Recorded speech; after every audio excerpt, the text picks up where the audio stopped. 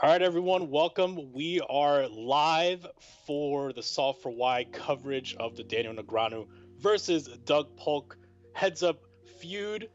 Of course, I am joined by the esteemed, beautiful LYNNE G. I didn't know which way this is going there. I didn't know. I thought maybe I was getting the first intro. LYNNE G is back, and she brought some festivities with her, and I expect to have a very fun stream. And of course, also on the microphone will be Mr. Matt Big Bet Berkey himself. Looking great, both of you. I am happy to be joined, but we are not joined by Doug Polk yet. The stream has not necessarily began until he sits, but he is up currently $644,000. We have played 13,750 hands, and Daniel just sat out. So a little bit interesting. There's another person. Okay, things are a little bit weird, but we'll be here to cover it all. 13,750 hands. We can expect to play. How many hands do you guys think? It depends, right? They can play a bunch more, or we could just shut down the stream at 7:30 Eastern time. I don't know, man. We haven't seen any 2-hour matches in a while. They played 750 hands last session. I think 500 to 700 is pretty reasonable expectation. I guess it depends if Daniel Steam quits or not. Fake Steam quits.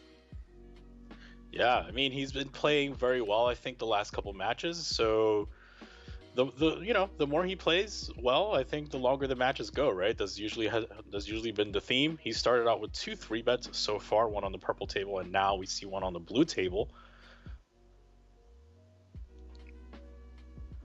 Call King 10-3. That's a fun board.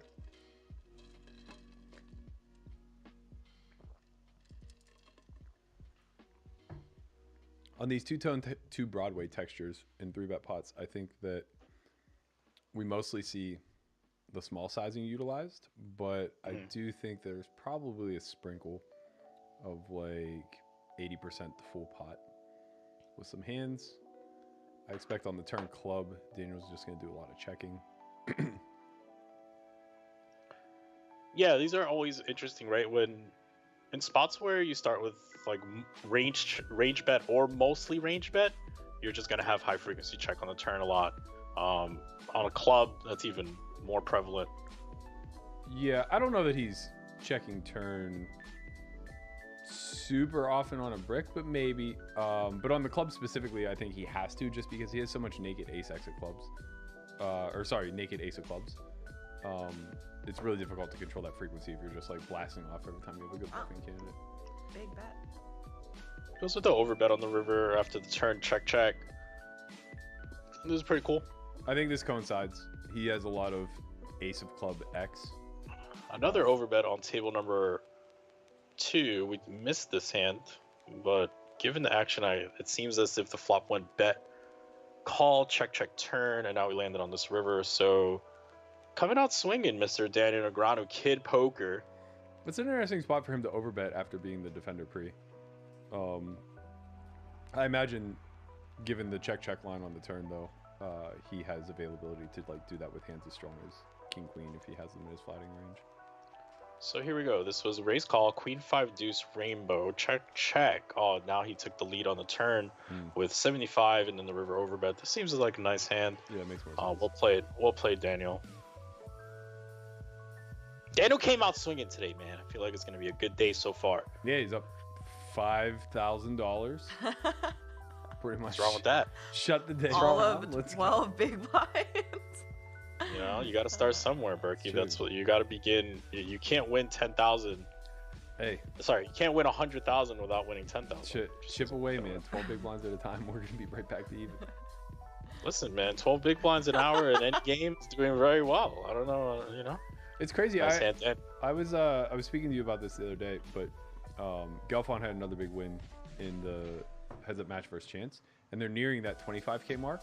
Gelfond's actually beating Chance for a much greater clip than Doug is beating Daniel currently, which I think gets kind of lost in all of this. Like, I think we see Chance and Phil as being like peers, somewhat on the same level, and people see Daniel as like the spot here. But yeah, you know, in reality, like he's doing just as good, if not better, of a job holding his own. I mean, in fairness, Chance came in as like a 4-1 dog. Well, that's what he got on the side. We don't know. I guess I don't know what the market was according to like. That was the market. The market definitely moved towards Chance. Yeah. Where people try to get action on it later. Yeah. That's what I assumed. Okay, but what I'm saying is that the market began with Chance at 4-1 dog. Yeah, but the market began with Daniel at like 6 or 7-1. I think it was a lot of action got booked between 4 and 5-1. No, yeah. I know. Like a ton of action. Yeah, a lot of late action came in, but that's because so much came in on Doug at the earlier price, I think. Yeah. Dneg. Sorry, on Daniel. Yeah. Sure. You being a part of that movement? No, I'm an idiot and took it at the worst price possible. I told you I wanted it at 6-1, and then I was just like, yeah, I took it at 4. I hate money. It's okay. Single raise pot, queen 7.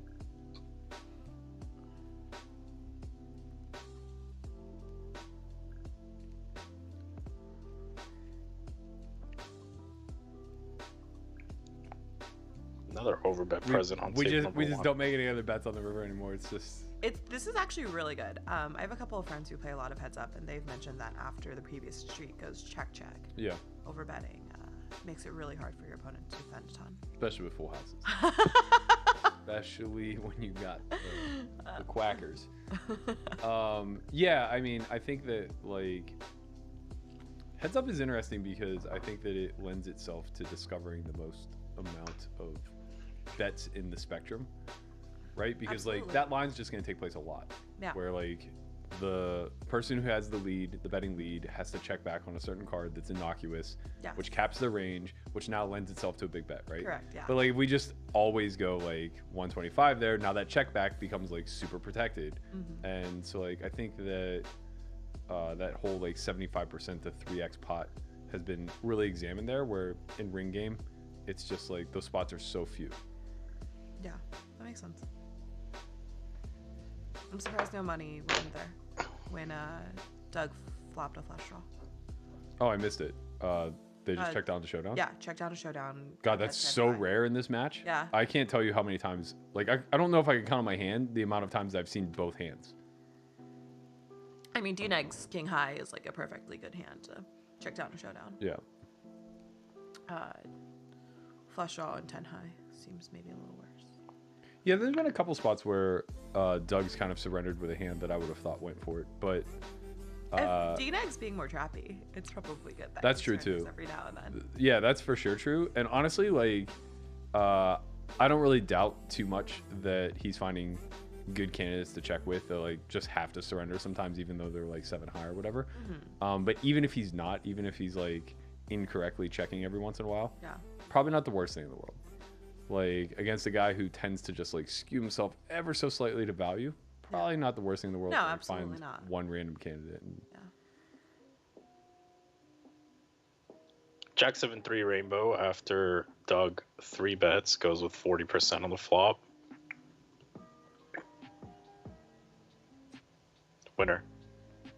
Winner.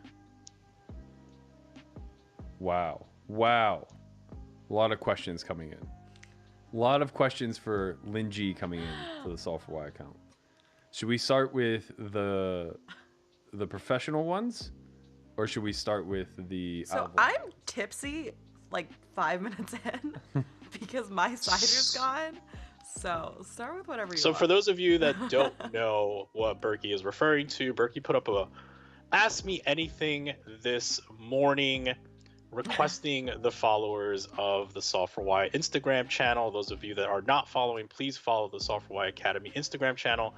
And he said, hey, why don't you ask Lynn G whatever you like? So a lot of questions came in, and I think we'll put up a poll. Do you want us to start with the professional questions? Professional. Or would you like us to start with, is she single, etc., etc.? It hasn't gotten that out of line yet, but I'm sure you've just encouraged an influx of Thank you, Christian. Really appreciate you wingmanning for tragedy. me. Means a lot. I mean, just trying to help the cause, you know. Need all the help I can get. We're gonna have to get a Christian strip club Ask Me Anything. That would be so much fun. Yeah, and not like the Ask Me Anything has to be about his strip club experiences. No. Like No, like send at the him strip club, to the strip right? club. Yeah, no, absolutely. Like, yo, I'm at the Rhino. Ask Yeah. me anything.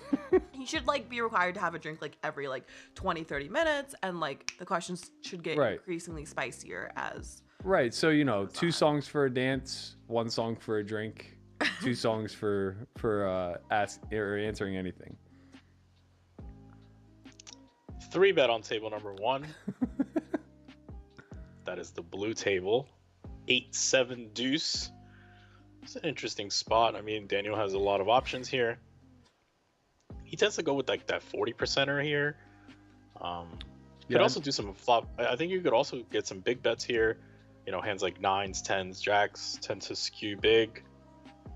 He does go with that 40%er. I think 40% is often preferred on these types of textures, especially rainbow 8 high. Like, I think 6 high probably leans a little bit more towards going massive. But I just think like both ranges have a fair amount of equity on this type of texture.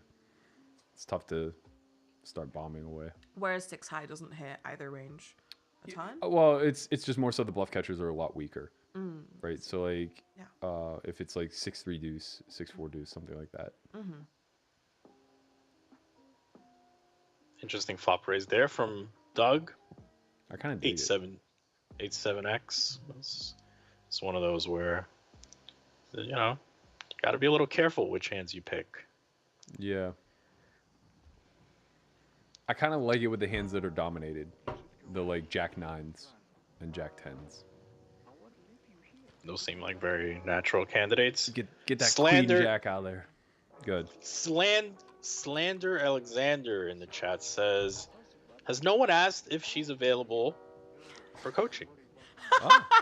Nobody has asked if she's available for coaching. Depends what type of coaching we're discussing here. This is in-line coaching or out-of-line coaching? No, this is clearly dating What advice. would out of okay, got it. That makes much more sense. Yeah, that would skew towards out-of-line. Yeah. I was gonna say I would probably make a better dating or relationship coach than I would a poker coach. So if that tells anything about my What was the name of the? You guys are probably both too young for this. Well, let's hear it. The newspaper columnist that people would like write into. Ask Abby Yeah, or Dear Abby. or whatever. Yeah. Only, you know, you get paid. I do it for all my friends for free. So. Tejas Patel asked, question for Lynn G. Do you think your bluffs on your recent high stakes poker were picked off too easily? I don't know what too easily means, but yeah, absolutely. Like, I don't think it was hard to just like, yeah. Sometimes people have good hands. Was there? I haven't seen this week's yet, but I saw somebody made a video about you bluffing JRB. 4-bet Did it pot on work? table number 1. Probably not. I didn't get a chance to watch the video. Winner. But I was basically gonna ask, like, was there a heads up pot you played versus JRB? I don't remember. So I had 6 drinks after that night in an attempt to forget about everything. Listen, this is what happened. JRB thought he got bluffed, but Bryn had trips, so JRB made a big fold. He had like top 2 pair or top and middle. He folded.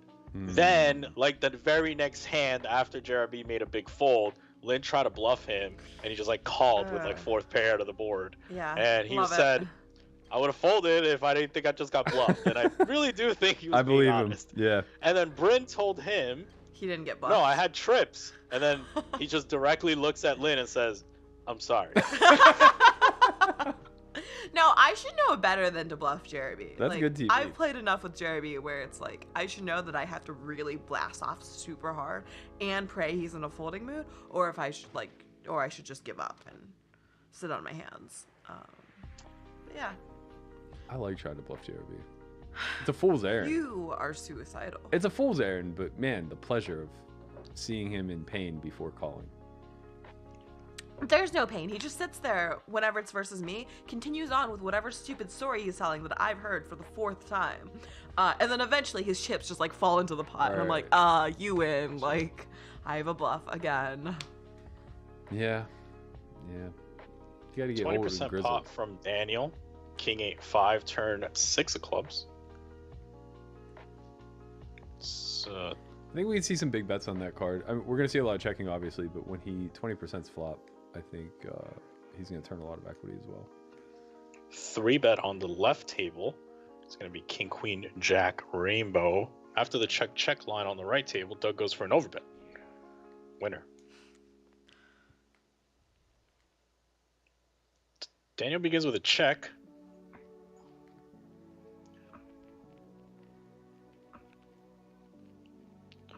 He shows up with a lot of like what you would expect him to show up with plus. Like he'll show up with like some 2 pairs in his checking line here, some 10-9, some ace-10. And then he'll have like his weak hands will be like 10s, 9s, 8s, which I don't think he has any longer now that he's betting.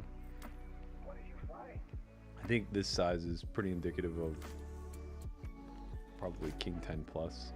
You don't think he can just fire with like some under pair after it goes that is check? checked? Yeah. Yeah, he could. I don't know if those are necessarily the best bluff candidates given how wide he's 3-betting, but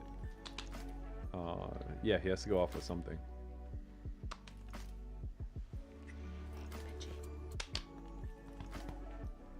Hello, Benji. Oh. Lynn is attempting to bring a dog onto our stream. She has currently changed her voice to the dog voice.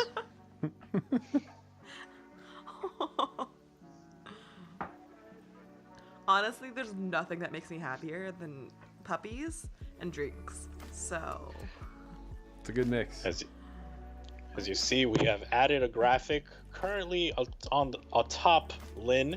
That is the amount of drinks she has been executing, and it is called the Truly meter. Love it. But really, though, I will be wasted if I continue at this pace. So LPZTDO wants to know, how can you afford to play in the games you play at the age of 22? The very short answer is that I've run exceptionally hot. But I've been handed opportunities just like at every step along the way. So yeah, started in poker playing 5-5, 5-10. Then just found like the softest 5-10-20 game. And I've had a lot of people like try to coach me along the way, some more successful than others. But yeah, beginning of 2020, I had a game that started 50-100 when like right around when I could afford to play 50-100 after getting some coaching. And that game got increasingly bigger as my role like built bit by bit. And I realized after 14 sessions, I'd only lost 1 and it was super small. So I just like took my balls off. That's good. In that game. Yeah. You gotta respect that. Have you mostly, when taking on a lot of risk, have you mostly just sold, or have you been like backed at any? I was backed for 1 game very briefly, but I've mostly sold. For the longest time, I took a lot of pride in not having been backed. Yeah. But also, like, I don't think there's anything wrong with just having 10 buy-ins for a game that, like, and just, like, crossing my fingers and praying I win. Sure. I also don't think that there should be so much stigma around backing. Andre, can I get a replay of table 1 while they do this? Yeah, this is Go ahead, continue, guys. But yeah, I mean, just like, you know, it's no different than operating a startup. Like, people dilute their equity for good fiduciary reasons all the time. I'll say something about this after we watch this pot. Was this a single raise pot? We'll get the replay, so. Okay. If I had to guess, it was single raised and check raised on the flop. But I could be wrong. I'm just speculating based on what the pot size was. Alright, so here we go. I'm going to see a raise call. Queen 7-3. Goes with the third pot. Check raise on the turn. Nope. Check call again. Pot size bet. And then we're going to see a check raise here. Nice hand. How often do you think Dnegs has a bluff there? When it goes check? Hopefully the appropriate amount, but I think it's really difficult to balance your check raising range on the river. Yeah.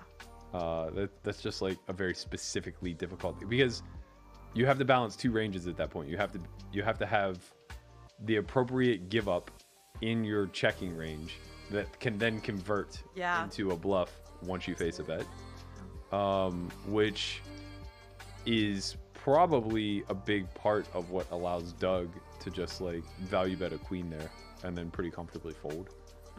I would imagine anyway. Yeah, I would expect that specific line to be under bluffed. But the 7 of hearts is pretty opportunistic too. Like Daniel could just be like on a king high give up there, and then once he faces a bet, just be like, well, this card's pretty me. Benji left me. He's had enough. 3 bets on table number 1. Call. Monotone ace jack 8. Probably gonna see some small bets. I would think something like 2 blinds would come through here a lot. Although this board's a little bit more wet, checking I think makes good sense as opposed to the tiny bets, especially out of position. Probably better to build a check raising range than it is to build a range bet. I think the tiny bet isn't the point of a tiny bet to kind of mimic that of a check. Well, yes and no, I guess. I think on like with many streets to come on a texture that's this equity driven, like there are just so many different potential hands that are both already made and drawing to strong hands. I think it probably lends the availability to raise more often than other ace high boards. So like ace 7 deuce just isn't getting raised very often when you small bet. But you know, conversely, I think Daniel just has like some really good hands here too. Obviously not king 9 of diamonds, he's just giving up there. It's a good give up given the hand that Doug had. Doug never put a bet in, right? No. Yeah, that makes sense. His hand is almost like on the fringe between a bluff and a bluff catcher. Turn over bet gets called. Daniel now with a decision. It's a pretty interesting spot for him. I think that like he can kind of go here pretty hard. A lot of Doug's strongest bluff catchers at this point are just not beating value, or like not beating any of Daniel's value. So he puts him in a pretty difficult spot where like it's probably not that different to Doug between ace X and king X, and he has a lot of both, but probably very little jack X as played. Andy in the chat asks, is Lynn a pro poker player, or is she involved in business as well, or something along those lines? Feet to the fire today. I would definitely say both, but more so a professional poker player than anything else. And early on in my career, I thought it was more convenient to not acknowledge that, but a few years in, it seems like just being genuine and authentic makes a lot more sense. So yeah, I would say I've definitely made the bulk of the money I have now, or the assets I've accumulated through poker. You picked the wrong time to get honest. You can be a Bitcoin specialist. Everybody, Bitcoin specialist. I don't. What's your specialty? Holding Bitcoin. Yeah, no, that would have been good to say. Thanks, Matt. What do you do for a living? I collect virtual coins like Pokemon cards. God, imagine us explaining this to our grandkids. Yeah, so back in 2016, I received my first digital coin. But I think by the time we're explaining to our grandkids, collecting Bitcoin will be no different. By the time we're explaining to our grandkids, we're gonna have a more difficult time explaining to what a dollar was. Yeah. Yeah, no, we had paper money. Yeah. That was backed by air. They were like, "You guys are great." You know, I used to have real coins, kids. It was gold backed like 150 years ago, or silver backed or something, right? It wasn't even that long ago, Yeah. actually. It was. Sorry. No, closer to, like, not 40 the gold years. standard. Like actual Oh, coins. I see. Coins used to Oh, be made yeah. out of. Yeah. Like They used to also a silver exchange- dollar was like I think 1 ounce of silver or something like that. They used to exchange rubies back in the day too. Seashells, all kinds of shit.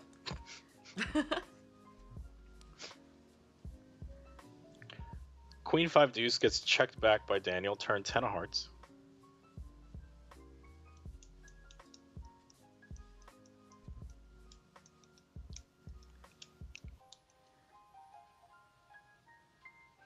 Okay, so I know very little about playing heads up.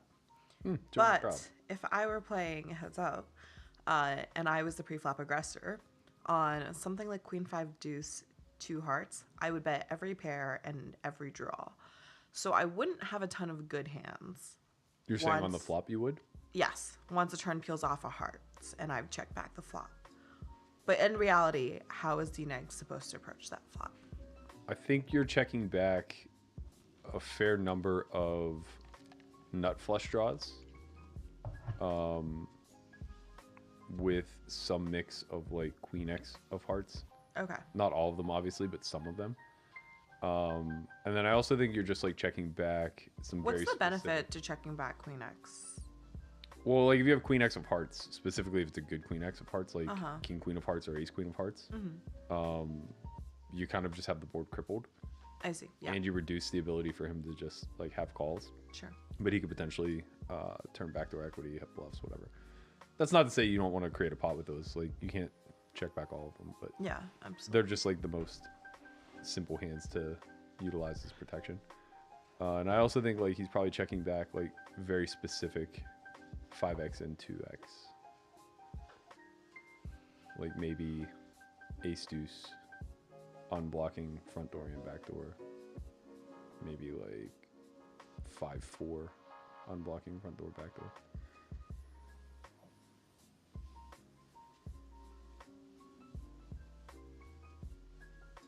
It's kind of annoying whenever you're like, you really do just get put into the arena, and it's just like two mental gladiators contending against one another, where like you just can't be lazy about it, Yeah, absolutely. right? Like we all play Ring live cash. Yeah. The amount of checking I do on flop when check two in position is goddamn near zero.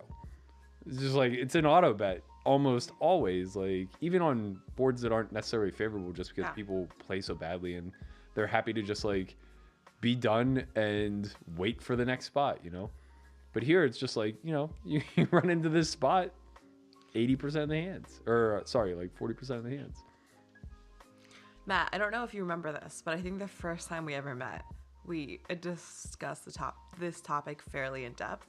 Where I just told you, yeah, like I just bet 1/3 all the time when check two. And I think you tried to teach me a little bit about why I should like maybe understand the theory and why the theory behind that doesn't always hold up. Yeah, I think that the problem with trying to take me seriously is that though I throughout the years have done a lot of things well, like, you know, 75% pot bet, that was my thing. Yeah. And to the point of like being criticized for it. Sure. But the problem was that I didn't exactly have the tightest calibration, because like, you know, you're playing live. It's just like Yeah. you third potting every That's a every lot of live players. Yeah, it was just like the need to calibrate was so minimal, because you Right. could just correct on later streets where people were pretty transparent. Yeah. You know, you hate to lean on the concept of like clairvoyance, but nowhere outside of the live realm can like you be more clairvoyant. People were just like, you know, pretty transparently bad and face up. But But yeah, I think I was particularly annoyed because like that was so in vogue at the time. Oh, it was. It was fantastic. Where it was just like, yeah, this is just what everybody's strategy is. So We're just gonna bet trendy. third on all textures. Like, yeah, Absolutely. okay, well, it'll work till it doesn't. All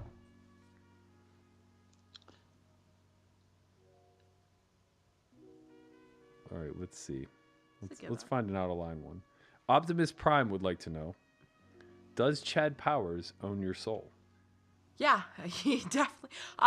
You and Chad have like a pretty good split there, to be honest. Chad has owned my soul in some really big pots, and he's really taken advantage of like when I've just been emotional and like ready for a good blast. Sure. But you do it much more consistently. Yeah. So. Yeah, I was gonna say I feel Hard to like say. I feel like Chad more so verbally owns your soul, whereas after for every time you pay me off, he reminds you what monkey you are. Which I appreciate. He does that after like everyone. Yeah, no, that's very true. He's yeah. consistent, to say the least.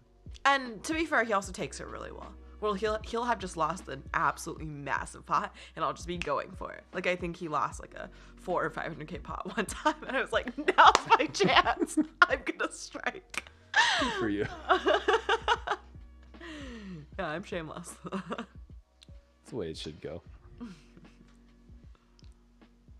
You guys are having a great time. Check raise on the river. Sorry. Yes, that is a check raise. Okay, we can start cider number 2. This was good. I waited a good 5 minutes in there. Good for you. Thank you. This one, flop bet, turn check. Big bet, flop, turn check. Or am I wrong? This is a small bit, turn check. Small bet, yeah, because it's 2,800 in the middle. Yeah, you're right. Doesn't happen often. So, yeah, I was going to say, I feel like Daniel has a fuck ton of available bluffs here. And that makes sense. So that was kind of like what I was saying before, where it's difficult to balance your check raising range. That often is where your bluffs get pulled from, where you check a hand that has enough showdown value to check, like king high, pretty good.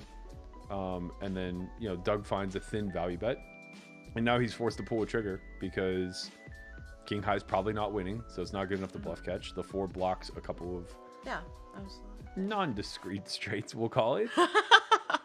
Probably would prefer to have like king, I think 8-6 was the. But it's like slightly better than having a napkin. So Yeah. Like king 10 would definitely not want to check raise there, I don't think.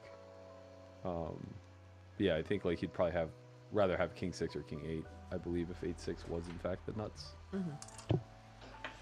Good to have spades though. He unblocks all diamonds and clubs that miss. That could potentially be bet folding.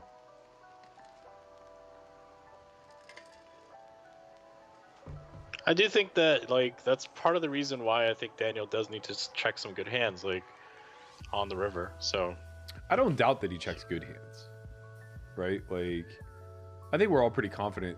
Like even go back to the last check raise where Doug folded. I think we're pretty confident that Daniel has the appropriate amount of value. I think it's more so like how do you navigate that bluffing region? Because sure, the king 4 that's a no-brainer, right? It's never betting. It just doesn't function that way, and it serves you pretty well once you do face a bet to turn into a bluff sometimes, especially when he has spades. But like, how do you find the 10-8 there for a check instead of just like a river bet?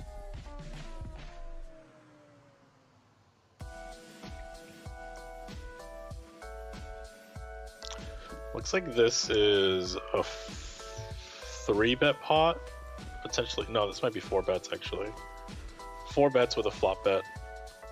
No, can't be. No. It's that 4 bet would be 20K plus. Oh, sorry, yeah. This is a 3-bet, yeah. So yeah, 3-bet with maybe a flop. No, probably not. Oh yeah. Sorry. 3-bet with a flop bet for sure. You're right. Wow. Feels like he's still one there. Yeah, I'm curious how that hand went. Let's look at it. I'm guessing ace 5 3-bet. Daniel calls a big bet on the flop. Looks like Doug probably goes about pot. Oh, half pot, sorry. Check, bomb. Check. Yeah, I think your hand's played fairly well by Daniel for sure. I'm assuming that Doug will play a split on the turn. Some check raise, some check call. Yeah, I think the issue is that he has other fives that are probably betting pure. Right? Like he probably has like some queen five, king five suited. And then also like some 7-5 that's probably like betting pure there. Can't bet all the ace five. Feels so dirty though to like see bet half pocket called and then turn the open ender and just like start going into bluff catch mode. It feels worse when you get shown deuces. It's like that hand has to fold, right? Yeah, of course. Nice hand, Daniel. Daniel now up $10,000. I like that cheeky little block bet by Daniel with the 4-3 on the all Broadway board there. Oh, I missed it. I think he check called flop, turn check, and river he just goes for like a third, quarter to a third with the 4-3 offsuit. Which was a bluff? Which is a bluff, yeah. Yeah.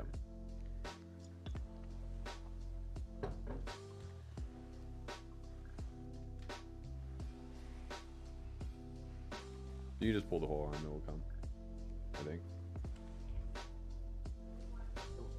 There you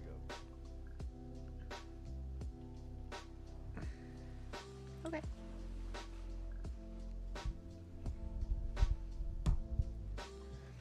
I'm not just your host, I'm also your audio-visual guy. I know. Jack of all trades. I know way more about production than I ever cared to, I gotta tell you. I can frame, I can set up some poor lighting. Yeah. I didn't realize how much went into it until for 5 seconds, thought I wanted to like get into vlogging. Mm-hmm. And then I was like, wow. Yeah, the second you order an O light, it's over. I have one. Oh, really? Yeah, it's not over. It's been sitting next to my yoga mat, sure. Which I also don't use for these last couple of months. Sure. Did you need an extra O light? I can always find. Because I have a spare. I can always find a reason to. Actually, Conrad needs one. He wants to. Perfect. God bless us. He wants to start streaming. Tell him he doesn't need to order one. I'm here. Got him covered. All right, Chin stepped away, so time to pepper you with the IG Ask Me Anythings. If you guys want to ask Lynn G a question, head over to Solve for Why Academy on Instagram. Hit up those DMs. Joey R00 wants to know, heads up for a date?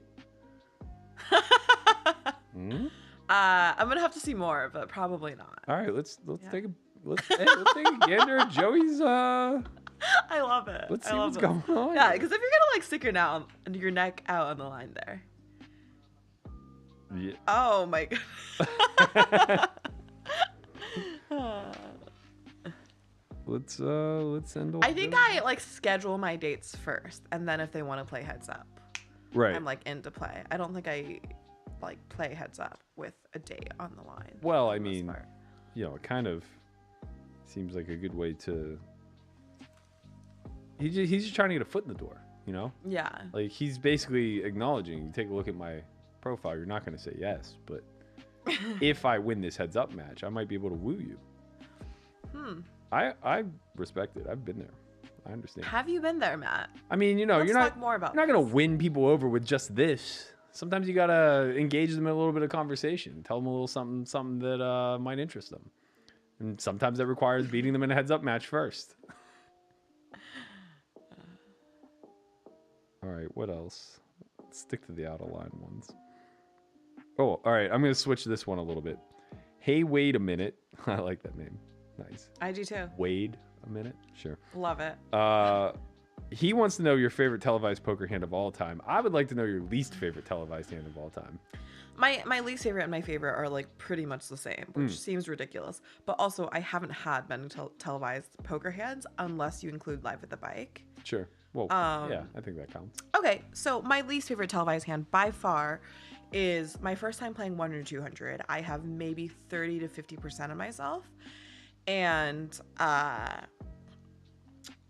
so a bit of context. Leading up to the session, the person who had bought a good chunk of my action, who I was also dating, had just been like, Lynn, start fucking folding rivers. Like, don't call rivers unless you can beat value. Don't call rivers, don't call rivers, don't call rivers. And I was like, okay, got it. Not going to make any bad calls on the river today. Right. But Martin is there, and he's just blasting off. And, like, I think he owns something in San Diego, but, like, clearly just going for... looks like there's a big pot brewing, by the way. If we want to... It's moderate. One-liner hits the river. Backdoor spades come through. This is probably a single raise bet twice pot. I imagine Daniel's going to have a check on the river. Loses to the 7. But yeah, anyways, back to my hand. Martin's just very clearly going for it. And I have jacks on a queen high board. It's either 3 or 4 bet pot. He bets flop, I call. He bets turn. And here I'm like, I kind of have a decision, but this guy is an animal. I call. On the river, he probably jams like 1 SPR, so pot. And I tank for like 3 to 4 minutes, used a bunch of time extensions. But like the last thought I had in my head before folding was like, if I'm wrong, I can't possibly justify this. Sure. Slide my hand into the muck, and it was like the 7-4 offsuit for just like the plain air ball. Sure. Like maybe a gutter at best. Yeah. Hated that hand. Anyways. What's your least favorite televised hand? Oh, well, actually, my gut instinct was wrong. Because I've played so many hands poorly. My gut instinct was obviously the kings versus aces versus Garrett because... You guys both made a set? Yeah. It was a 5-bet nice. pot, king high. Obviously, we put no money in. Turns an ace, and then we just put all the money in. It actually worked out strangely. Flop goes check, turns an ace. Yeah. He bets like half maybe. And I call, and we land on river with like 1.5 SPR. And he bets like 80% on a river brick. And I have a decision between jamming and calling. For sure. The second nuts, whatever, I jam. And he tanks. Sorry, the third nuts. 9-7 was actually the nuts. And he like tanks, and he's like, I'm sorry, I just want to like he's examining the board. Yeah, He truly wasn't there. like Yeah, he I've was been just there nit before. rolling. I think that's fine. Like, I think if it's an unintentional slow roll, like, I've been that No, person it's where... fine. It's just like, you have top set of aces and you're getting 9-1. I know. But it's a Like, he big apologized for game. it. Yeah. It's just like a deer in headlights moment. Yeah, absolutely. But like, I thought I was good when that happened. Like when he did just how do you snap, I'm like, feel? Oh, no. Because like I think you could have ace king, I think you could have ace 5, which For are both sure. 2 pair at this point. Like he 3'd and then 5'd out of the But ace out of the king big still one. loses to a decent bit, no? For him? Yeah, it loses. No, the board was Who 5-bet? he did. He 3-bet and then 5-bet. Okay. So the board came like king 5-3. Okay, so you don't have any sets or anything.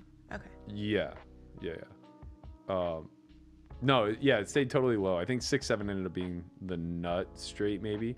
So it was like king 5-3 ace, not 4. I don't know. Maybe king 5-4 ace 8, something of that nature. Yeah, that sounds brutal. It was no fun. Like he tanked, and I'm like, oh, I'm a genius.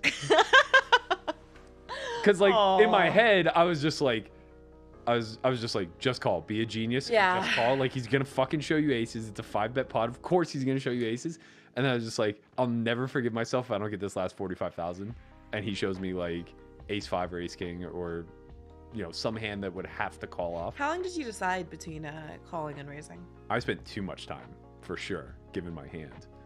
I probably spent like a solid 90 seconds on the river. People say it's like one of the slowest hands to ever play. Like it's funny, it's a $500,000 pot in a 200-400 game. Yeah. And like if you watch the comments on YouTube or whatever, people were just complaining that it's so slow. So this is a 4-bet pot. 4-bet pot, king, jack, deuce. The 4-bet came from Douglas. Very likely to see small bets here. This gets tricky for Daniel because Doug, especially on these types of textures, I think is just going to be all in a lot on the turn.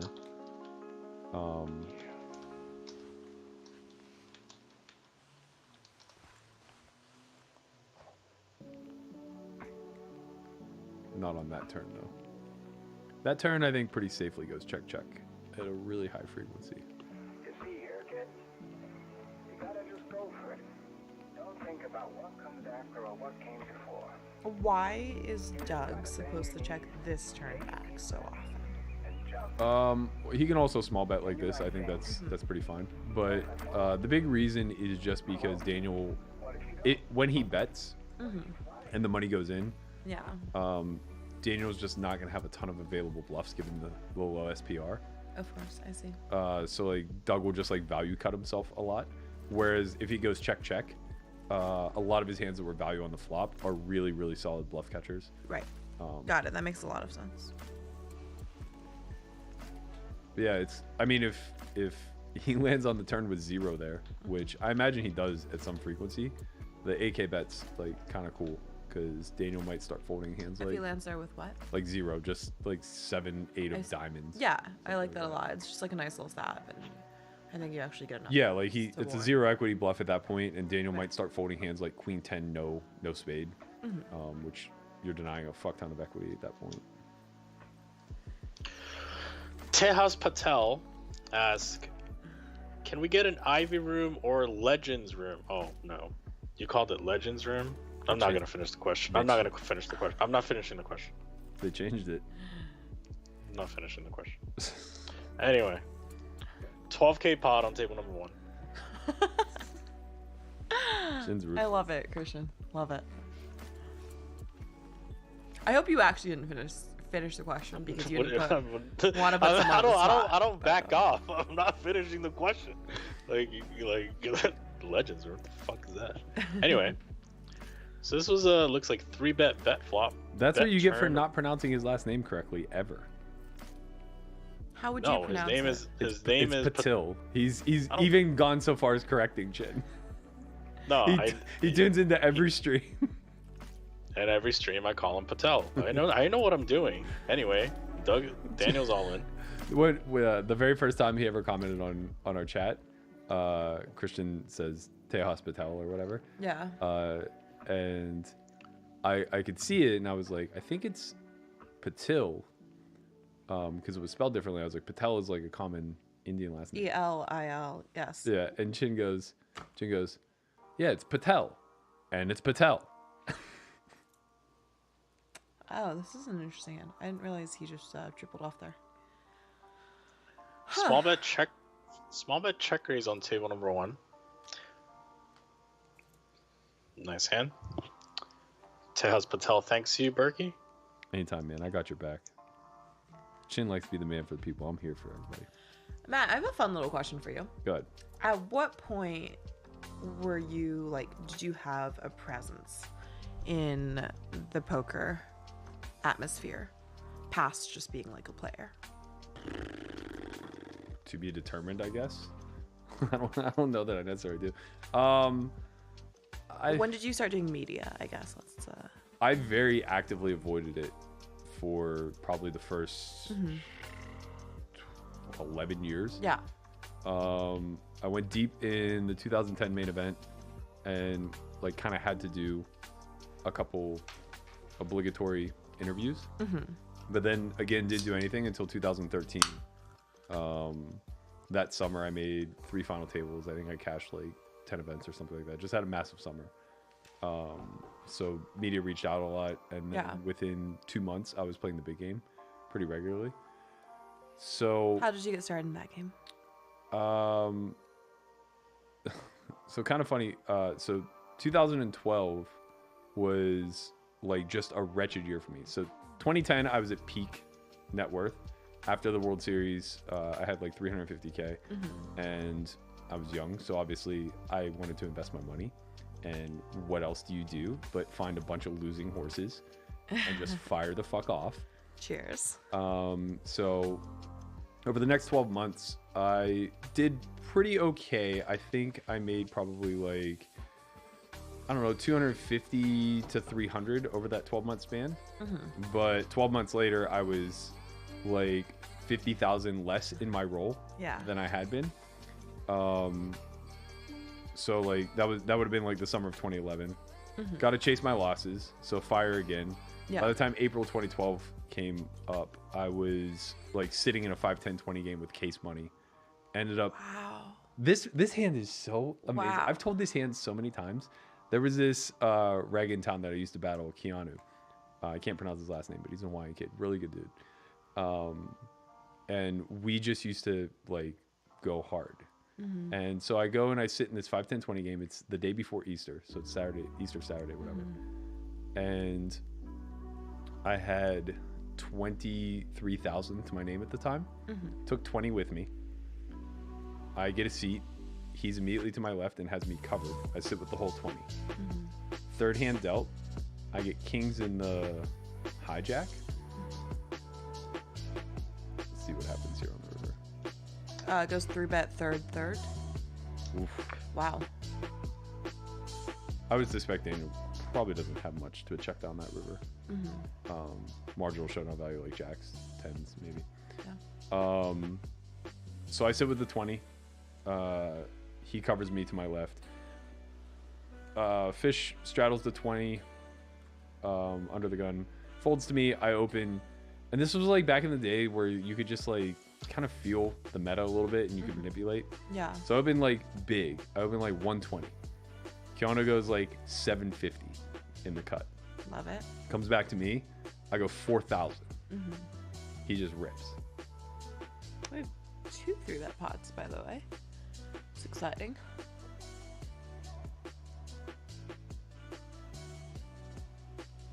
I think we'll see a lot of defense on the left.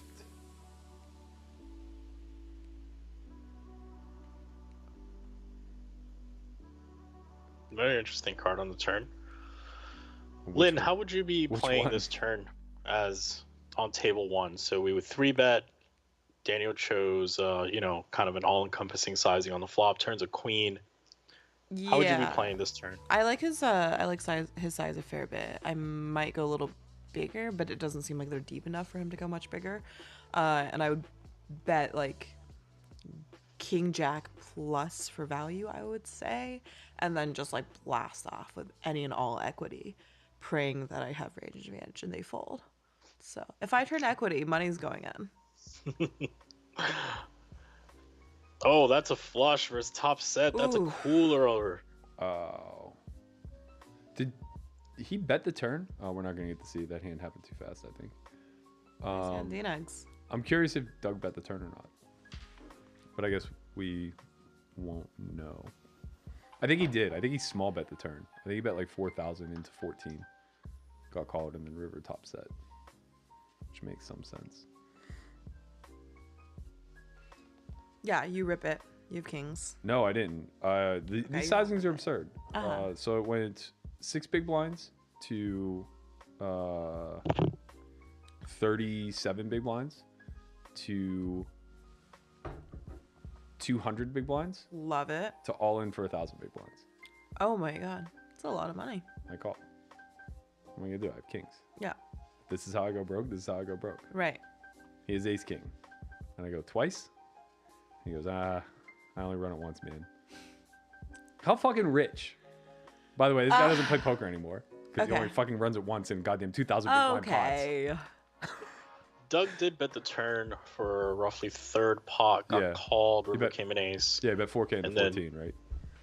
Yeah, and then he moved it all in for 1.25 pots, just about 1.2 pots. Actually, no, excuse me, 1.15 pots. Yeah.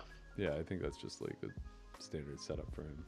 He's probably just check calling some on the river. If he misses, drills the ace, goes for it. What can you do? And Daniel takes a break. It's always a little tilting when the guy you double up just like gets up, you know? I love that, honestly. So I don't do victory laps because I just feel too bad to do something like that. You don't want to lose your seat? I mean, that's the real, yes. I really don't want to lose my seat is what's really going But I love the people that I do. That especially if like you think you're the spot or like, yeah, you're playing with better players. Like, yeah, please take a 30-minute victory lap every pot you win. Live your best life. That's true. Honestly, it tilts me more whenever they do it than if a good reg does it. Because I know they're just going to the pit. Yeah. There's so many guys who disappear to the pit to never return. I like the ones who go around like chatting up all their buddies and be like, hey, That's like, fine. did you want to hear about the pot I just won? Yeah, that's fine. I don't want you to bust yourself out of the game For after you sure. just won a massive one. It's the worst when they take their chips up off the table. Yeah. Well, yeah, I think that happens a lot. I've seen them come back with more chips enough that it's like, live your best life. But no, you were saying Kings versus Ace King, 1,000 big blinds, your case money. Yeah, so I basically beg him to run it twice. He Nice. tells me no. Love it. Comes ace ace deuce. He flops me stone dead. So I just tuck my tail, go home. I have $3,000 left to my name. Figure my shit out for like the next 12 months or so. Yeah, I don't know. I put in a lot of work, both probably less in poker and more just in life. Yeah. Came back the next summer with a big opportunity. Basically, I had worked my way back to having like a 12K bankroll or so. Sold a 40K package. I have a question. Did you not have people that like could back you or buy your action? I just don't. Or too much pride? I mean, well, it was 2013, so like buying action wasn't really a thing outside Less of an tournaments. infrastructure. Yeah. absolutely. And I honestly didn't have enough money to really I sell action.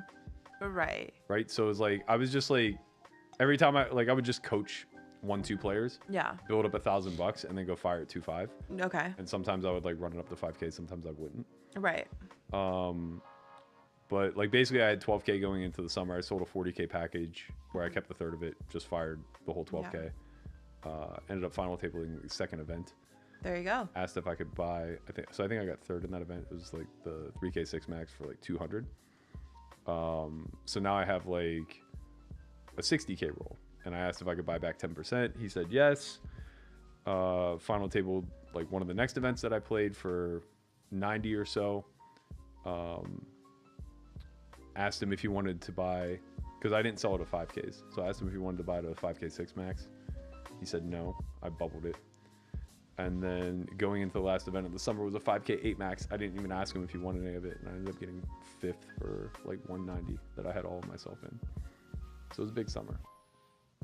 Nice hand for Daniel. This hand went C-bet, overbet, pot-sized bet on the river. Nice river, nice turn overbet followed by a pot-sized bet from Daniel as he crosses the $100,000 mark on table number 2. Those hands go a little bit unnoticed. Daniel kind of talks a little bit about the luck factor, or talks a lot about the luck factor actually, and points to like all in EV. But like that particular spot where he gets 3 streets with ace queen on a queen jack 5x5 board, it's really, really, really probable that Doug had a worse queen. So it's just like, those are kind of like the undetected lucky spots. Yeah. Right. Where like you're just winning 50 big blinds in a pot where there's nothing that your opponent could do. Yeah. And because it wasn't all in, it doesn't adjust the all in EV. And I imagine like that's probably not the most telling stat, especially now that they're getting all in less and less. Yeah, that's a very good point.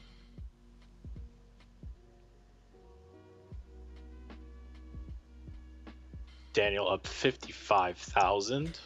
Ooh, a few more sessions like this, and they're back at 0 real quick. What do you think? Yeah, we did speak about that a couple sessions ago, and also on our podcast. If you all don't follow the Solve for Why vlogcast, please give us a follow. We talk about a bunch of stuff. Sometimes we get a little political. Sometimes we talk about strip clubs. It's all encompassing podcast. Sometimes Christian has a few drinks.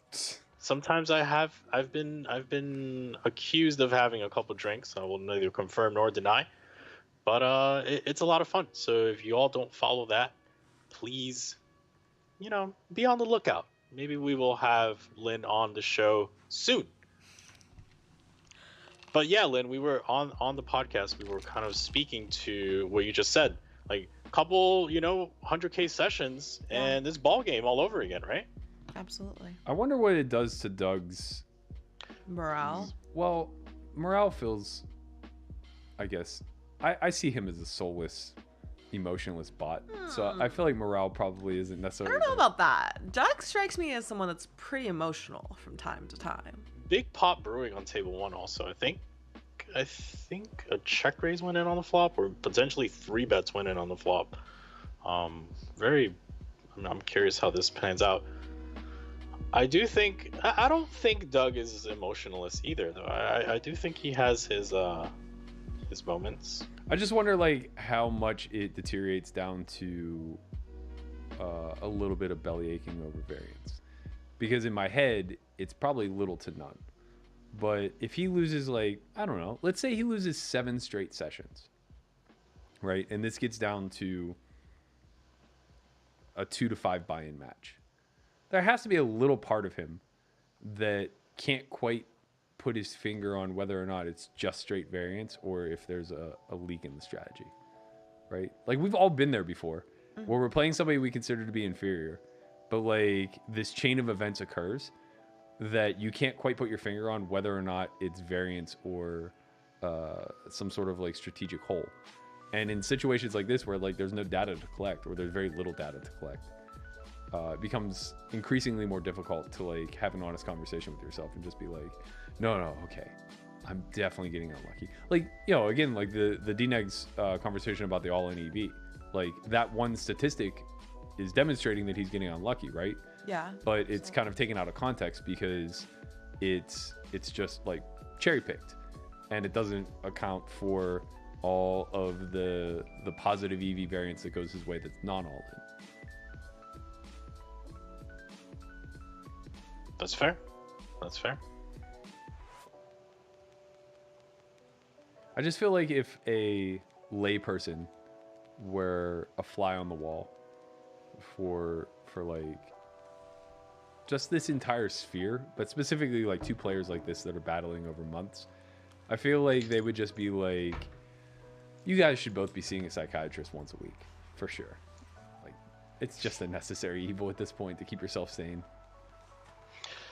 Yeah, I mean, the swings are crazy, and, you know, the amount of work both these players are putting in is immense. And then you always have to kind of ask yourself, like, oh, is it variance? Is it, or am I not working hard enough, et cetera, et cetera? You know, it's... Well, that last part's really what we struggle with so much as people, right? Like, we just suck so bad at comprehending numbers.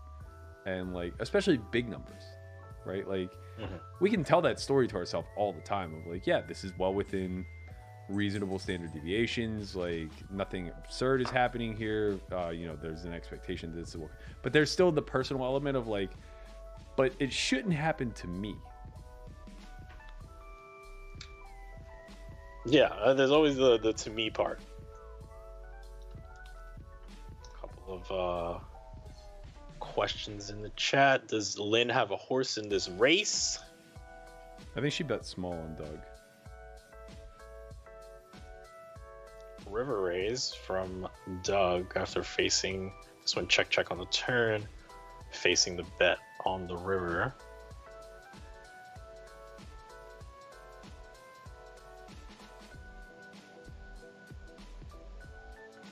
It's a pretty good turn card for him to check back like a relatively strong range.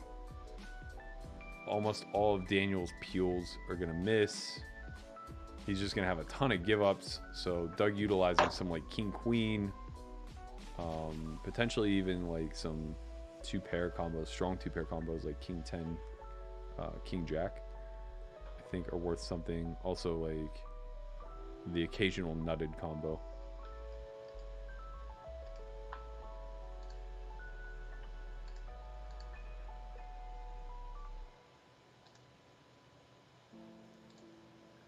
This just in. Twitter has announced, after a close review of recent tweets from the real Donald Trump account and the context around them, we've permanently suspended the account due to the risk of further incitement of violence. Yeah, that's pretty wild.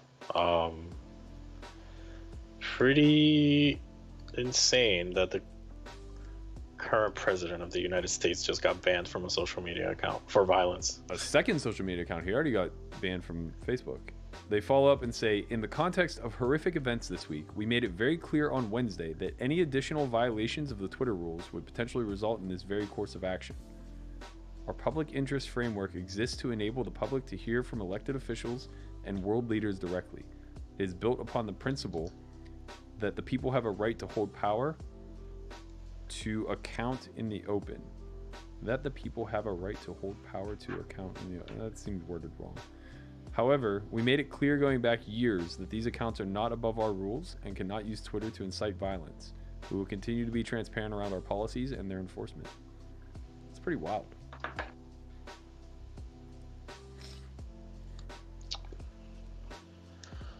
Bitcoin shoots up as that Twitter account, Yeah. that tweet goes up. You know, that's the world we live in today. No, that's 100% true. Like, every time something bad happens, I expect the stock market to go down, Bitcoin to go up, and Twitter to fucking suspend an account. And there you see it. Real Donald Trump suspended from his favorite social media platform. Could you imagine him making like a bunch of troll accounts?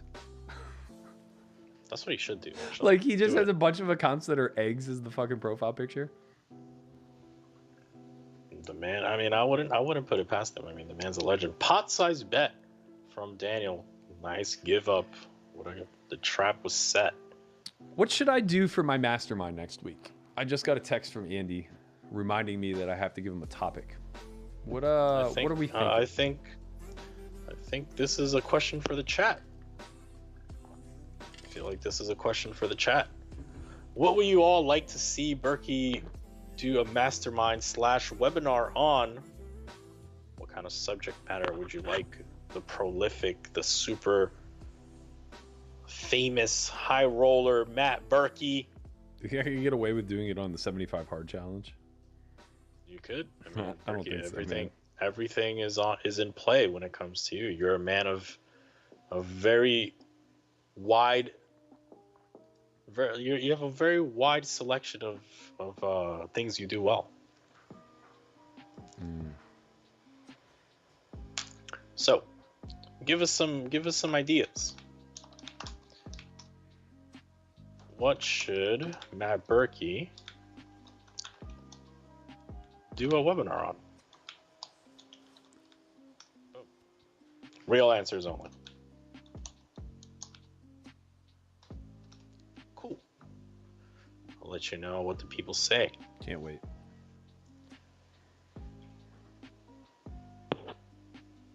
You guys saw that, guys? He hit you with the can't wait, like the super sarcastic can't wait. No, Doesn't be even serious. want.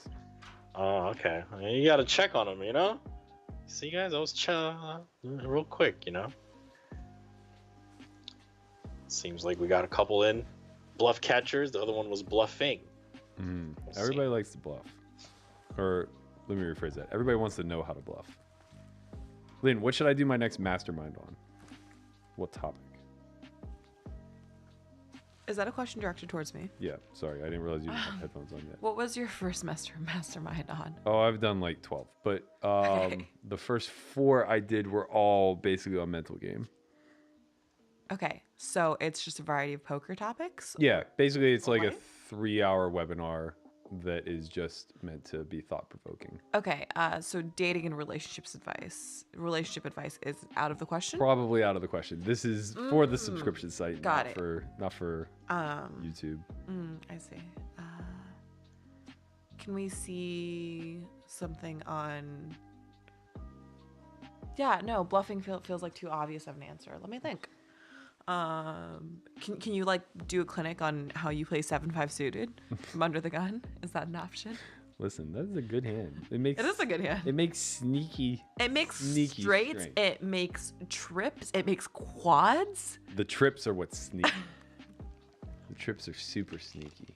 You can never have enough trip 7s in your range. I'll have to, ponder that one over. Yeah, Go sleep tonight. me too, apparently. We're just gonna let the chat decide. Love it. Well, there's a couple of answers. There's How to adequately balance overbets on the river. I could do that. I actually think that I shouldn't say that that's easy, but it's very mathematical. And I think that that's probably lost on a lot of people. Right now, I need a master class or mastermind. Is it master class or mastermind? Mastermind, right? On how to adequately balance ciders with water. So. Yeah, I think we're looking Anyone at has like any input? I think we're looking at a 2-to-1 ratio, ounce for ounce. Of which? Probably water to cider. I guess. Yeah. That'll certainly increase pee breaks, but no fun. Very worth the exchange. Great. Okay. Yeah. Not gonna attend that mastermind. That's for sure. Well, I mean, if you're just trying to get lit, I don't think there needs to be any balance at all. We're just going straight Explo here. If I was trying to get lit, I would have never opened my limoncello, and Right. I would have never had any water to begin with. That's true. So. You're very well cared for. There's food. There's plenty of hydration. We're all just rotating our pee breaks at this point. Queen high for Doug there. It's 11K pot for Daniel. Wins with 4th pair. This match is swingy. A lot of jabs, bobbing and weaving, if you will. They got nice and deep on the left table. 150 bigs effective. That'd be a fun one. It's always weird for me to think of like 150 big blinds as deep coming from like the live cash realm. Yeah. Yeah. Who was I talking with this about? I feel like it. When I don't know who I was talking to somebody, or when I don't know the person that I was talking to certain subject about, I almost always just defer back to it. It was probably Conrad. Okay. It was just probably Conrad, and he wasn't listening. Mm-hmm. But I think that is like the big separation between online and live of like why live is so fruitful. Yeah. It's so slow, and there's such a lack of transparency and information available. Yeah. That is to a high degree of confidence. What ultimately ends up happening is, since most decisions are speculative, they just almost nobody obeys equity thresholds, right? So like you just need a certain amount of equity to put in. Yeah, right. So you just need like a certain level of equity to put in multiple raises pre or multiple bets on the flop. Like 150 big blinds. Oh, it was chin. That's right. When we were talking about kings going in smooth live for 200 blinds, like just no effort whatsoever, right? And it goes to even, like, you know, even the hand history that I told. It's like I put in 1,000 big blinds pre with kings. Like you just run into aces 100% of the time if this is online because sizes are all scaled down. Right. Now we're talking about like a 9-bet pot, maybe more. Who knows? It might be 11 bets to get into 1,000 big blinds. I don't even know. But the whole point is, like, you know, there's an equity threshold necessary, and it continually increases with every aggressive action and with the more blinds that you're committing. Live doesn't play that way, you know? Not at all. A straight's a straight, a flush is a flush, aces are aces. We're just not. I mean, really, in our case, a bluff is a bluff. A bluff is a bluff, and you know what? That's kind of fair, right? Like, it's okay to do some out of line shit with bluffs, as long as like you're not too out of line, because you'll find the value hands that you'd be willing to commit with. And even if you have a 0 equity bluff, as long as that value hand is like, you know, super high equity, like 80% to win, whatever, it's fine. Yeah. It's more so just like the people who like protection bet for multiple streets in a 3-bet pot and suddenly find themselves on the river playing a 500 big blind pot with like second pair. I didn't realize I showed up to commentate today to be made to feel bad about myself. What's going on here? I feel bullied. like suddenly we're just exactly talking about the jack's hand again. Yeah, can we leave me alone, please? Can we go back to commentating? Yeah. No. But yeah, I think like people just don't realize like the majority of your range is gonna like flop middle pair, and it's not an easy thing to just shovel in money with. But I have no problem shuffling in money middle pair. It's for value on the flop. It's a merge on the turn, and bluff on the river. Yeah, no, that's the right progression, at least, I think. Right? Like, we can at least recognize it gets worse as every streak comes off. Sure. Couple other requests. A hand history review / coaching session of someone live in the webinar. That's not really Berkey's style. That's Chin's webinar. You just did that one, no? one of your last two, I think. I don't know. I tend to just like. You definitely did a hand review. I can't remember if you did a full coaching session or not. Love that one big blind bet. It's cute and cheeky. Cheeky. It's like a cute little lead. I still don't know how to implement it successfully. Yeah, like my implementation goes roughly how that went. I feel like Daniel may have missed a bluff there with that king or jack 7. On the river. Yeah, queen 10 9, brick 9, I think. Flush draw missed. Pretty good fucking hand to go off with, blocking both straights.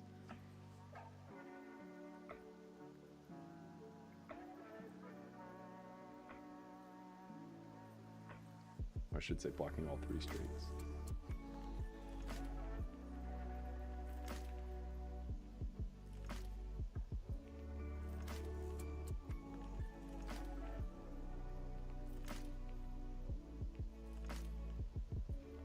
Is table 1 supposed to be a flop that Doug checks a lot on? This is a 3-bet pot? Yes, he 3-bet pre. I don't think it's a high checking frequency. What do you think, Chin? I think that probably gets bet a fair amount. Yeah, I think king high is gonna get bet a fair amount, but it does depend. Like, he doesn't want to do it all. Like, yeah, I mean, I think he's gonna bet the majority of the time, but I don't think like. I think like he's gonna have hands like this. Yeah, like it's gonna. Effectively, what I'm trying to say is like. He's gonna bet the majority of the time, but the times that he has a hand that leans check, he's gonna roll because he still doesn't want to check all the hands that want to I think check, the core of his checking range are hands that don't need protection, and then the rest of that range is just built out from mixes, right? So it's like top pair and a flush draw doesn't really need protection, so he'll take most of those in check. 8x doesn't need much protection, he'll take most of those in check. I mean, like some total and utter dust, he'll probably just like have mixed frequencies for. He'll have mixed frequencies for like his one. Yeah. Right. I think like effectively that's what's gonna happen. I imagine the more that he's mixing there, though, the more often he's just checking in like 3/4 potting instead of like having a pure third pot. I think you're 100%.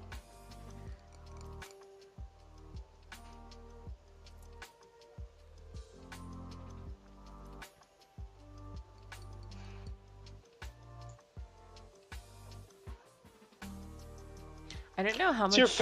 You first. Go ahead. No. You first. I didn't realize how much more enjoyable poker became the second I'm like 2 drinks deep.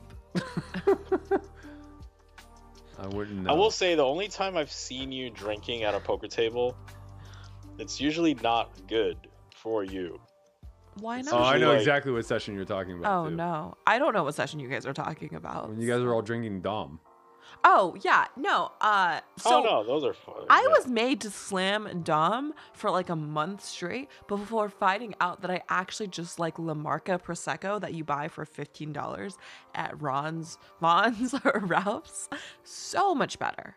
Like they should have just brought La Marca for me and Dom for everyone else. I think it's for the look. You know, it looks the same once it's in a champagne glass. Gotta keep the like I can just keep my La Marca underneath the table and just like top off my own glass every however often.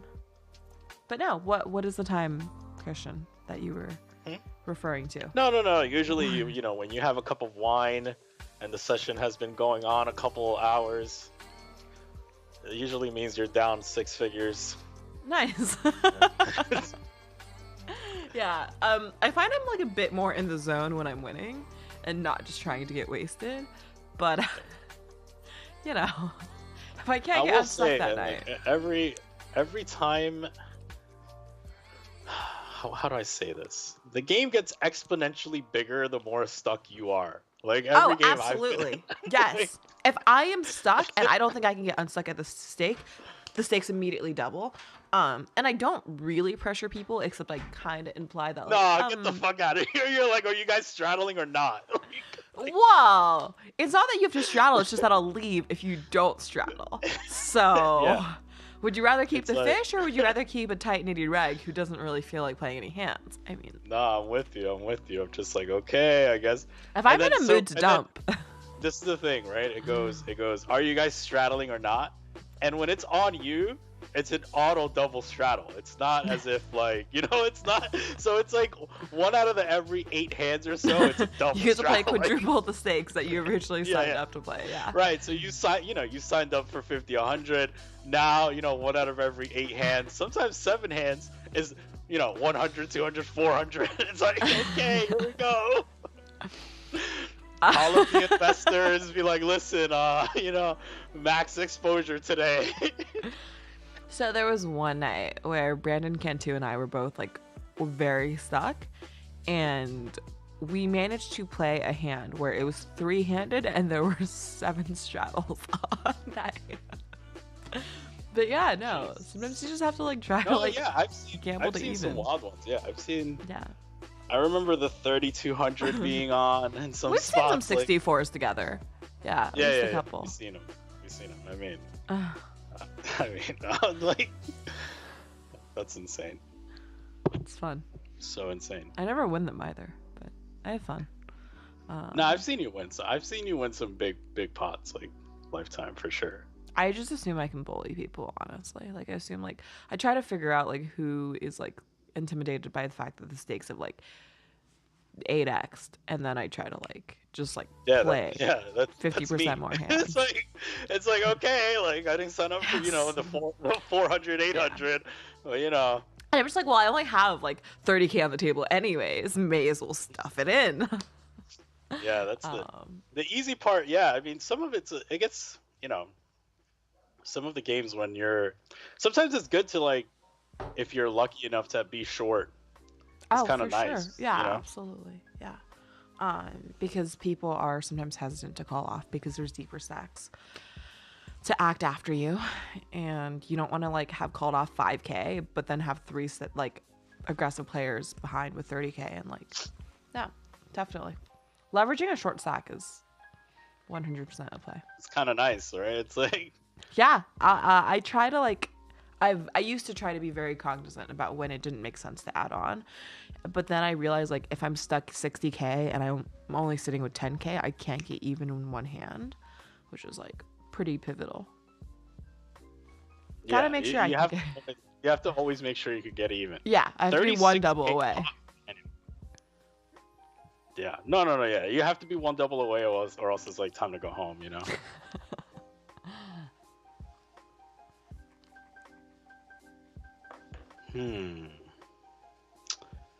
We're only 2 Trulies down.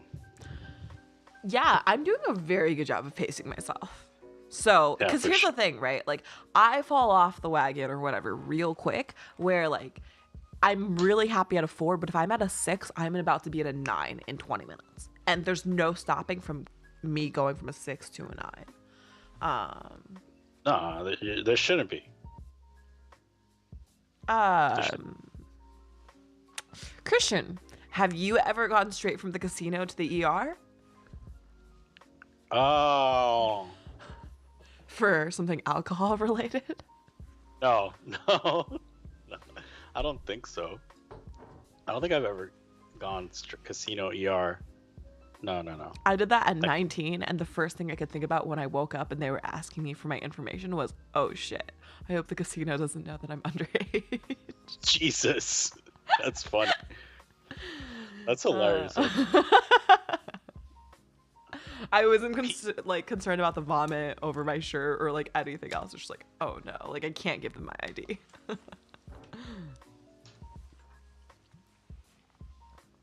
There is Pete Lee says enjoyed watching LYNNE at live at the bike on live at the bike.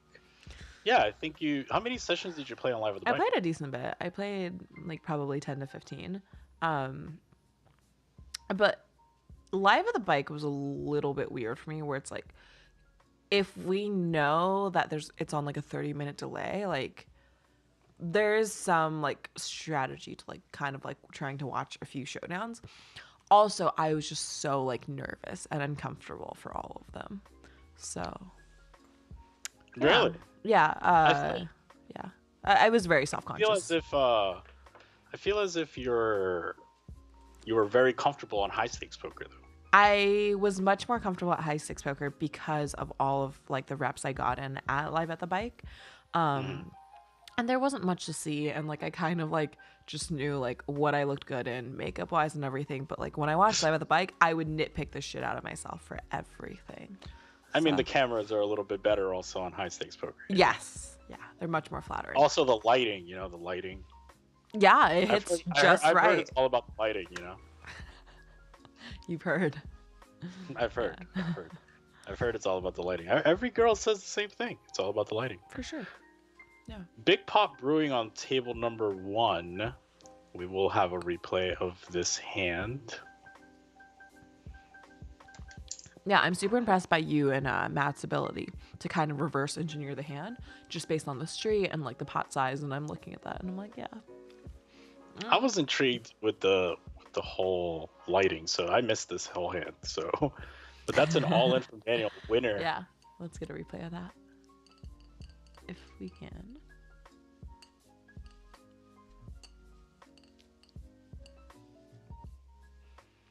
Christian, I don't Talk know if to this me. is too personal to ask. I don't think it is. Where are you filming from?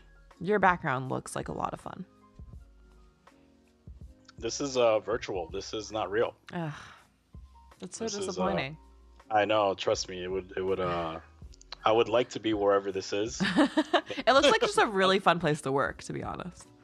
Yeah. Looks yeah. like you This could is set up actually the new- cornhole. This is the new Softwarewise studio. Actually, we haven't let Berkey know yet that we made a $1 million purchase.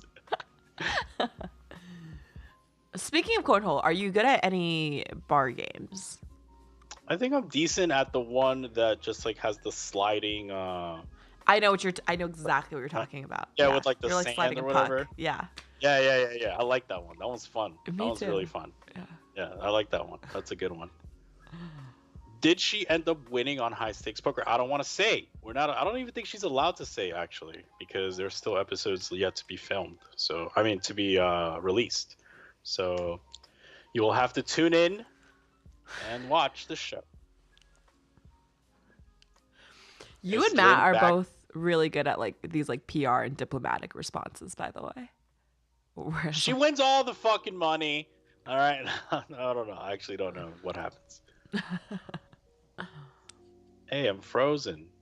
You're not frozen. I'm back. You were never frozen. I froze. Oh, I thought I was frozen. Where did we leave off? Is Lynn backed by Poker King? No. I don't think. Oh, dude. Okay, I just got the sickest like scam. Well, I was just the victim or like the recipient or whatever of the sickest scam opportunity where Tom Dwan messages me on Telegram of like, hey, Lynn, like, we have these 200, 400, 400, 800 games on Poker King, like, and we would love for you to play. And I was like, So we've played twice. We've never had like any remotely personal interaction. Like we've maybe spoken 20 words to each other, including what happens at the table. And I'm just like, this is really weird. Like, where can this possibly be coming from? My first question right off the bat is like, okay, like, can you verify your identity? Because it sounds way too good to be true. All in on table 1. That was interesting. But yeah, so he's like, okay, like, well, I'm like, and he asks like, verify my identity, like, how? And I'm like, okay, like, I guess you can make a group chat with, or he offers to make a group chat with either Roble or JRB, or I ask him to, and he's like, no, I can't make one JRB, like, things aren't good between like me and JRB or whatever right now. I'm like, okay, like, so he makes a group chat with someone named Andrew Roble, who has a username Andrew Roble. And they answer like all of my questions about like what time this game usually starts, like what the lineup is, like all of it. And they're like, oh, like we can also get you into a game on GG that plays a lot bigger because Leon straddles a ton. I'm really intrigued. I want to hop on a call. We have a call set up for the next day. And at noon, like, he's like, oh, like, I'm still playing. This is going to run late. Like, I'm like, okay, like, we can delay the call to whenever. At 1 o'clock, he's like, oh, yeah, I'm heading home now. Anyways, we end up having the call at 3 o'clock. And he answers all the questions correctly. And when I ask him, like, why am I getting this opportunity? This is actually Dur. Like, you recognize the voice? It gets better. So I don't know. Like, we've only played twice. I don't really know. We haven't talked much. I see. I ask him why I'm getting the opportunity. He's like, oh, like, Brandon Stevens like playing with you. And I'm like, okay. But they're like, oh, like, you can just, like, settle with us through Bitcoin. I think it's a little odd, but when I get off the call, I'm like, wait, this guy sounds like he has a faintly British accent. Faintly British. I go watch some interviews of Dwan. He does not have a faintly British accent. No. He's from New Jersey. Like, this is when I start trying to actually verify with other people, like, hey, like, have you talked to this Telegram account? And, like, the first person is just immediately like, no. Like, this is not Andrew. The only Andrew-able Telegram account I've talked to is the one I had already contacted or whatever. Yeah. But anyways, sick scam by them. Could have gotten me to send them 300k Bitcoin if I had 300k Bitcoin. That's insane, right? And it was an American voice speaking, not a faintly British voice. But it's always, I'm telling you, like, nowadays you really have to be careful, right? With all these, you know, there's so much transaction and, like, you know, we're so used to, like, 100k numbers just, like, flying back and forth, you know, you more than me, but, like, definitely it doesn't seem out of this world where it's just you know, I have to ship this guy 100,000 because I want to play this game. I've sent out a bunch of 6-figure wires. Like, it doesn't strike me as that odd. Right, that's what I'm saying. But it is odd to the world. It like, should be. outside of this, like, scope, like, it's very odd to send a 6-figure wire to someone. Yeah, I mean, my, like, banker thinks it's weird. That's also what makes us. That's also what makes poker players targets, right? For sure. It's like it's not out of the norm for them to send these huge numbers. So it's like, okay, well, let's try to get them to send us a huge number. Yeah. I thought it was a hilarious scam. Like, they tried, so they had, like, this whole spiel about how, like, JRB costs both of them a lot of money and, like, they're not on great terms, and, like, that's, like, mildly believable. I don't know, or I don't think it's true, but it's just, like, when they use that, it was like, oh, like, I guess I won't talk to JRB about right, this. Right, because now you can't talk about it. Yeah. And this is someone I see, like, once a week or, like, at least a few times a month at Aria, so yeah, it was a really good scam. Good for them. Like, and a shove. Wow. Giddy up. That's a lot of money. It's 150 plus big blinds? No, it's more. More, right? Yeah, it's a really, really big shove. It's like 175 bigs. Doug has now won a 4-bet pot where he just bet the flop and Dnegs folded, and then a 5-bet pot. That's So I heard the story about the scam. Yeah, fun times. What how were they trying to get you? So, like, they were just trying to get me to send them Bitcoin so I can play on these, like, poker. Oh, they wanted you to games. front the money. Yeah, they offered to buy 20% each and told me to, like, just, like, that I could settle through Bitcoin. So, yeah. But settle after the fact, or? I would almost certainly guess that they would have needed me to post. Yeah, I mean, the thing is like, they could just run a faux game. They could run a fake. Yes, absolutely. Just, like, never settle. It would be really hard though, because they wanted me to use, like, they said everyone was going to use cameras. So. Oh, right. Yeah. Probably would. Yeah, it sounds like it was never going to actually get the gameplay. Yeah, I don't think so. I thought it was, like, as far as scams go, reasonably sharp. But I have a friend where every time we do any transaction over, like, let's just say 10K, he has me send him a voice verification message. Yeah. I do the same thing. I'm gonna start doing that. Like Mercer and those guys. Yeah. Pretty good practice to get involved in. Yeah. I was so sad it wasn't real. But also, like, I just thought it was way too good to be true. I'm just like, in what universe are they reaching out to me when we've never interacted prior? Like, yeah, weird. Yeah. Not that far-fetched, though. They could easily be running an app game. But like, they are, but someone would really need to go to bat for me, and it's like, I don't know a single person who plays in that game well enough where like, or I just haven't even had a one-on-one conversation with a single person who plays in that game. So, like, who could possibly be like, oh, I really want to play with that LYNNE chick? Like, I mean, you know, like, you're well connected in that world. Like, JRB could easily say LYNNE would be a great addition. Robo knows you pretty well. true.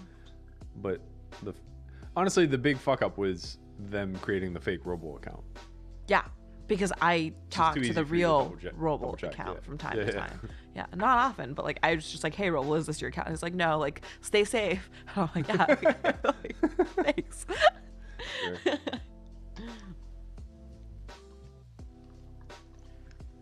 I'm trying to think if I've ever been. We're 2 ciders down, by the way. You know, when you call them ciders, it doesn't seem like it's. As impressive. Well, it just doesn't seem like it's that big of a tragedy. Oh, but I'm lightweight. Like, you have to understand, if I haven't drank for a while, which I haven't right now, also, that's a massive fucking... Yeah, Doug does this a What? lot. It's like 2x pot, give or What? take. So 369. Uh, Yeah, it's exactly That's- 2x pot. it's huge. And I'm sorry, how's 20K over 3K? 3K, 3K, 3K. It was 9K. 17,000 remaining. Got it. Yeah. And it was a little less than 3K, so it was. He's definitely clicking the 2x pot button. He does this a lot, actually. And I, honest to God, don't know if I've seen Daniel call once. But, you know, to be fair, like, he doesn't really have to call all that often. Yeah, absolutely. I'll be curious to see if Daniel adjusts his 3-bet size on the purple table. Oh, wait.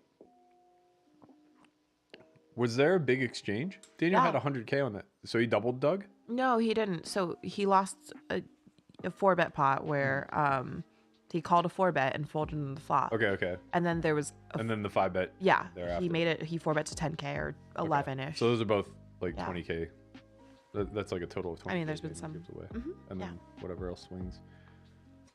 But he seems to have picked it up on that. So they're, I guess they're not relatively deep on the left. They're about 120 effective. I will be curious to see if Daniel adjusts his size on the right 3-betting.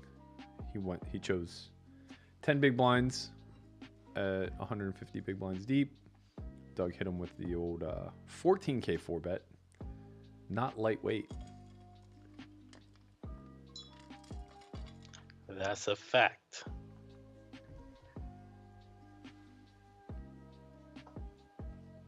See.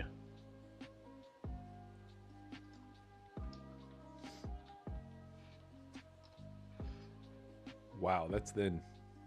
It's a really good value bet. Third pair. Daniel very likely calling with maybe even as bad as queen high, given how small the pot was. I think it checked down to the river. Doug went for it.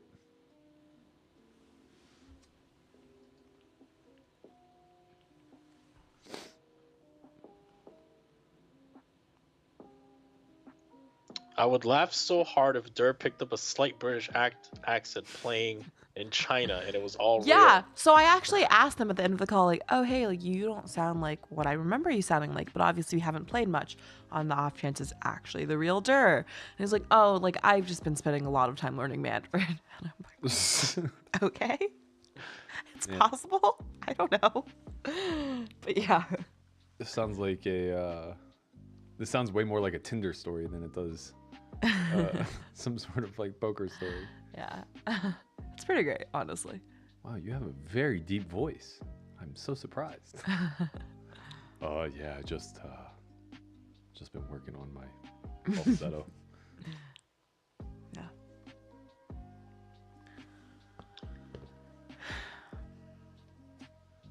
You ever been catfished, Chin? You ever been scammed?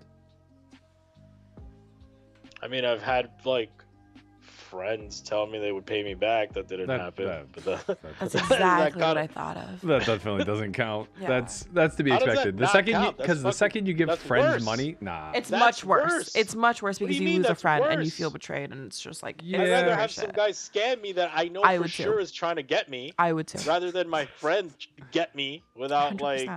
It's insane. I don't What the know, fuck? man. It's not even close to me. Yeah. I To agree. me, like friends and family, like the second I give them money, like it's a bonus if I'm paid back. My Oh, expectations are relatively low. So up until like 18, 19, And I had worked all my life, so I just like had probably a little bit more money than my peers. Like whenever people asked me for like loans or whatever, I just gave them the money Yeah. and like straight up told them, I don't expect this back. Don't plan on paying me back. Like we're good. Yeah. And on one occasion, I was actually paid back, but like I think that just left me with so much more peace of mind. But obviously in poker, God, yeah. it's Especially not. with like your friends and family. Absolutely. Yeah. Yeah. Yeah, I mean, I don't know. When I think of scamming, I think of more of like the story that Lynn's telling. It was good. It's a really good scheme. Yeah, I remember like Wow. when I first met Marley, she told me about she fell for the IRS scam. Oh, you're kidding. She Oh, sent like no. 6K in Walmart gift cards. You're like, kidding. some random What the fuck? Marley. It was a very unfortunate chain better. of events. Like, she had just like played her. It was like her first year professional as a poker player, Ugh. and her dad was like up her ass about getting her taxes done. Oh, And it no. just so happened that like within the same day, Yeah. she got the Indian IRS scam call. Come on. Just rushing to Walmart, like firing off all these gift cards.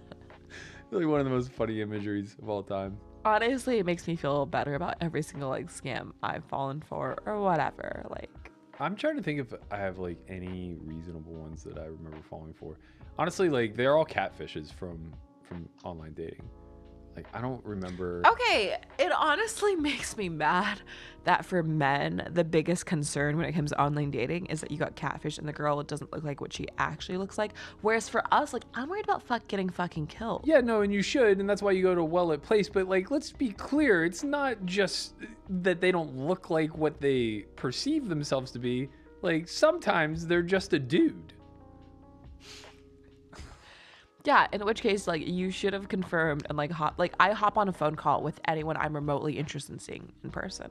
Yeah, Because, like, I'm just not I really know trying that to waste my now. time. I did not know that in 2012. You know, the technology hadn't quite advanced Oh. yet. Sometimes you just go to a tropical smoothie and you meet I don't know what the Man. a cross. Lynn, how old were you? How old were you in 2012? I was 14. Okay. To put things Cool. in perspective. Yeah. And I think there's some chance at the wise old age of 14, I knew how to screen people Sure. through phone calls. Sure. Yeah. There was a lot to that story that really should have tipped me off prior to going to tropical smoothie. You went to a tropical smoothie. It's not like you went to a Mastro's. Oh no! I never made it out of the car or the parking lot at least, but that was by design. I at least knew how to protect myself to that. I have a very fun question for both of you. Oh no. Have you guys ever shown up to a date and had a girl insinuate or just flat out say like, oh, like you didn't look like what I was expecting? No. I've Maybe- actually had that happen. Maybe on the plus side, never on Never on the like negative an side. insulting Yeah. side. Yeah. But then again, like I'm one of the least photogenic humans on Earth, so I don't think that like I'm gonna show up and somehow be worse than my pictures. Like it's kind of like a positive free roll for me. It's like if we've made it this far, you don't care about looks all that much, and I'm good. I love that. That's incredible. King 9-8 on table number 2. 3-bet pot from Daniel. Players starting the hand very deep, considering. So he did lessen his 3-bet size ever so slightly. Oh no, never mind. Rake was just taken out. I say ever so slightly. It's like $1.50. Daniel goes forward on the left, gets looked up by bottom pair. It's really not a great bluff catcher for Doug either, holding the ace of clubs there. Although I guess not much of Daniel's range is going to bluff with the nut flush draw that missed.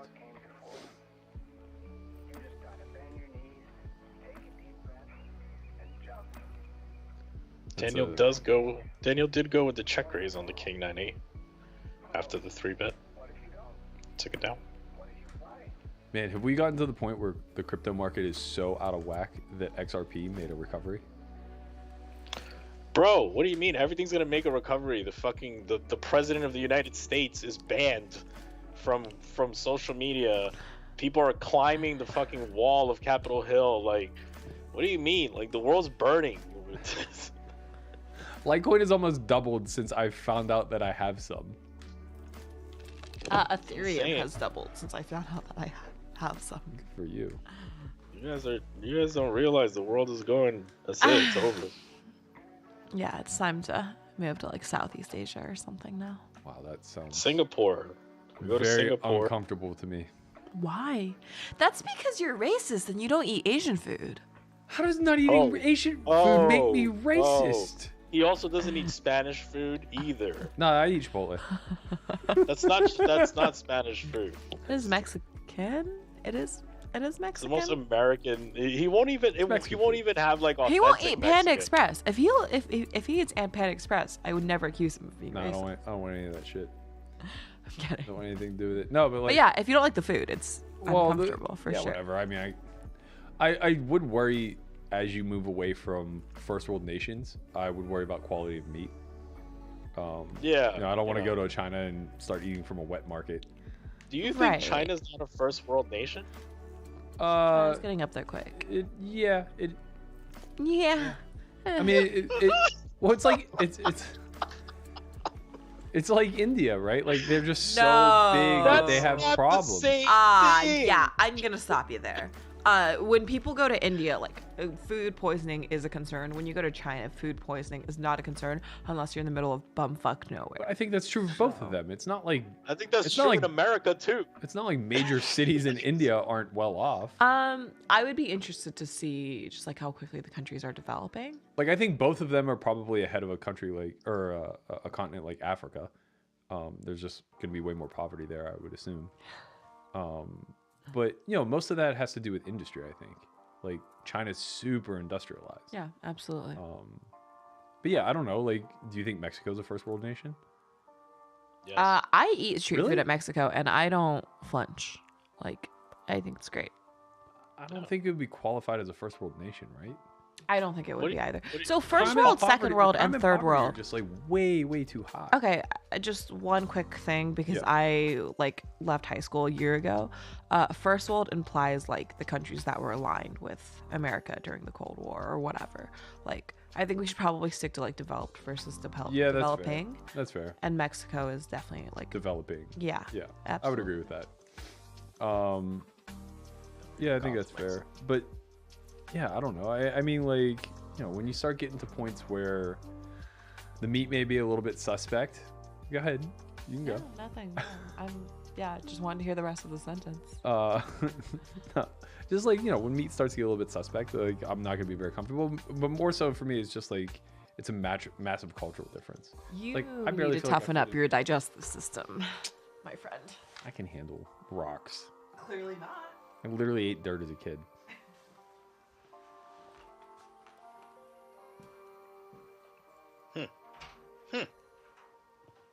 This is all just a ploy for you to get me to the DR. Bro, listen, bro. You would love it there. No, I would not. I mean, who doesn't like the Dominican Republic, man? It's insane. Like, it's one of the most beautiful countries on the planet. I'm not saying I wouldn't like it. I just definitely would not love it. I would not want to spend an extended period of time there. It's. I mean, like, I don't love the Bahamas, and that's as. Don't compare us to the Bahamas, bro. I mean, the Bahamas is an island getaway. Like, it's vacationy. It's resorty.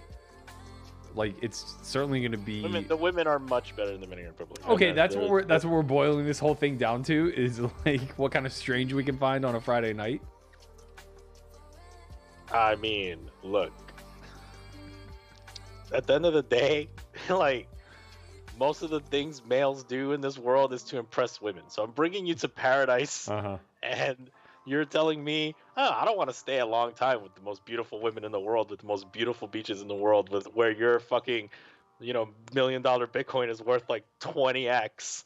Like, I don't want to live in a country where I can't step foot off of whatever tiny little safe space. it's all about who you know. You live in a country I don't where wanna you live in can't go there. certain places either, bro. You No. think you could just walk down Detroit with your nice little blue outfit right now? You think I No, want to you walk can't. down Detroit? You think you could just like go step in fucking Camden, New Jersey, and just be like, oh, I'm good. So there's a lot of places both in America and the Dominican Republic you can't go. Yeah, but the difference is I don't need to go to those places in America. In DR, it's a very small island. Like, you're gonna have to set foot in some of these areas. You gotta. It's all about who you know, man. You know, you do these challenges 75 hard. You don't even want to go to DR. You scared.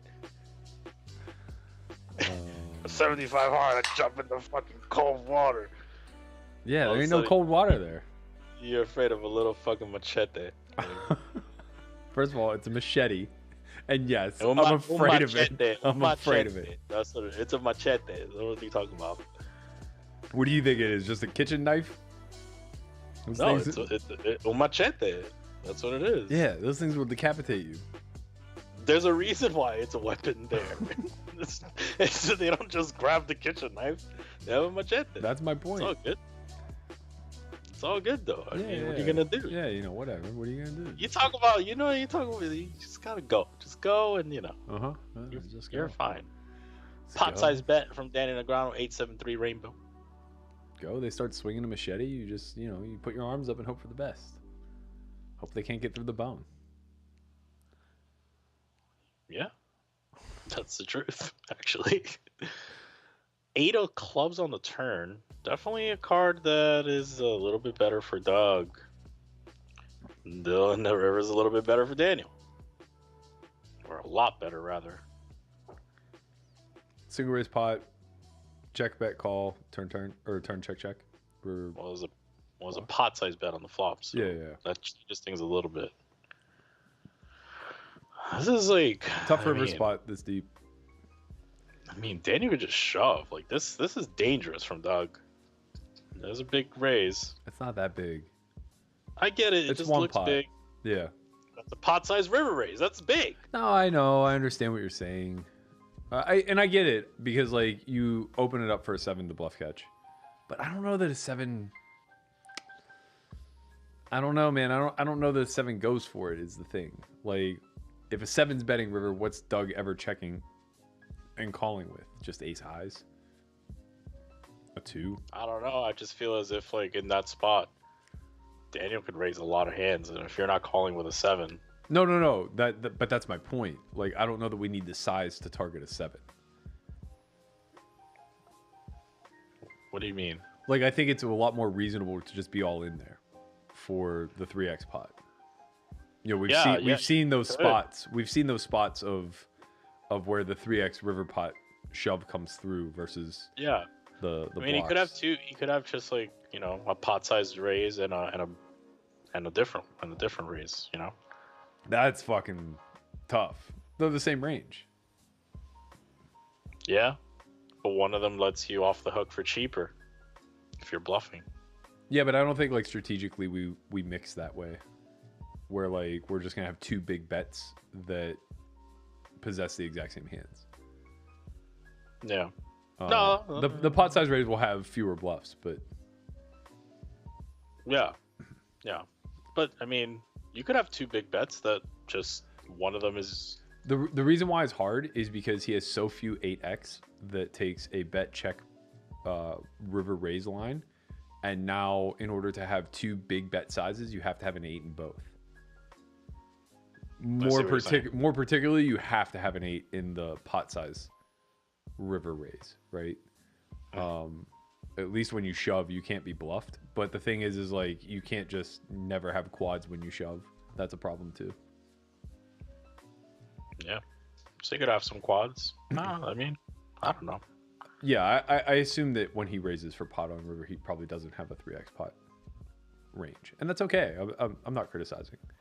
I'm just saying I think it's kind of a cool spot to, like, if you're gonna start finding the 3x pot shoves, that's kind of a cool texture to have it on, where you just massively dominate the overpair range. I think he has both, but I don't know. I just feel like as if he has both. Yeah, you could very well be right. It just seems I don't know that we have too many theoretical spots where we have sizes that pretty much mirror one another. Obviously, you have situations where like you have a pot size river raise and you have another, and in that same vein you have a 3x pot sometimes. Even if they're the same hands, like you don't have to pick one size always. I understand what you're saying. Yeah, but I think like the corollary that you're trying to draw is that, like let's say on Queen Jack 10 XX and we face a river bet we might have a pot size raise, and we might have an all-in as well. The difference is that we have so many combos of ace king that we can kind of split them between those two sizes. And now the pot size raise functions really well with like our two pairs. The 3x size functions really well with like our king nines and ace kings, and then our bluffs. So it's kind of like a functionality of arriving at the river with a certain proportion of bluffs that have to split, because if we just fit it into one range, we would either have too little of value or too many bluffs. In that instance, I understand, but on the trip boards, on the 888 type of thing, we obviously have too many bluffs. That's clear. But the bigger problem You also have a lot of value, though. We do have a lot of value, but the biggest problem I think is that value is capped, because we just like lack the quads. I mean, I don't think you're void of. I don't think you're completely void of. Not quads. totally devoid of them for sure, but we just like lack them specifically through the bet check raise line. So it's not that we don't have any. It's just that whatever we had to begin with is reduced slightly further based on the turn check, I think. Like 8-7 becomes our most probable quad, which now that makes a lot of sense to pot river with, not 3x. I think ace 8, king 8, and 7-8 all could play this way. They could, yeah. Yeah, but like again, they're not going to do it. I still not disagreeing with you. I'm just they're saying just not going to do it hands. pure. Like if any of them are going to do it pure, it would be like 8-7. Yeah, that makes sense. That was the only point I was trying to make. But then like 8-7 never wants the 3x pot shove because it just blocks calls. Right, of course. Right. Makes sense. This is 2 big pots. That's a straight. Nice hand, 33,000 going that way. I think that's actually a really interesting discussion, despite it sounds like we might have been arguing. Berkey, I don't argue when I'm right. It's just fine, you know. I don't know what that means. You never know what it means when I say something that's just clearly correct, you know. What are you talking about? I'm coming to Bellagio for my birthday.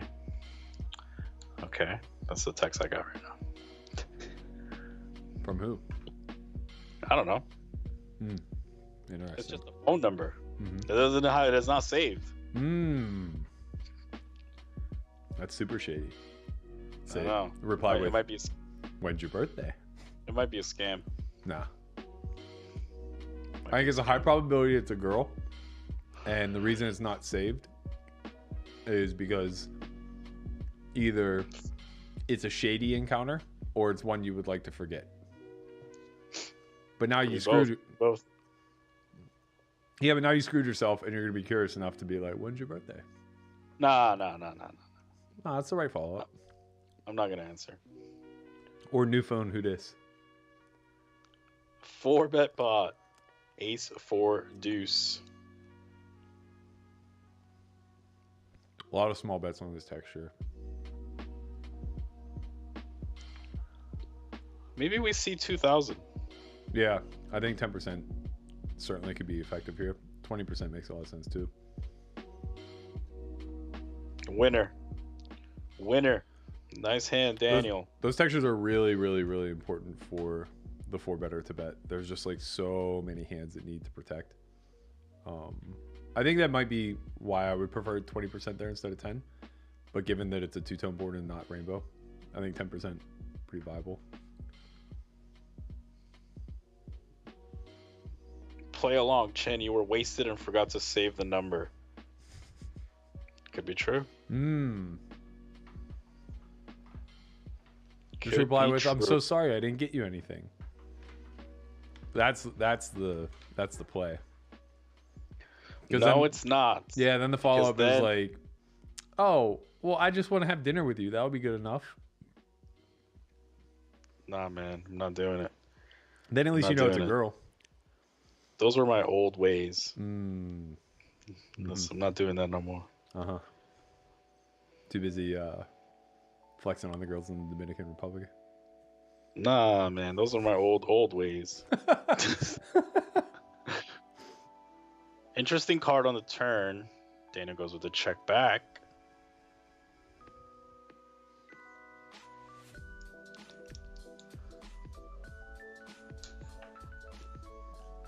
players can have a queen here.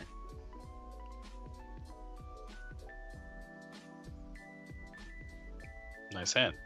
Check on the turn after the flop c-bet.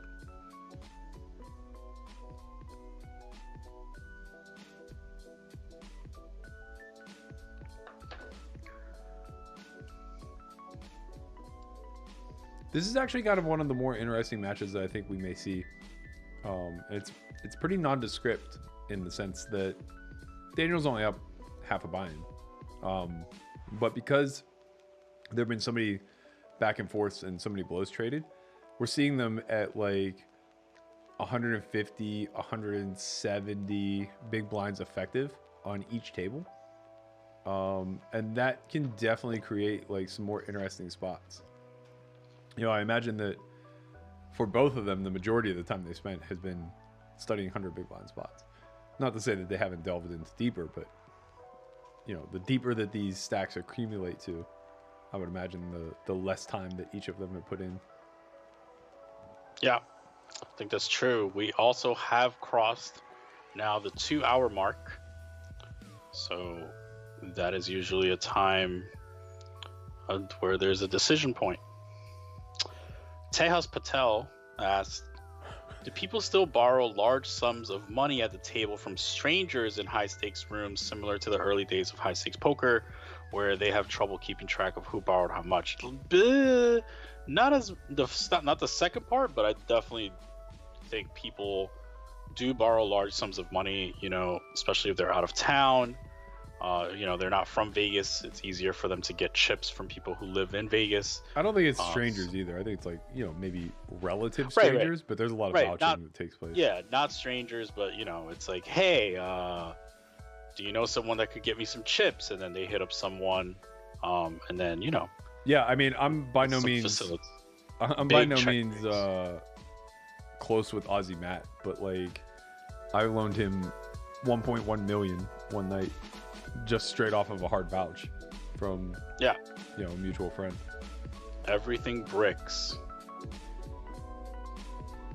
Well, not 6-7, but everything else. Not 3-4, but everything else. The 3-4. All the chips. Tough spot for Doug. Welcome back, nice Benji. Hand. Welcome back. Nice hand, Daniel. All right, Daniel's gonna hop out to a Benji.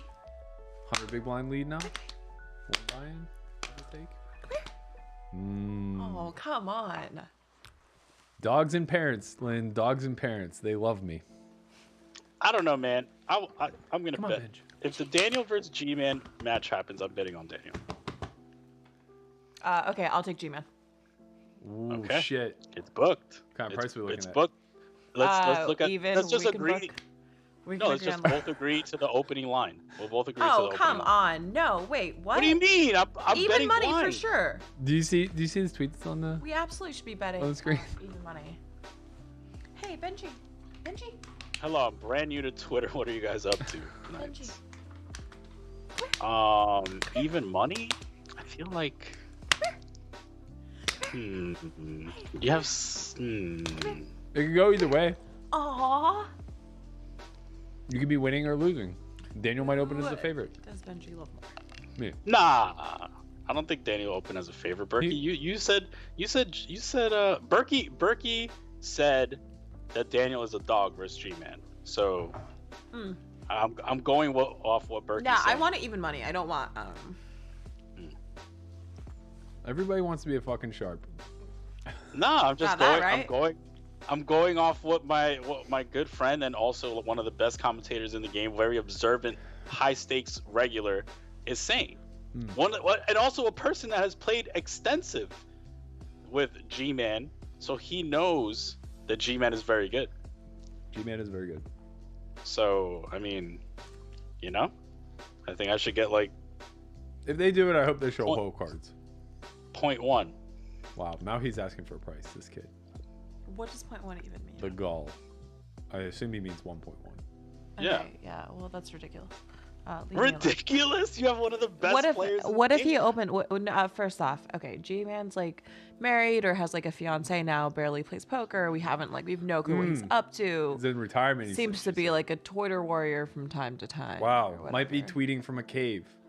Is what she's saying. Berkey, who gets personal messages from G-Man, he said that there's zero chance that G-Man is just lying and relaxing. He's okay, Berkey, lay me a price. You know what I think Garrett is doing right now? Push-ups. A lot of fucking push-ups. I think he's biking and running. Yeah. Last time we talked, he had just one moved hand to, like, on the solver, one hand push-ups. Yeah, I think every time he gets a bet sizing wrong, he has to do 100 push-ups. Benji and I are gonna take a picture. Sure.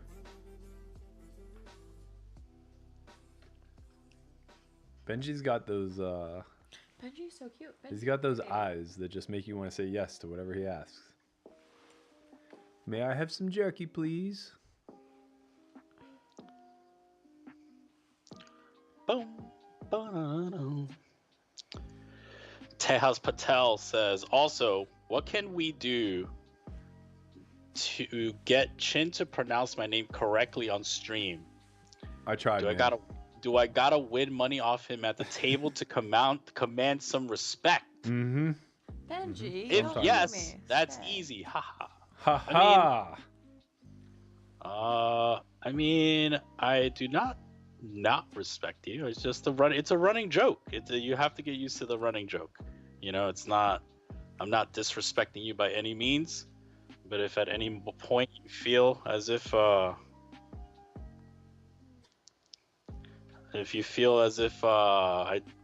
want to play some cards, we could set something up. You gotta just let me know.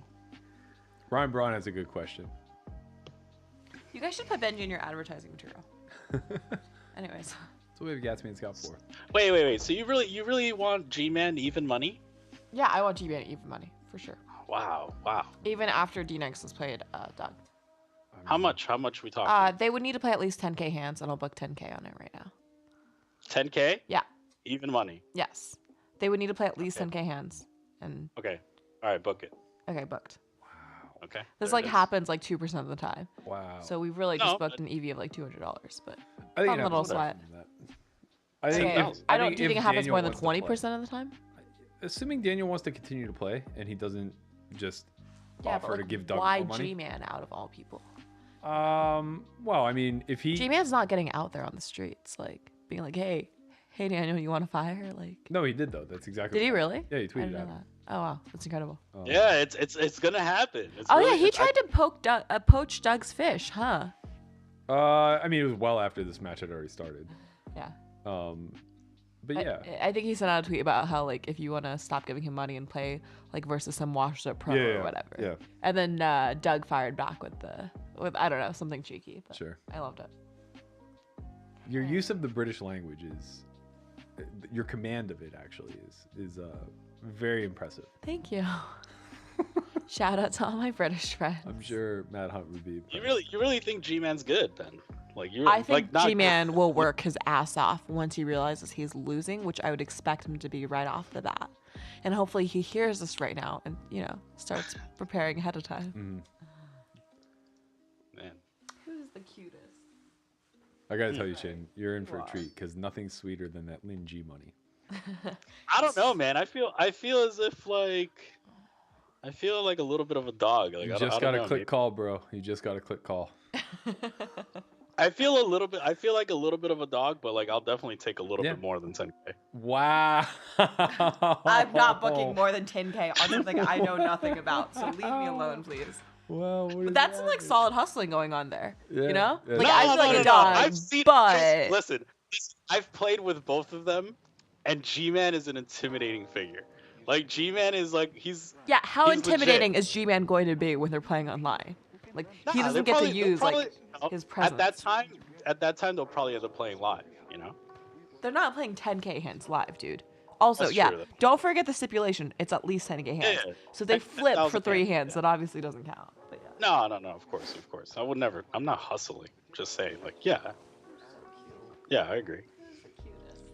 How many hours would they have to play to get? You like G-Man for 10k, Berkey? Would anyone in the chat like G-Man for 10K? Because Christian is over here and reading the fire. Hey, Christian, I'll book another 10K if you lay me 1.5 to 1 on my next 10K. How's that? I just want to know. Leave me the fuck alone. I just want to know. Am I getting paid to shave my eyebrows or what? No, I mean Berkey wanted G-Man over Daniel. He said it. Yeah.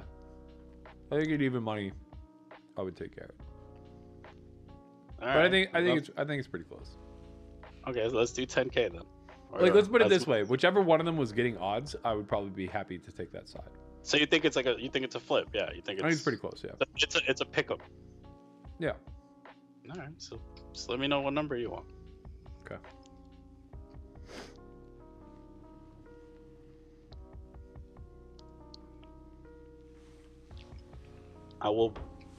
The bank is open. Bank in a mood. of Christian Soto, yeah. I thought I was the one drinking. What My happened here? bank's not that big, so don't throw out some like insane number. Chin money is real sweet too. I'm sad I didn't get that. I feel like chin money is harder to get too. Like we should account for that. I don't know. No. I don't know. I picked it up pretty easy. What did you pick up? Yeah, do you want to Little share five that? 5 dimes. Oh yeah, I mean you got to get one lifetime. He doesn't know. I hit him with all these bad $100 bets where I'm drawing dead, and then Yeah, you know, Gotta even. I get him for the big one. you got even. The Man kahuna. got even. The show's turned into selfie mode. Promise that you'll do this on the GG stream as well. Just, I won't have a dog for the just random selfie breaks. Be like, No. sorry, Jeff. I need a moment, please. No, No. I'm doing that for my Yeah, house. anyway. My eyebrows. I mean, sorry, great nice hand, today. duh. Daniel plus 50,000. Truly meter at 2. Selfie counts at like 8. Selfie counts at 8 for sure. Min. Scott says, I'm starting to think Chinch shows up to Vegas to win some money and then takes it to New Jersey to blow it on the shorties. Shorties. Who's the new shorty? What are you talking about, bro? I'm like, nah. What do you mean? Hey, I don't know who Christian, this- what's your type? I know this. I've said this before and it got me in trouble. Well, let's definitely talk about it again then. Nah, it didn't get me in trouble. It was just, it got me in trouble in a very interesting way. Anyway. But yeah, you know, I like the girls, the thick girls, you know, thick thighs, you know, big butts, big boobs. That's my type, you know. It is what it is. Not one redeeming quality about the girl. It's not like, yeah, you know, I like a girl who's witty or intelligent or funny. That's not what she No. asked. No. He just goes like, yeah, I like that. That is the not thighs listen, that touch. That is like I could tell the way that she was like with her tone, what she was looking like. She was like, what is your type in terms of looks? She didn't say like, oh, do you like girls that are like, yeah, it was implied. You think she's taking a selfie and then asking me that question and wants me to talk about personality? That's not at all what happened. Like, I don't know, man. I don't know. Okay, Matt, what's your type? Don't talk about looks, all personality. Oh, sure, all personality. Let's go. I mean, I'm an old man. It's only personality at this point. Yeah, I don't know. I think like intellect and he weight always goes does a this long way. Self-awareness goes a long way. I think I'm too old to be putting up with the bullshit. And how old did you say you are? 26. 27 this month. Very excited for it. Really turning a corner. Any fun plans for your birthday? Hey, You're Berkey. No. Berkey, your birthday's this month. Yeah. Yeah. Lynn's is Monday. Please leave me alone. Don't do that. Jesus. Let's deflect off of me and pay closer attention to the sooner birthday. Nice call from Daniel, 17,900. Pop Brewing on the first table.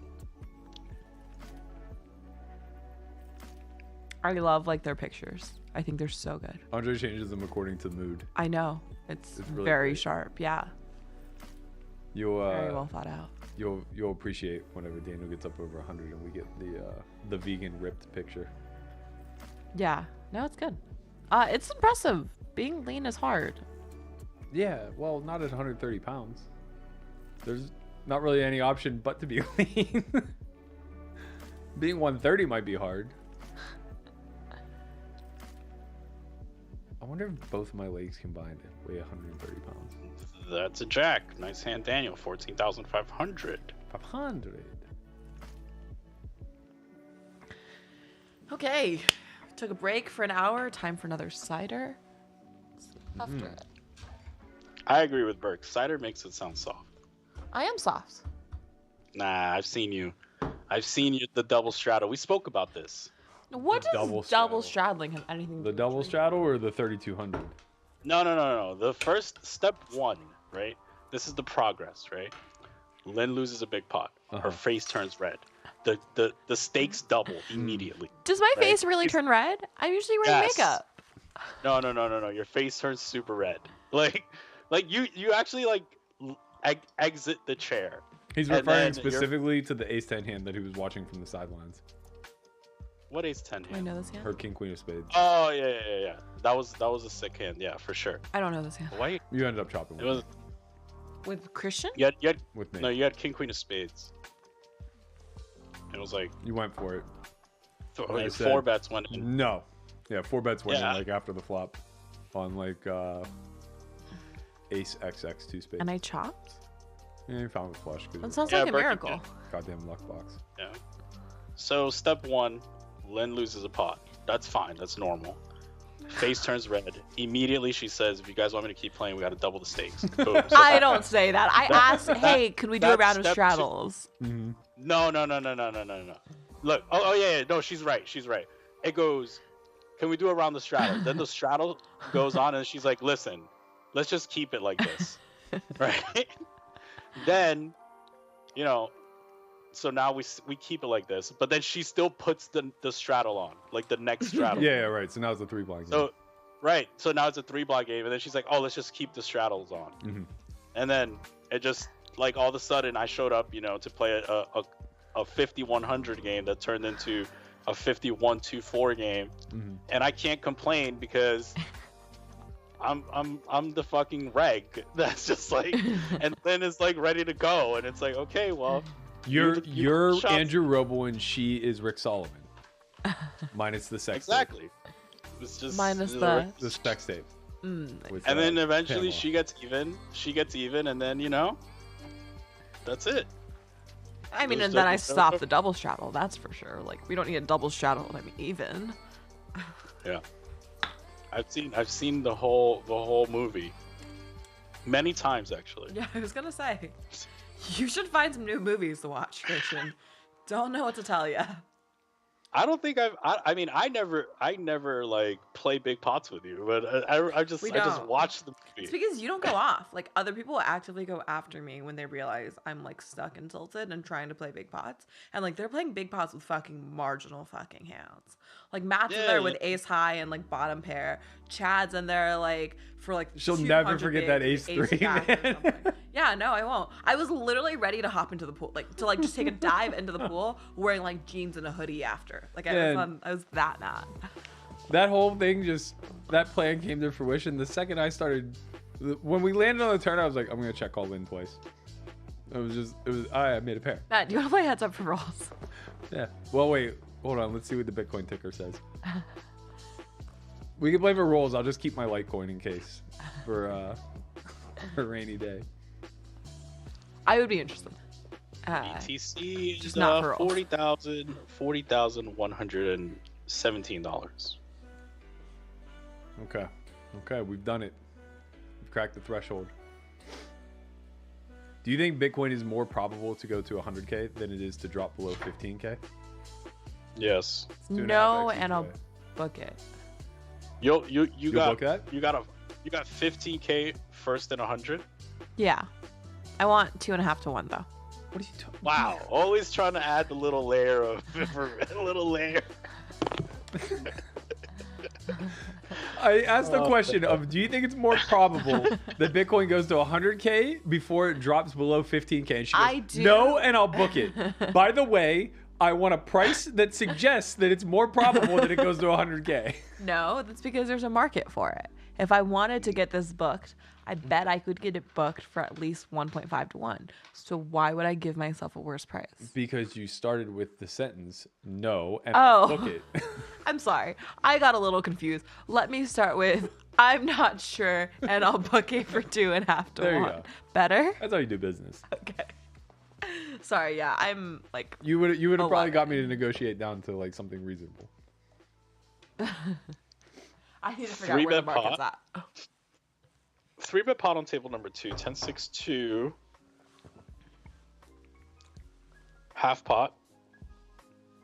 The thing is, it's kind of a free roll bet because if it does go below 15, that just means we get to buy a whole bunch more. If it goes below 15, And if it goes over 100, then that just means you're too rich to pay me anyway. What do you mean I'm too rich to pay you? Well, we'd all be rich. the chat is Oh, still like where it talking wouldn't about hurt. me liking the thick girls. Mm-hmm. Mm-hmm. 3 C's. Okay, Christian. There's no big pots going on. Let's talk some personality. What attributes do you look for that are not strictly physical? Cooks, cleans, wipes his ass on the weekend. We call that nurturing in Nurture. 2021. Mother Goose type. I don't know. When I'll see it, when I see what I like, I'll let you guys know. I mean, smart women are attractive though. That's for sure. No. I feel like if I can't have like a intellectual conversation, I'm done. So that's true. So we saw turnover bet 2x pot, I believe, from Doug, and that's an appropriate hand for Daniel to have after it goes 2x pot on the turn. Wow, that's really That's it. unfortunate. Daniel didn't get a river bet out of Doug there. Tough to find the hands that Doug's 2x potting. I mean, is it though? What type of showdown value hands does he have that he 2x pots turn with and then gives up on river? Not mean, gives up. Maybe yeah. he just can't get more value. Yeah, you yeah, know? sorry. So maybe just Sorry. like ace, like maybe and low frequency ace queen that just like checks or checks river because it thinks it can't get called by worse that often. It's like seems somewhat reasonable. I feel like ace queen goes for it. To what, 2x? No, I think it scales down. I think it goes like 2x, maybe 3/4, 2x full pot, something like that. Yeah, it could. Both ranges get tight, so like you're just not gonna have very many available bluffs at that point. Once you 2x pot the turn. He also could have got counterfeit. The river was a deuce, so he could have got counterfeit. Like maybe he had like unlikely, but maybe he had like a 10-4. Right. Pretty Like- unlikely though. Daniel has Yeah, 4s. Yeah, it's super unlikely. It does seem like there is a chance that he had a 10x type holding. I'm just not sure what 10x would love to 2x pot turn. Maybe like king 10 of clubs. But still, you're kind of positioning Daniel to have like. I think it was ace. I think he had ace jack, bro. Yeah. I just think he 2x pot the turn and then just like gets max value on the turn and then just checks river. you check back river. Like, ace queen ace jack seems like reasonable. I think. Do you guys not think he's taking that line as a bluff a ton? Oh, for sure. Okay. But I don't think there's a whole lot of bluffs that 2x pot the turn and then give up because he probably doesn't have a lot of bluffs allocated. Period. If that makes sense. Okay, he first off, just very quick conversion. He 1.3 to 1.5x is the turn. Okay, that's. I don't know how. Okay. Well, I it's wasn't actually sure a how lot big of different. difference It's that going to is. include more bluffs now. Because it went from 2.8k to 11 point something. Okay. Okay, yeah. Oh, sorry about that. Okay, yeah. I So was the just- sizing changes things a little bit. Okay. So he'll be fairly wider by Okay. comparison to 2x potting turn in that spot, but yeah, I guess a hand like queen jack of clubs could take that line. Okay. Shut down river. Has some. I showdown have value. never given up river in my life, so I wouldn't really know how to analyze this spot. So you're imbalanced. That's what you're saying. We should just. No, Weird. That's not true. Wait. So what she's Just- saying is you should just call river. All Big the chips pot. are in, and Daniel holds it. Maybe we get a replay of this Ooh. hand. There it is. The all-in EV has shot up in Daniel's favor. Pair over pair. One full buy-in, $40,000. They're basically even in all NEV now. That's not true, Berkey. I think this was a 3-bet call, lead, flop raise, 3-bet get in. 3 bets. Half Big pot. bet, Yeah. Oh, all just the a chips. rip. Okay. Rip is kind of cool. I feel like a rip feels bad though with 8s. No, it's fine. It's just denial. I understand, but you do want him to be able to call with like some hands that are worse, right? You want him to have some 8-7, some. I mean, I guess you're fine with 7-6, whatever, and maybe 9. Yeah, 8, I mean, 8-6 don't ever I mean, call. he just has a hand that wants like that hand. Yeah, I mean, I don't know. Yeah, I mean 9s just feels a lot better than 8s. I guess is the only point I'm trying to make. I'm not saying that 8s is a mistake.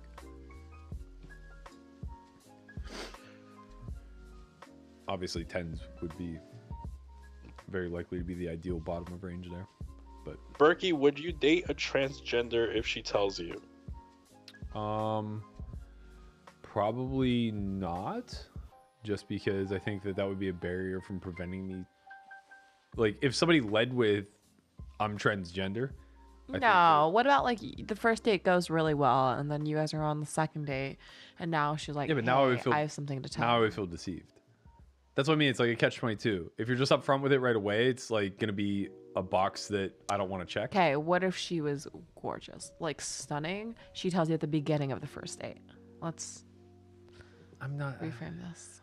Yeah, it's like money, you know. I'm just not that driven by these shallow things. And it's not even that like I'm. You heard it here first. Looks don't matter to Matt Berkey. It's not true. They definitely matter, but like, I've said this since high school. I would be much more inclined to marry a physical 7 than a physical 10. Why? I It just. sounds like you just don't believe in yourself. That's funny. No, I just feel like there's. I'll take the 10, by the way. Sure, but also Any 10s out there? So first of all, I think like the quote unquote scale is very subjective, and like a 7 to me easily could be a 10. But also just I think that like You're saying someone that's a 10 is only a 7 to you, Matt. Did I hear that right? No, the opposite. Like a 7 in my eyes is No, you mean a 10 in your eyes is actually a 7. maybe. Yeah, okay. But then what would a 10 be? A 10 would just be a 10. Just like off the scale, unattainable. Yeah. No, I guess like what I'm getting at is I feel like looks aside or whatever the case may be, I very much gravitate towards people who have had some sort of strife or struggle or obstacles to have overcome. And let's just be honest. Like if you're born with a lot of advantages, it's less likely that you've ever had your shit kicked in. Did that What if riverbed get called? I don't think so. No. Okay. no? Cool. Dan Underground now up $60,000 on pace for another win if things hold true to form so far. That would be putting him winning the last 4, potentially winning 5 out of the last 6, if my memory serves me correct. I think you're correct. And that would be a little bit of a streak. We'll see if it's in the cards, so they say, for today. The funny thing is, I feel like Doug didn't have like any sort of super long consistency win streak, but he just put up massive numbers a handful of times. Like 250,000 here, 300 here, that type of Yeah, stuff. there was definitely some big sessions. Yeah. From Doug. Yeah, it's Do like we know how many, like, what's the max number of sessions that Doug has won in a row? we don't. Okay. Our I- man I Andre might feel be able to I feel as double if check it's that. like 4. I feel like the number's 4, but I feel like I would take the under actually, but maybe you're right.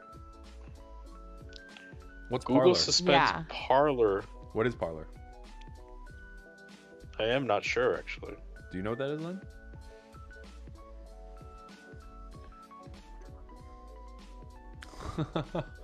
That's fascinating. So apparently it's a social media platform for conservatives. For Trumpkins. Sure. That kind of feels bad. I mean, it is what it is, but it kind of feels bad when we start to filter things by political party. I mean, it is. I don't think it's bad to filter things by people who Incite violence. Sure, that's one.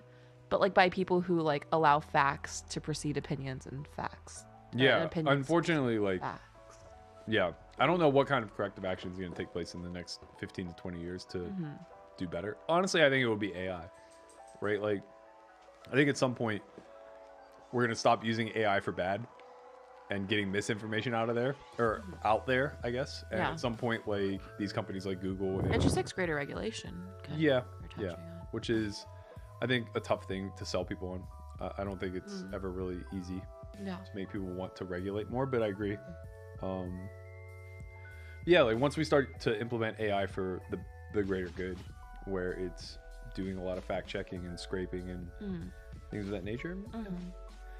it's nice, right? Like it'll be a nice world to live in, where when someone says something, you can just be like, I don't know about that. Yeah. I mean, I feel like we can do that today with just like all of our smartphones, where anytime someone says something, I'm like, I just like Google it. Yeah, but like now we still have to parse through the Google results and try to figure out like how credible the sources are and stuff like Yeah, that. you're I right. think at some point in our lifetime, it'll literally be as simple as like, rather than going to Google, it'll be like, let's go to the fact checking web search. Yeah. And you just go to like factchecker.com and it's like, is this a thing?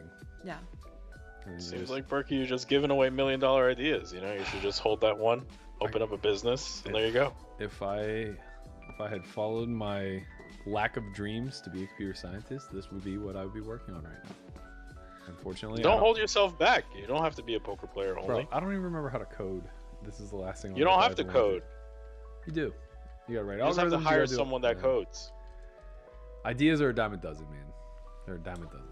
Yeah. Until need to they're be- not. Until they're not. You You need No, the execution. implementation. Exactly. Yeah, that's An where the money's an made. electrical car wasn't an idea until it was Tesla. That's what Yeah, you need. You gotta be until- the executioner. Elon almost went broke, making it a reality. Yeah, absolutely. Berkey, you've almost gone broke making your dreams a reality too. It's just how it is. Mhm. It's true. You gotta break a few eggs. So Yeah, there you don't go. want Berkey's opening up the software search machine and competing with Google. Come here. Wow, we've gone all the way from Google needs to sponsor our show to now the direct competition. I'd buy Yeah, you. that's what happens. Eventually, it's like listen. Netflix was like, hey, Blockbuster, listen, we got this thing, Yeah. and they were like, nah, kick rocks. And then now look what happened. Yeah. That's how it works. Yeah, you age out, Blockbuster, they didn't see the writing on the wall. Can you imagine? that's Like, why- it seems that's why you so need- obvious now, right? Yeah, it's super obvious now. Yeah. Even I And was, nothing's obvious. Yeah, I mean, the thing is, like, I was reading this thing today that it was like there's nothing from the analog world that wasn't made bigger by the digital world. right. So it's like, if it's digital, it's just going to be 10x bigger. So, and that makes sense, right? It's obvious. Like, Yeah. Blockbuster was a physical thing, Right. and it's 10x bigger via Netflix. Like, it's just super obvious. Yeah. I was talking to And Andre people- about that, like yesterday or the day before, of like how insane it is that any of us missed the boat on Tesla. Like, how obvious was it that this company was going to succeed? And how obvious is it that like we should still probably be buying stock now, because the likelihood that it's bigger than Amazon 3 or 4 years from now probably isn't very low. It's like, Yeah, it's wild. it seems like a pretty safe bet. Yeah, but one of their competitors could definitely come and just take like LYNNE's share of the market. I think it's so hard. I think first mover's advantage is just worth so much in the tech industry. I think if the Chinese government decides to suddenly subsidize, like, Like, compare it to like Facebook, right? Like, we said the same thing about them, where it's just like anybody could come into the social media market and like overtake, and now it's just like they're bordering $1 trillion big industry. And they weren't even first mover's advantage, right? They were Well, behind I MySpace yeah. and Friendster. To play devil's advocate, it's also Wait, hard oh, to say. Never mind. It's also hard to say when the market is actually ripe. Sure, Um, sure.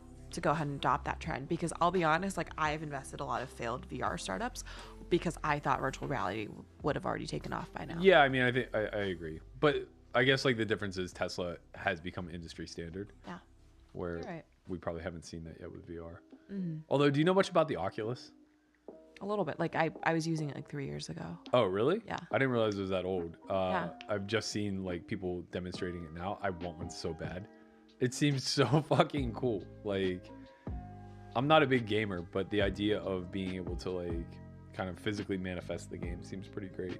What's going on here, by the way? Looks like a pretty big one. I think this was a 3-bet pot. There would have been like a pot size bet or something would have needed to have gone in on the flop. Is that true? I think it was like 26K or something on the turn. And Get a So is replay it- after this. yeah. So it was like quarter pot that was bet on the turn. Quarter pot call. So it could have been a 4-bet pot, check back. Doug led quarter pot on the turn, and now is all in. Would have taken a pretty big 4-bet. Looks like Jason in the chat says that Doug potted the flop, so it's likely this is 3-bet Yeah. pot size that flop. seems very reasonable. Yeah. And then he bet. I like that. I like the on the turn. small on the turn.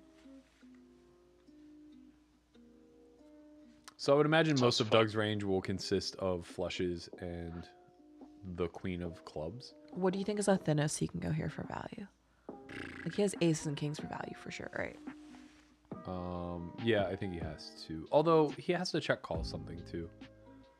I feel like Ace King does a good job of unblocking Daniel's I was going potential to say bluffs. that. Yeah, I think so too. Ace Jack also. Although I don't. Yeah, Ace Jack probably doesn't pop flop. Yeah. Yeah. Well, Yeah, I said I think you could have like Ace Deuce, Ace King, Ace 4. No, not Ace 4. Ace Deuce, Ace King, flushes. Queen Jack with the Queen of Clubs. Queen 10 with the Queen of Clubs. Maybe all combos of Queen 10.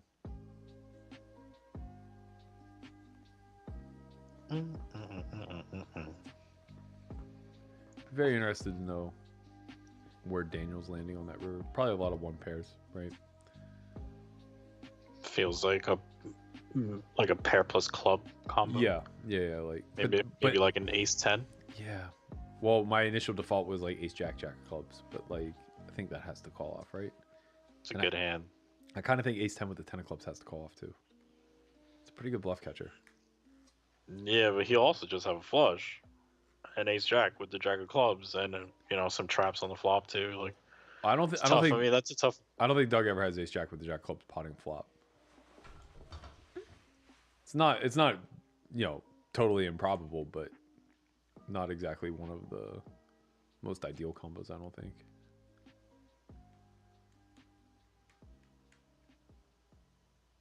I think Maybe. he could. I think he could.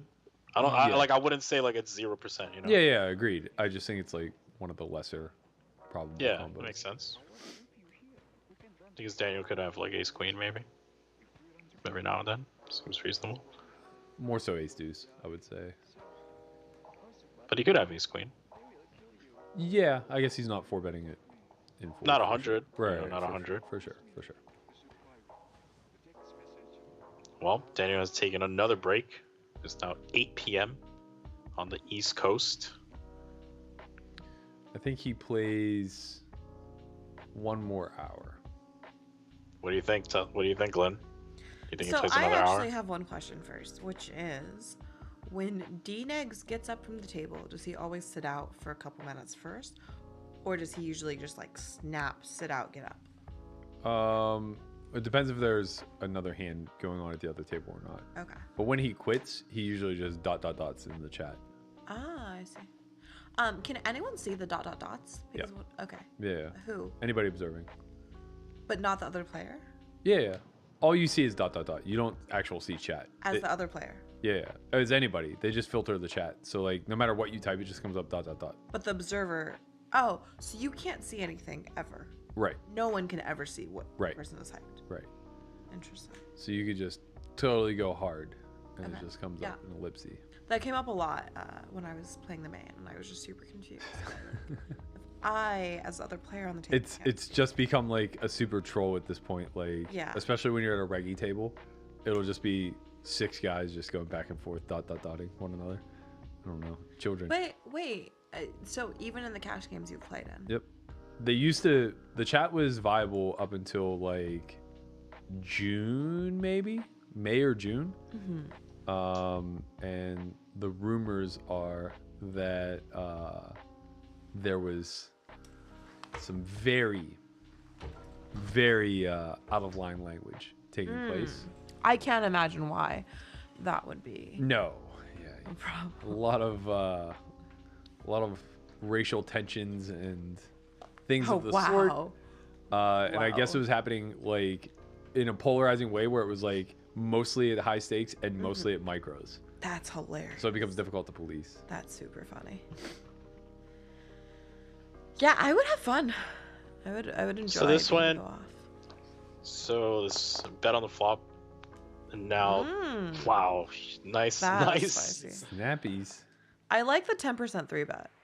I don't know how to Well, execute it, but The lead, you mean? 10, yeah. lead 10% Yeah, and then lead, 3 bet. yeah. Yeah, Mhm. yeah. Yeah, lead for 10, 3 bet the turn. It's pretty sick line. Pretty sick line. Yeah, Jeff Farino was one of my favorite people on there when chat was still available. how long ago did they make chat unavailable? I think it was like May or June. It's unfortunate. Yeah, I feel like it was summer. Cause like Jeff and I played a lot, and we only played a lot Yeah. when he could chat. He's a funny kid, man. When I He's very first incredible. started, yeah, when I very also first just started such a nice streaming, guy. he's super nice. Like I knew him just well enough that I knew that there was nothing wrong in this spot. But like when I very first started streaming, I was on a 5-minute delay, and I played a really long hand against him where I had just like the premier bluff candidate, and I was trying to get him off of ace king, which was ace high. Yeah, And he like tanked all the way down to 1 second and then called. but it's only like 2 minutes, right? Yeah, but like the duration of the hand itself because of the other streets. Oh, you might have been able to. I thought there was a chance he sniped me. We ended up playing it back and it was like 4 minutes and 42 seconds. it's so like so there's no close. shot he could have sniped me. For sure. But like my chat was just going ballistic, Yeah. positive that he did. I like kept reassuring them like, no. But you'd already known him. Like you already knew. I met him that night that you introduced me to him Okay. last summer. Or the summer I remember. prior. Yeah. We were playing that stupid whatever we the played fuck Big that Two. game was. We all Yeah. played Big Two together. I have no idea what that is. It was so much fun. All I know is Tiana was really good at it. I don't remember. I just know I was winning a lot to begin with and was ultimately, I think, the fish because I did not win. And you know what? Now that I know you a little bit better, I'm pretty certain I was the fish because you made me feel like I was doing a really good job early on and I didn't win. And I'm pretty sure it was just a long troll. Long con. Never start playing a game for money whenever somebody's like, yeah, I'll teach you the rules now. So there are these cards and they mean some things and Yeah. they could be wild, they could not be wild.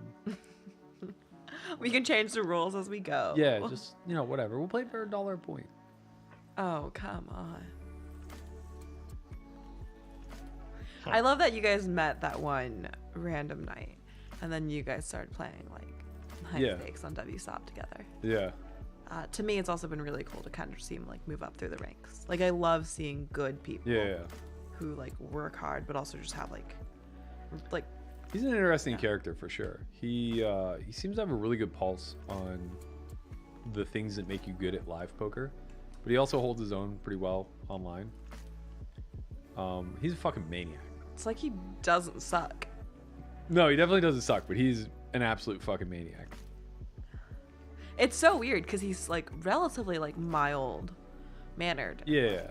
Yeah. Yeah, He's got that gamble blood in him. I love it. Can't help I himself. think it's incredible. I played a couple hands against him that were he'll never forget them. And vice versa. So you could have shared maybe just one of them. We were playing heads up 25-50.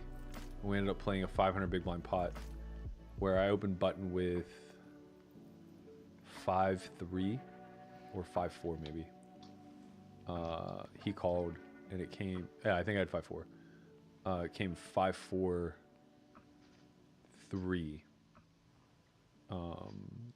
Two-tone, I believe. And he checked. I bet 75%. He raised. I called. Turn was like a queen offsuit queen. He overbet. I called. And river was like an offsuit 10. And he ripped for like 2 pots. Yeah, by the way, I'm like sorry to cut you off. I found the Queen 8-8 flop interesting because Dnegs elected to check call as opposed to bet. As He does this a lot as Okay. the 3-better. Got it. You'll see him show up with like 9s, 10s, jacks at Okay. a really high frequency. He'll also like he just has a lot of traps on textures like that where I think a lot of other people prefer a little bit more range betting to take place. He has no problem like just checking queen 9, queen 10, queen jack in that Okay, spot cool. and just like calling 3. I think that those boards, especially in 3-bet pots for Daniel, are pretty representative of the more passive style of quote unquote I'm gonna give up the red line, Right. just let this guy go off. Uh-huh. There's a lot of availability for Doug to have, hands that can find pretty solid 3 barrels, and leave Daniel just kind of waving in the wind, shrugging his shoulder, saying, "I guess I have to call." Yeah. It's tricky though whenever he has like 10s of jacks. I feel like you block so many bluffs, you almost kind of just like want a protection bet and the hand as much as you possibly can, as effortlessly as possible.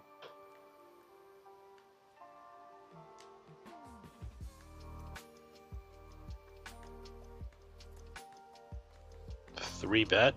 Doug's in the tank. That's a 4. Hit him with it. Let's see a Ripski. More all-ins. More all-ins are better. What if he just makes it 16-5? Well, this is somewhat interesting in that having a heart is nice and not having one is not. Very true. Profound. Also, it also goes the other way. Like having a pair is pretty nice. Not having one is not. Yeah, but I Having think a pair with a heart is very nice. Very nice. That's the one you're looking for right there. The pair with the Focus heart. check. I do think that Doug will still be rather protected in his check back lines here. I think it's like very common to check aces with a heart. Yeah. But that's Ooh. small. Ooh. Wow. Hit him with it. Well, he doesn't have aces with a heart. Yeah, anymore. no snap. I think we're looking at ace high here for Doug. Likely no heart, or ace high, no ace of hearts. I San Daniel goes for the all in on the turn. Do we think that's like a pretty common size he should be using with a good chunk of his range? I honestly don't know. Yeah. Like I don't see the spot it's- nearly enough. I think. Yeah, it's like a 4-bet pot where it's like if you have 9s. I think it's the same nice as like to I think shove. it's the same as when Doug ripped the 8s, I right? see. Like he probably doesn't have another size on that texture. Yeah. He probably just like checks more of his flushes twice, Mm-hmm. and then just rips Yeah. with some of them. Like you rip Yeah. the 8 high flush, and then you just check a little bit more with like the king and ace high flush. Yeah, I honestly don't know. It's a yeah. I don't know. It's okay for me to just say I don't know sometimes. Yeah, Like, yeah. I mean that texture is like super unique. It's a triple wheel, monotone paired board, where it seems like all things are in favor of the original Razor. So I imagine Daniel just like doesn't bet very often, and when he does, all in seems fine.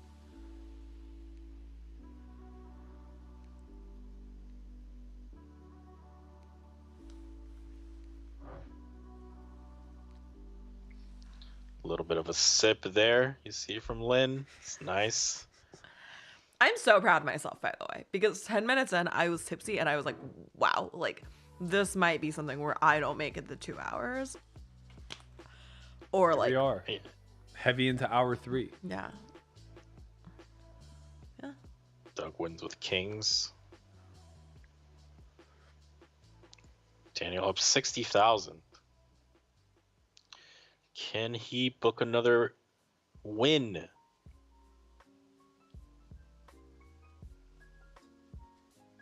Another 3-bet from Daniel on the purple table. Getting after it. It's another session that I'm like pretty impressed with Daniel's play. It's, you know, we spoke about it last session. Like, it's definitely coming in with a lot of different tricks in the bag.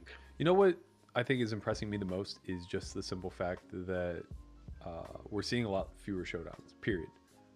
So I think he is like exchanging some of that red line back, where he's aggressing a little bit more on the turn. He's finding those river raises a little bit more often. Like, he's denying that showdown from Doug at a little bit higher rate than we saw in maybe the first third of the session. It's that, but it also means he's probably just denying equity on earlier streets. Yeah, which is something that like I felt like he was kind of shying away from. Like, he was so trappy in spots that Doug was just getting to real. Like, there are a couple hands that come to mind where like Daniel checked back like 2 pair on Jack 9X, and Doug had something like, I don't know, 7-4 with a backdoor flush draw and nothing else.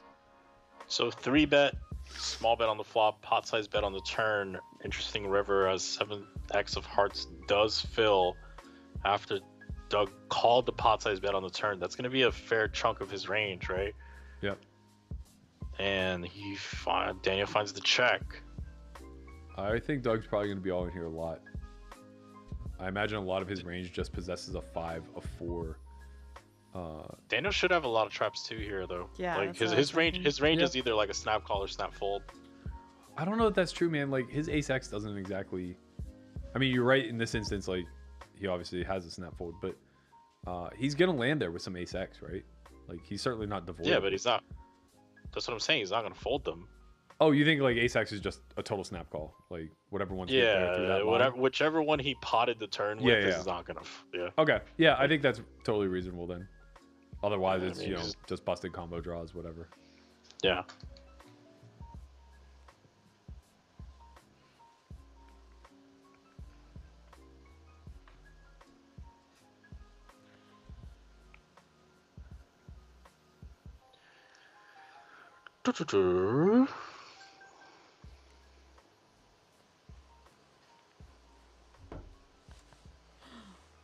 Let's see. A lot of talk about Berkey doesn't care about money in the chat.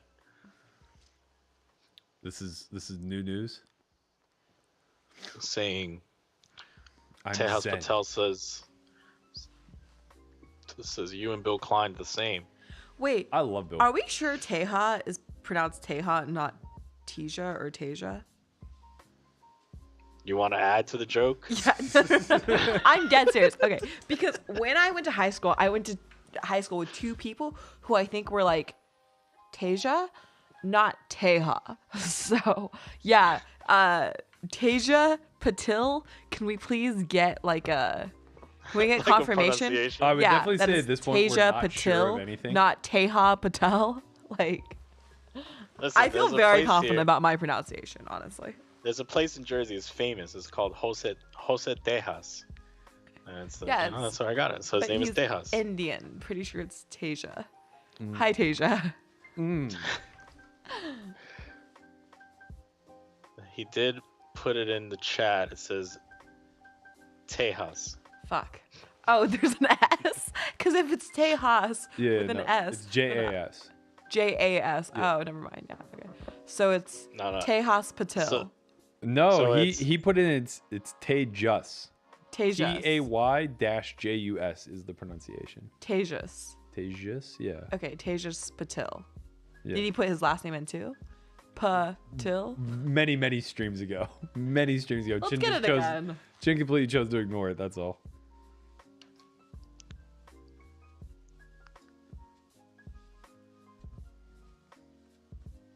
No, it's not Tejas. It's Tejas, right? Tejas Patil? Yeah, like Okay. similar to Jesus. Jesus, Tejas. Sure. Yeah, Tejas. Not ha, but ja. All right, 6 streams later, we finally got this poor son of a bitch's name right.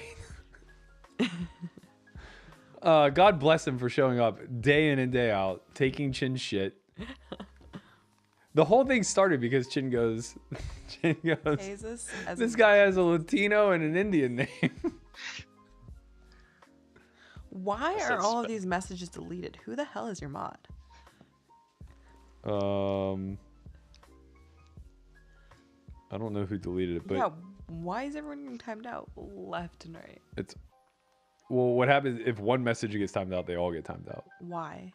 That's just the way the you guys should let people say more. system. I liked how like ratchet Live at the Bikes chat was. Like there were some ghetto ass. This is what comments. happened. I'll fill you in. This is what happened. Okay. The guy was talking. Tejas was saying something about Berkey's right, and Berkey, and then I timed him out. Oh. Chin's wielding his power again. I took his wrench away last fucking stream. Wow, I'm you gonna have to guys do it again. allow this? Matt, Listen, I can't help. This kid is drunk with power. this is an poor, autocracy. this poor How am I woman drunk last. with power. Like Berkey corrected the thing, and then the guys in the chat saying like Berkey's right, Chin's wildin', and I'm like, Berkey's right. That immediately gets you timed out, and that was it. This poor woman like 2 streams ago said that like she liked my perspective on something, and Chin timed her out for 300 seconds. That's a dick move, Christian. Or should we say Christian, since apparently we're not pronouncing a single name correctly over here. Oh, Listen, man. Oh, it's, my goodness. it's part of the show. Like, So that's try what to loyalty gets you. It gets you timed out. Mm-hmm. Wow. it's It gets not your name. loyalty. It gets your name mispronounced for 6 straight streams, and then a timeout whenever we finally get it right. No But wonder I don't listen. watch This is the thing. He might tune in Monday, and I might just say the name right. That's just how it works. It is what it is. Yeah, like I pull up the chat trying to figure out how this guy's name is pronounced because I don't trust either of you at this point, and there's nothing to be seen. So. I'll have you know, I am very trustworthy when it comes to spelling, at least how the name. It is supposed says, to be pronounced. Berkey has timed me out many times in the past. Who? So I don't know. Wait, Just who have I timed person out? in the chat. A person in the chat said that. I got it up, man. I'm not a snitch. I'm not gonna tell you I'll who it just is. look. I don't time anybody out. I let Modesty do it, or Odyssey Sure. do it.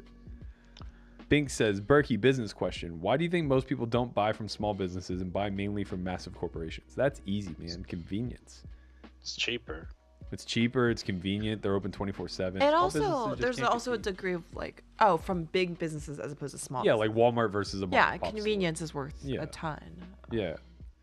I kind of think that that's like, I think, like thinking back to what I was taught in like sociology and other classes in high school and stuff, I think they really got it wrong. Like thinking back now, I think my teacher was just kind of projecting his own biases. 'Cause Another person saying Burke has banned them. Jesus Christ. Okay, hey, can these people start That's giving Lisa. reasons I've never as banned to her. She's full of why? shit. Let's start hearing some reasons. Let's start hearing some stories. Let's go from there. Yeah. Yeah. What do you think your sociology class? went wrong? So like I remember him playing a Michael Moore documentary for us about Walmart and how it was, destroying the fabric of small middle America and like. Is this coming where I'm supposed to know who Michael Moore is? in. Yes, he did like Bowling for Columbine. Okay. He's extreme lefty. Who's done like a lot of documentary films trying to expose I mean, its famous Corruption. film is just Fahrenheit 9/11. Fahrenheit It's just 9/11. Yeah. Yeah, that's like the biggest one for Okay. sure. So this was check raise 3 bets on the flop. Wow. That's a Spicy. weird board to have it. I guess not. He's gonna have a lot of backdoor hands. I don't know. All I know is I'm gonna start 3 betting people on the flop. I stopped doing that years ago I because people said it was. love 3-betting the flop, man. One time, fucking Ike love it. Axton said like, I don't know, not that good, and like some random one-hand sample on Twitter, and I was like, yep, 3 bets on the flop are fishy, because that's how strategy gets passed down nowadays. It's just like Ike Axton said in this one specific hand on Twitter that check raising is bad. Mm-hmm. That's all So it takes. that's it. All Man, of a sudden, the amount of those- phone those- calls I get a day that just come up and say potential spam makes me think that like we can't be that far away from just not having phone numbers any longer. Or RoboKiller or whatever. Yeah, I guess I could getting like better. Yeah. get into I something pay like them that. $5 a month so I can Worth not it, get spam. for sure. For sure. Somehow your calls still come in though. It's Crazy. Oh. I mean, they should. Oh. You got to circumvent Oh? WhatsApp. Yeah, like somehow your calls still come in. It's crazy right there. It should come up as spam. I'm 3 ciders in. I can't be held responsible for anything. You know, I've had the same phone number since I was 18 years old. That has to be some sort of fucking record. Not enough girls in your life, I'll tell you that. You gotta All right, blacklist it, man. Yeah, you can just block them, honestly. Yeah, I see. You haven't dealt with Spanish girls before. You think that works. All right. Yo, Jen's got stories about girls busting out the windshield of fucking cars with the heels of their That's a going fact. out shoes. That's a fact. I was in the middle of WS. I mean, I'll save that one for the. I'll save that one for the vlogcast. I think It's in a good one. time. Like, I think what? No big pots Nah, of brewing. No, that's too much. It's All juicy. right, I gotta step out. I'll be right back. Lynn, everybody wants to know if you are gonna do Poker Out Loud with us. This is your formal invite. I was gonna ask you anyway, but it seems like no better time than now. As long as you don't bully me and make me analyze the hands where I played like trash, yeah. No, you have to analyze. Do not. Oh, I don't know. what it I don't is? know what Oh, Poker Out okay. Loud is. So Okay, we cool. basically wear noise canceling headphones, and every time it's on you, you have to speak your decision out loud. Can we just do that by heads up? We can also do it heads up. Let's just do a heads up and just like call it a day. Okay, fine. Yeah. Yeah, I want to do a season with like old guard versus new guard kind of thing. Like Who would I be? new. Like Yeah, you, but I'm Jeremiah, shit. like you, Jeremiah, and Landon versus like Wait, I have a really good idea. I have such a good idea. Hear me out. Can we play? So this happened in Bobby's room once where they were playing like teams, like Okay. partner heads up. Sure. Can we each recruit one person to play heads up on a team? You switch off every street and we can play for like high-ish stakes. I mean, it sounds interesting. That sounds like it would be so much fun. And we can do a Poker Out Loud style where you start talking about why you're doing what you're doing and like Heads up Poker Out Loud actually is kind of trash because no, but it's so much better when you have 2 people on each team. Or we could do like 4 people on each team. Like you have a different Well, person yeah, I mean- playing every street. I don't know if it's better. It's interesting because that person has to guess what the fuck the other person was thinking on Yeah. the street. Yeah. Synergy like really comes into play now. Well, kind of. It's not. I mean, the reason why that's a cool format to implement is because it kind of wrecks strategy construction as a whole. Because like Not if you guys have the same like simplified baseline strategy. at some point though, like the fabric of it will kind of collapse. Like at some point, because they won't know like your mix, right? So if you rolled on a street, They don't need to be. I pure everything. right? So if you pure everything, then like you're not necessarily going to split the same or whatever. Basically, there's always going to be some nuance difference that's going to make the person who taps in kind of look at a hand and go, "Well, we're here," and as best I can surmise, we're going to have to bet, I guess. But I think like in a general sense that makes poker more interesting just because like, you know, it does create more solving on the fly rather than deferring to something that you saw in an output. Okay, I can see that.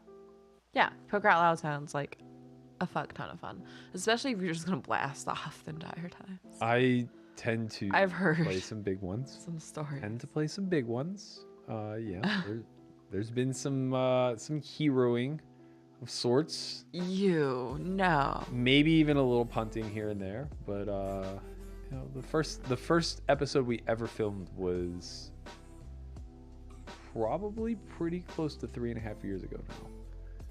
How often do you guys do it? And like, So we were doing it quarterly. So we were doing 4 seasons a year. But we are going to change our platform model a little bit. So we're going to do it 8 times a year. Like roughly every 2 months we're going to film. So a little less, like 5.5, 6. okay, can we do Poker Out Loud, but everyone takes a shot every hour?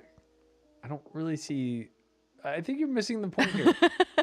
This is for a trading site, and we're supposed to be given the gold. Ah, sorry, my bad. Yeah, misunderstood. You can take the shot. We can then exemplify how to beat a drunken whale. So there'll be 5 people talking about. So LYNNE is clearly fucked up. and has opened 7x for the 5th hand in a row. I wouldn't normally 3-bet this hand, but If I get paid an What appearance choice? fee for doing this, I'll show up and I'll drink and I'll blast. yeah, we give everybody an appearance fee. Okay, it just needs to like be something halfway reasonable. It's so not I that can- significant, but you know, we're a startup. we do our best. try to make sure that our talent is compensated for.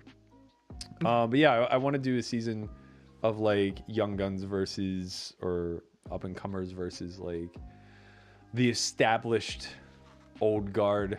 How many One foot handed out do the you door. guys usually play? 6, Okay, so it can be me, Landon, Jeremiah, and then like you, me- Showman, and like yeah, someone that'd be else. super dope. I don't think Showman will do it, but Okay. Ingram? Ingram's gonna do one for YouTube, so we're gonna do a vlogger session. Okay. It's gonna be like Ingram, Marley, That'd be cool. hopefully like Nemi vibes, Jamin.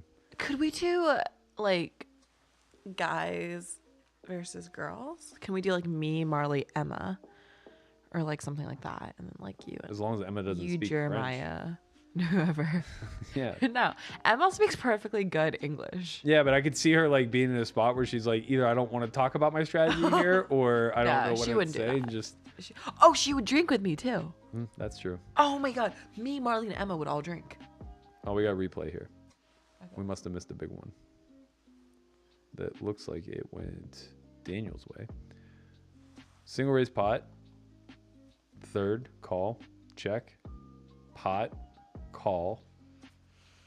Check. Pot. Should be a lot of 2-pair plus for Daniel.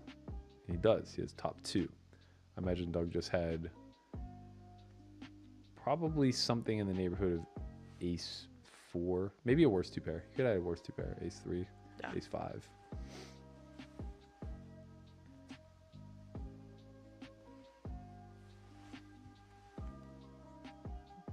But yeah, I'll have to put some thoughts into it. Try to figure out like who's available, who can do what, who wants to do what. I guess. That's kind of a big Me thing. and Emma like playing poker with one another and whoever else. Or like not with one another. And drink. Sounds great. Just Yeah. a thought. Throwing it out there. We had Kelly Minkin on for a season, and she literally never said one single strategic thing the entire season. She just trolled. So Every I don't time know it's if her this turn is to something talk. that's okay to say, but it's probably fine. I played with her, I think, in the ladies event last year. Yep. Or 2 years ago. 2019. Yeah. Right. We spent at least half an hour talking about like vibrators. Sure. Seems reasonable. Yeah. I imagine that's akin to two guys sitting at a table talking about their local sports team. Exactly. It's exactly the same thing. You're in a safe space, you know, it's a ladies event. Like you can just have locker room talk. Yeah. Or for you guys, I guess, water cooler talk at this point. It's just that simple. What was the consensus? Oh, we all agreed that we had to buy one particular model. I meant to, but Sure. forgot. Yeah, me too. Couple eggs at home, you know, just in case. I don't even know what that is. I don't know what that is either. I think they're like the little ones that always get caught I in think the TSA line because I think Gwyneth Paltrow makes like the ones that you're supposed to like hold in your vagina to like strengthen your muscles down there. the Kegel trainer. Yes. Yeah, sure. You do have a pair at home? Yeah, of course. I have to keep my shit strong. Don't know much about it, but Gwyneth Paltrow's a little batshit crazy, no? Yeah. I saw like I still buy her shit though. I saw a little glimpse of this Netflix series that she has going on. It looks a little fucking out there. But her brand actually sells because when you sell everything for like 10x markup, turns out you don't need that many buyers. No, that's true. That part is actually factual. Yeah, it's weird. And Huh? you know, having a Netflix series probably makes it a lot easier to funnel people there. Yeah, I could see that. Man, they're so deep. I wish we could take Doug's stack on the right and move it to the left and see some real fireworks. What's like the deepest effective stack we've seen? So 2 sessions ago, I believe, they were 200 and 300 blinds effective, or like 250 and 350 effective. Like on the 100K plus, yeah. Yeah, they were On really both deep tables. on both tables, and it was like one of the first times we saw it. And I was saying that like, one of the ways that this match can kind of correct on its own is for Daniel to run good in the spot where like they're just 300 blinds effective. Absolutely. That's kind of like the hidden EV. Yeah. Or the hidden variants that nobody talks about, but nothing happened. Which is kind of run good for Doug in that regard. Like the last thing you want if you have a significant edge over somebody is them running good in a 300 big blind spot. Is that how you? Oh wait, never mind. I've never run good versus you. Well, you chopped that pot with the king queen. It's pretty good. Pretty fucking good. Just went ape shit.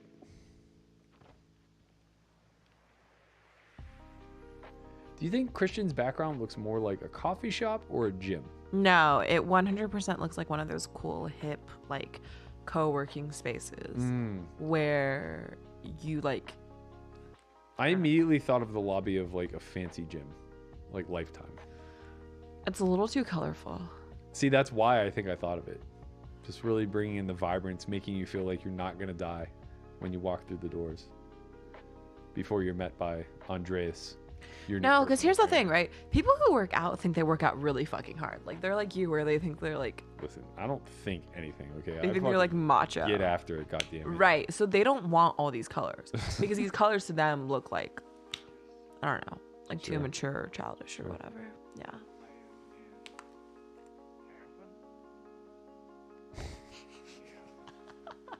What are you laughing at? I'm laughing at something totally different than you are. There's some chance we saw the same thing. No, I got a text from Conrad. Okay, then no. It's really like good. 100%. Okay, then the thing I'm laughing at is significantly better than what you're laughing at. Oh, okay. Oh, it's the chat. Yeah. No, it's good. It's really good. I like that one, actually. Something to consider before asking me on Poker Out Loud. This woman is the nut low? Yeah. That one? They're not wrong. Oh, Christ. There's always one. You asked for it.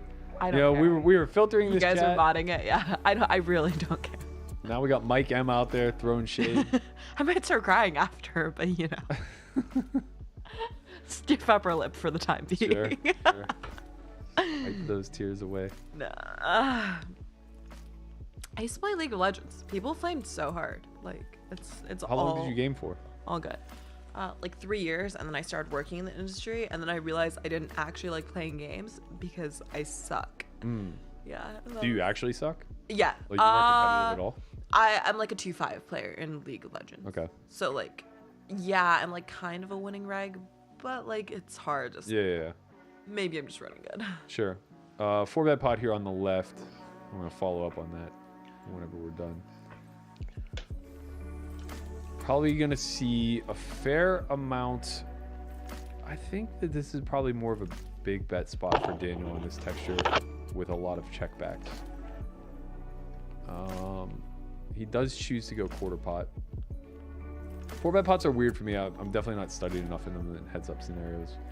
A board texture this wet, I could see doing a lot more protection betting, doing a lot of checking, marginal showdown value, but he does like to go quarter pot, gets called. We land on turn with about 0.8 SPR, give or take.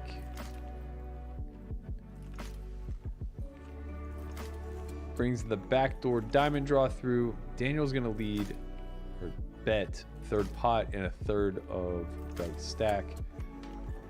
This gets a little awkward. Daniel certainly has bet folds here. It's a little tough though because his bet folds are gonna unblock diamonds and spades, and Doug's just gonna have shoves with portions of each of those ranges, which gets a little bit weird for Daniel. Like you don't really want to be taking a hand like 7-6 of hearts and double barreling here. I guess you have to at some frequency. And no surprise, I guess Daniel does find a fold. No surprise because he didn't snap, obviously. Thought you were doing that clairvoyant thing again. No. Just when the snap doesn't come through, it's probably a fold. Andre was actually in esports for quite some time. That's where we all stole him. Yeah. I've been meaning to talk to him about that. Yeah, I think he was mostly StarCraft, I Okay. believe, but So probably it also tells me about a bunch of other games that I'd never heard of, like what did he do? in something the about industry? tanks and other shit. Yeah, tanks could definitely be League of Legends. No. Like literally the name of the game is Then like no. something tanks. I don't Okay, then remember. Definitely not. I pretend like I'm listening to him, but he just starts saying a bunch of words that don't make sense to me. Kind of like what people do. You? Yeah, all the time. I have to return the favor to somebody. He was a commentator. I believe he was like, correct me if I'm wrong, Andre, you were like a B-level StarCraft pro. And then got into the production side, commentary side. And then we stole his ass. We were like, bro, have you heard about this poker stuff? We need you. I see. Came over to the dark side. Regretted it every day since. When did you guys poach Andre from the esports? I actually didn't. Jason Somerville did. He was a part of Run It Up for better part of 5 or 6 years, I think. And then COVID kind of had their way with them, and opportunity arose where we could snatch him away for a little while, and it's been a pretty great marriage so far. I love it. Yeah. Yeah. Yeah, look at these wonderful graphics. I don't even know if you've noticed, but we changed the color of the overlay, which makes the cards a little bit of a wonky color. I think that's actually super cool. The only thing that makes me a little bit sad though is I don't understand why spades are red and hearts are turquoise. Yeah, it's Like not an hearts understanding thing. Should clearly be red. Right. It's it's not a choice. It's not a conscious decision. To make the colors change on the table, we just do an overlay, like a satin overlay. So everything that's displayed on the table takes that overlay. So like in this instance, we're laying blue over everything. And Okay, but we can't overlay something so that hearts are still red. no, because like you'll never know what cards are coming out. So I'm saying it's like just a flat overlay over the entire image. No, I understand that, but can we do the flat overlay instead of like overlaying blue over everything? Can we overlay like whatever color it needs to be? Although if hearts are naturally red, then Right. now we're overlaying. No matter what, something will change I see, to an yeah. awkward color. Okay, this is where I like nod and pretend to understand. Yeah, it's just the interaction. Like it's why the button's purple. Yeah, It kind of comes out pretty cool, I think. But I like it a lot. I think it's super cool. It's also like really nice to be able to refer to like purple table and blue table. yeah, so. I think so too. It took some convincing with the chat. Every now and again, we still get somebody who's like, "Why the fuck are hearts green?" It's like, yeah, you're right. Was that your impression of me? No. I would be way more whiny if that were the case. I was gonna come back, but I didn't want to come back after that one. Well, I figured you were just gonna finish your meal. What's for dinner? We got some shrimp and some vegetables. But you've been eating takeout? Because I want my $100 if so. Is it a takeout to you, I don't know. I can't see or anything. is it? Well, that looks like a dish. I don't know. I feel like the last couple streams you've been answering the door. Not takeout. Okay. I was promised to be paid in Bitcoin. Good. $100 Never in getting paid. Bitcoin goes a long way. Chin, if you had 18 months to train, do you think you could complete an Ironman?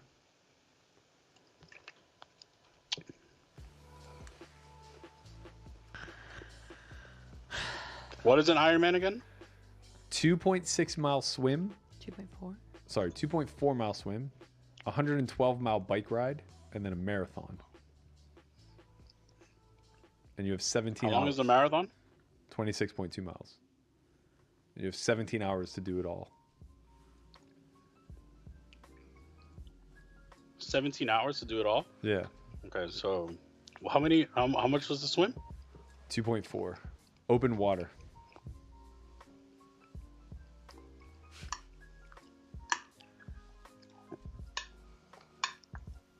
While Christian is chewing and thinking. Yeah. I think I could do it. Go ahead. Sorry. No. I was just, yeah. using up time. No. Go ahead. Okay, Matt, how long do you think you would have to train before you can complete it under 17 hours? I would have been under the impression that that would be a quick turnaround time. But my trainer actually used to train a bunch of Ironmen. One who was like top 5 in the world. Yeah. And he said that like with like 4 to 6 months of training, it would be accomplishable for an athlete. No. A lot of it's just like figuring out the nutrition, which I would definitely maybe I wouldn't struggle with. I mean, you just get to fucking eat a bunch of power bars the whole way. It's a good excuse. Better to eat replay carbs. for this hand. Hello. Aces. Hello. Definitely need to replay. Wow. Them's is the goodies.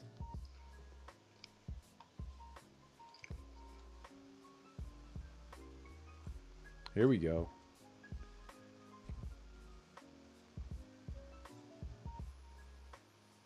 Three bet. Call.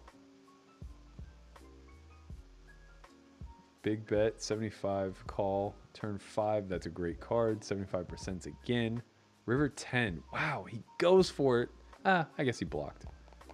I wonder if his intention was to bet fold. What do you think, Chin? Because that seems awfully thin there, man. He's targeting 9x and ace high, and he blocks ace high. It's a pretty cool bet fold. Yeah. Yeah. Do I we think expect kings. Doug to I mean, he's show not up with gonna- many like 6s through 8s there? If he checks, he's yeah, not I going to don't get know. value. If he checks, he's not going to get value from worse. They're just going to check. Well, no, he has a good, okay bluff catcher What are the bluffs? on 10, 9, 5, 5, 10. Oh, yeah. There's Yeah, a you few. could- Queen Jack, Jack 8, 8, 7, 7, 6. Yeah, he could do. Yeah, there's a lot. Yeah, he could do both. I think he could do both. I think he could check and bet. I think having the bet in range is kind of cool though, because it looks like you have dust. Yeah, I feel less inclined though with aces because we can't expect to get called by value, ace yeah. high as often. Like I feel like kings and queens serve a lot better. Not saying that they don't all do it. I hate having to correct myself because what I'm really doing is just like ranking what our preference would be. But when I'm doing that ranking, what I'm kind of saying is that I think like aces is the lowest frequency bet of the three. Entirely different note. Mm-hmm. Have we ever seen Dnegs hit and run Doug? No, they have to play at least 2 hours. No. I Oh mean, yeah, like, when very it likely caught. he could just quit right now. Snap quit. Yeah, very likely he could just Love it.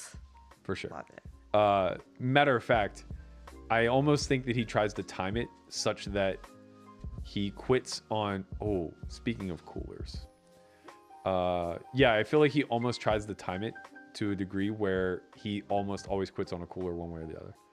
Like he got him and he quits, or he got and he quits. But we haven't seen the ... So this might just be a top of the hour break. Do you think there's some chance he was planning on quitting until he lost that other cooler? I do think that is greater than zero possibility. There's been so many times where I've wanted to leave. Someone's convinced me to stay for like one extra orbit or an extra 30 minute down.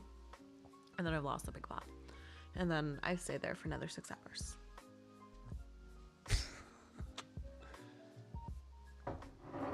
Matt, that Yes. literally happened I believe it. between you and I once. Oh, the night we ended up playing three-way? Yeah. Austin? Oh, no. Yeah. Oh, yeah. That was rude. That was a good night for me, not a good night for you. Yeah, you were peak. You fell off your peak that night. That was tragic. Heartbreaking, even. You tried to use my term, but you forgot what it was. What? You were peak. You were peak incinerated. Yeah. I do like that term.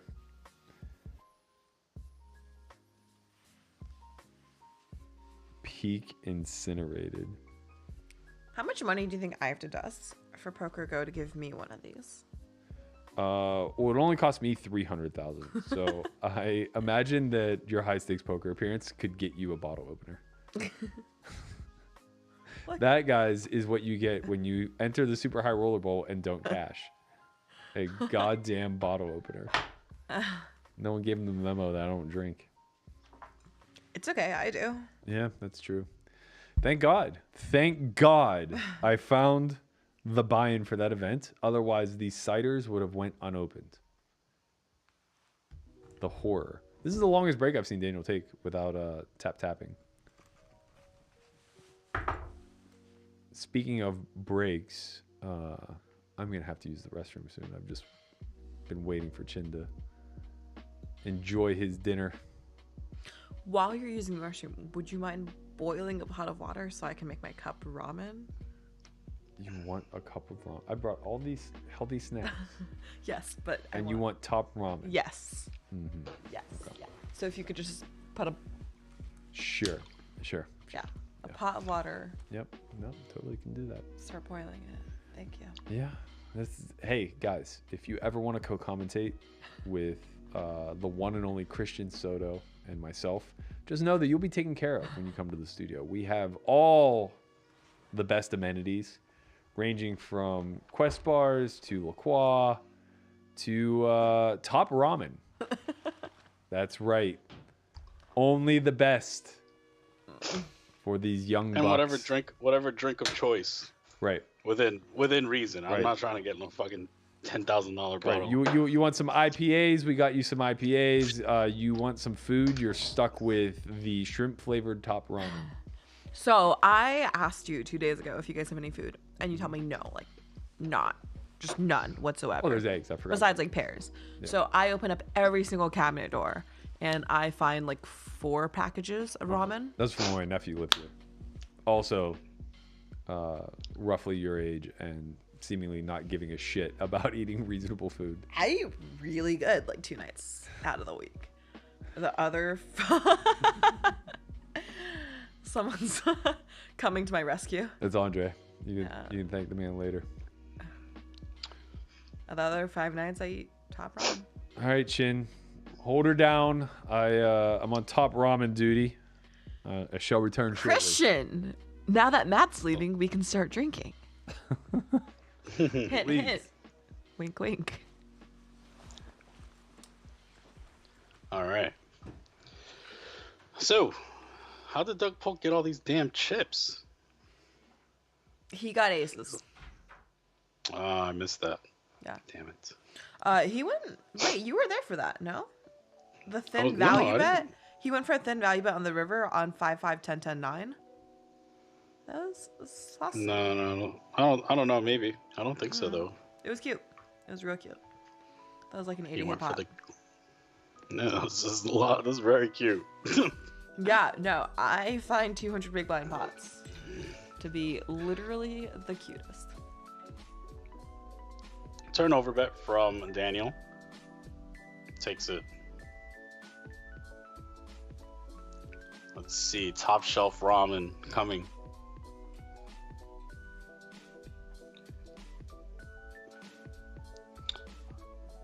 How long do you think they're gonna play? Over, under? Over, like, do you think they go one more hour?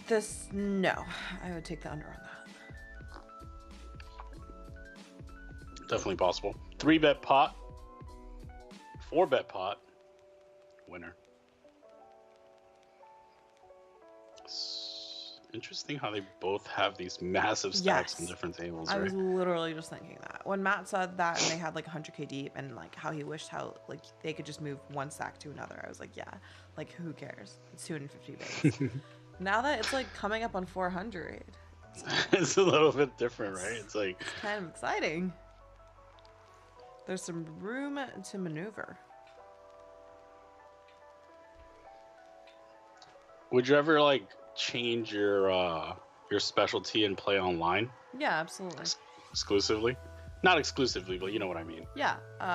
Like change from live Yes. player to online player. If things got seriously locked down, or if I got tired of putting on makeup, I would play online. I'm mostly kidding. All of it. We will need a replay of this hand. It's kind of we're focused on the makeup endeavors. Could it have gone 3-bet, small bet, big bet jam, perhaps? Mm-hmm. That seems very reasonable. I feel like we would have noticed if there was a 4-bet. And I might be proven wrong. Okay, let's see. So there's the call. Wow, this pot got big. Just kidding. Oh, this is check this raise? Is... Nope. Check call. Oh. How? This has to be a check raise here. Okay. And then an all in. All right, nice hand, Daniel. That's a tricky one right there. That's, yeah, odd to me. Like, he's either slow playing on the flop or he somehow turns the 2-pair. I'm not sure what's going on. LYNNE made her bankroll through poker or business. I think she's spoken about this at length. I will give the TDLR and say that the majority of her money has come through poker. There you go. Unbelievable. I know. It is indeed true. She was in some 5, 10, 20 games at the Garden? Did you say Garden? No, Hollywood Park. Hollywood Park. Hollywood Park. Another person says LYNNE looks hot. Thanks. Right. That's so sweet. I think. Yeah. Okay. There you have it. Very important stuff. River overbet. This call. That is a trip queens. Nice hand for Doug Polk. So I believe the photo that Polk is the photo we have displayed of Polk is when Polk played the computer heads up. It was a kind of a famous thing. Like he was playing like one of the first iterations of the heads up AI. So that was one of the photos of him. So pretty cool to see. What about that photo of Daniel Negreanu? Backstory, that was perhaps? That was a different AI.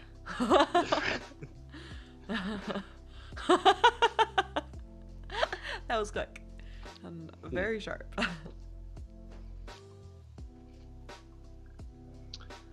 Daniel up 35,000.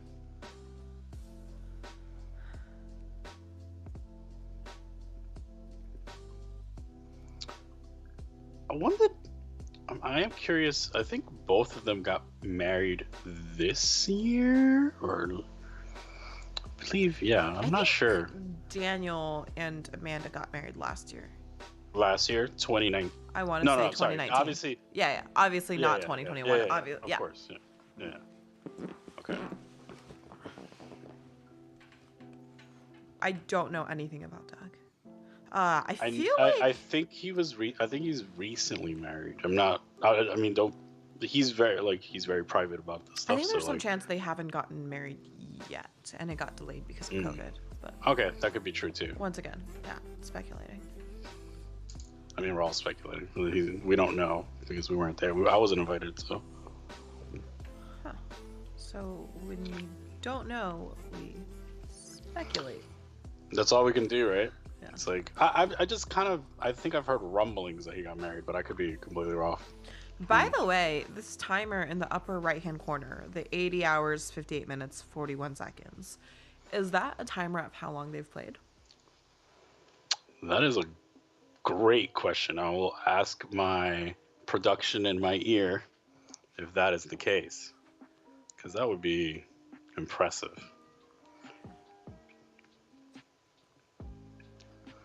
Well, I got nothing so far. In Christian's ear? Not. It is not that. All of them. I'll let the chat speculate on what it is. It could be anything. How many hours since Christian last got laid, perhaps? That could be it. That's one of the options of many. Oh, it's gone. Christian, what's going on over there? Oh, it's back. I think it's how long they've been playing today. Is that about? No, it can't be. 80 hours. No, it's 2 hours and 33 minutes now. Uh-huh. Oh, okay. There Just you got go. recalibrated. Yeah, they could be. Nah, they've played more than I think they 2 have hours 2. and 30. Yeah. Which keeps us guessing. Could be anything.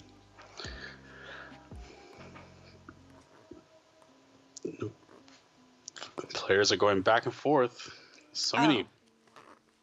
Now I think it's right. So many. So many. This stream is plus EV weird. Word. Weird.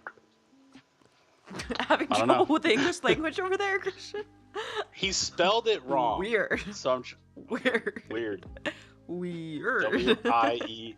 I mean, I know he meant weird, but you know, when you call our stream weird, I have to, and you spell it wrong. I have to like, you know, make sure that you got that part. Lynn, tell us a wild poker story. This is from Tejas Patel. There's a lot that aren't like. It's just not safe for work. So let me think.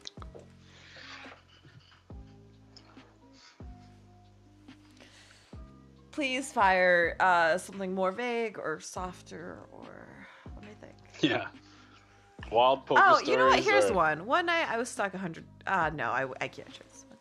Sorry. One night I was stuck 100K and then. Yeah, that's. Okay, here's a fun little wild poker story. This is summer of 2019. I'd been playing with Jeremy's group for maybe like a week and a half, 2 weeks, and they're all talking about like how they're gonna be playing in London a month from now. On the side or like through text, I asked Jeremy like, "Oh hey, like, do you think I could come and maybe play a couple of times?" And he's like, "Yeah, sure, like no problem." A day before my flight, he's like, actually don't come. We won't have a seat for you. And at this point, like, I have my flight, I have my hotel, I have everything. So I hop on that flight anyways and figure just like, I'll just have a vacation on the off chance I get a seat. And I'll just come regardless. Long story short, end up playing twice. I think I end up down a bit. Get to play with Tom Dwan for the first time, and British Tom Dwan. The American Tom Dwan. There it is. He's in London. Yeah, no, that would make sense. I guess he could be British, because yeah, he was in London, August 2019. But yeah, end up blasting off a stack into Dur. Good old days. Christian, tell us your wildest story from poker. Perhaps that one night's? Wildest story in poker. I don't know. I mean, I've had a gun pulled on me. That happened. I was a cocky little fuck. Ooh. Like, let's hear this. Well, I mean, I used to play in these underground games where like most of the action came in. 4 bets on table number 1, but most of the action came in after the clubs closed. Mm-hmm. So I might have been like the only pro there, and like at the time I wasn't even like, you know, I wasn't like a pro. I was just someone that wanted to be a pro. Right. I'll tell the story after this. Yeah. Sounds So 4 bets from Daniel, 10, 8, 4.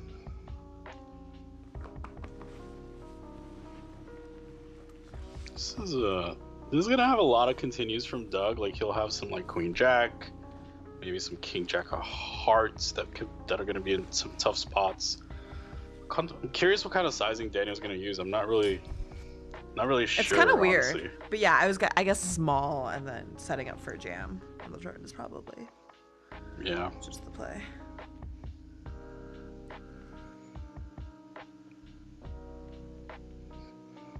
This gets tricky.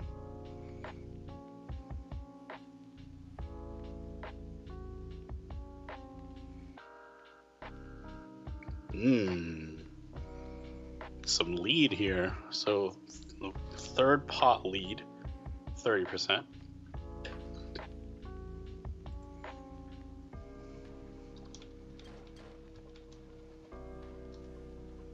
All of it. Whoa. King's hold. It's a huge pot. Just lead call the 7s. All right. Well, there you have it. 200,000 for Daniel Negreanu. What do you think about that lead call? I mean, big fucking. It's a little swing. spicy. Calls the flop. I think Leads the once he turn, puts calls the the lead jam. in, and like Yeah, he just he's kind of never has to folding. call, right? Yeah. Just has to call. It kind of sucks to get shoved on, where you just like say, "What are you gonna do? I have too much equity." I feel like we get shoved on too often. Like I don't we know. don't get shoved on too often. You're saying? You're saying we do or we don't? I think we Do? I think we do. Yeah. I don't know. I think he has too many Right. overpairs with the diamond. That could be true. Yeah. Could be true. So let me tell you the rest of the story. So then, most of the action usually comes in at like late night. Yeah. So the game's like breaking down, Mhm. right? Yeah. So game's breaking down. All the people are cashing out, and I'm like a big winner. So in that game, Uh-huh. if you win the lot, you get cashed out last. Yeah, that makes sense. So I'm like sitting at the table by myself as these two like drunk guys come in from the club, Yeah. right? Mhm. And they're like drug dealers, it seems, right? So they're coming in like acting crazy, like, yo, we want to play, like all this stuff, like, and everyone's in the back and I'm in the front, and the table's in the front. Yeah. So they're effectively saying like, we want to play, what the fuck, like there's no game. And I'm like, yeah, the game just broke down. I don't say anything. And then they like really want to play, so I just say like, I mean, if you guys really want to play, like I'll play you both heads up.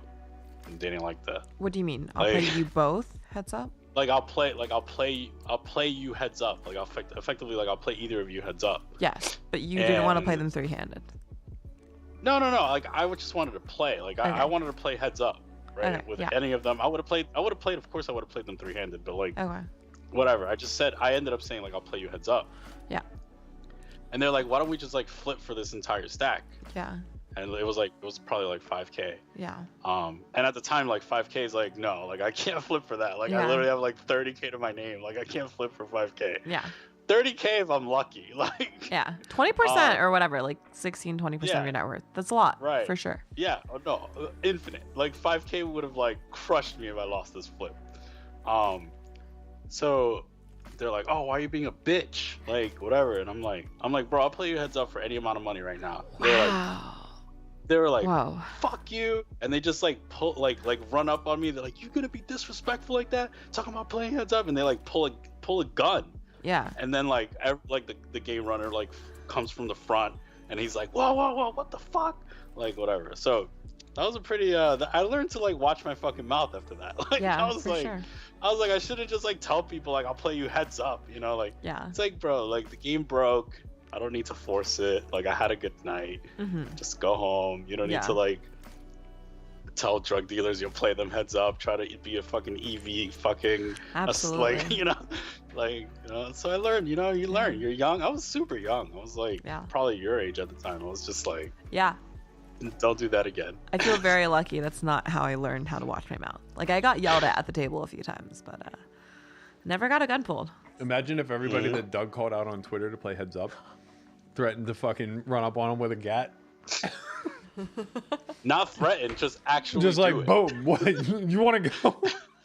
Yeah, like let's play heads up. Yeah. Okay. Yeah, all right, let's play heads up. I got mine, you got yours, let's go. Some people don't give a fuck, man. I saw a wild one. I was out there watching a little bit while I had a snack. It was interesting. Yeah. Doug led the turn for the. With sevens, with Small the seven size. of diamonds, yeah. Yeah, I think after he leads and then gets shoved on, like his hand has a fair amount of equity.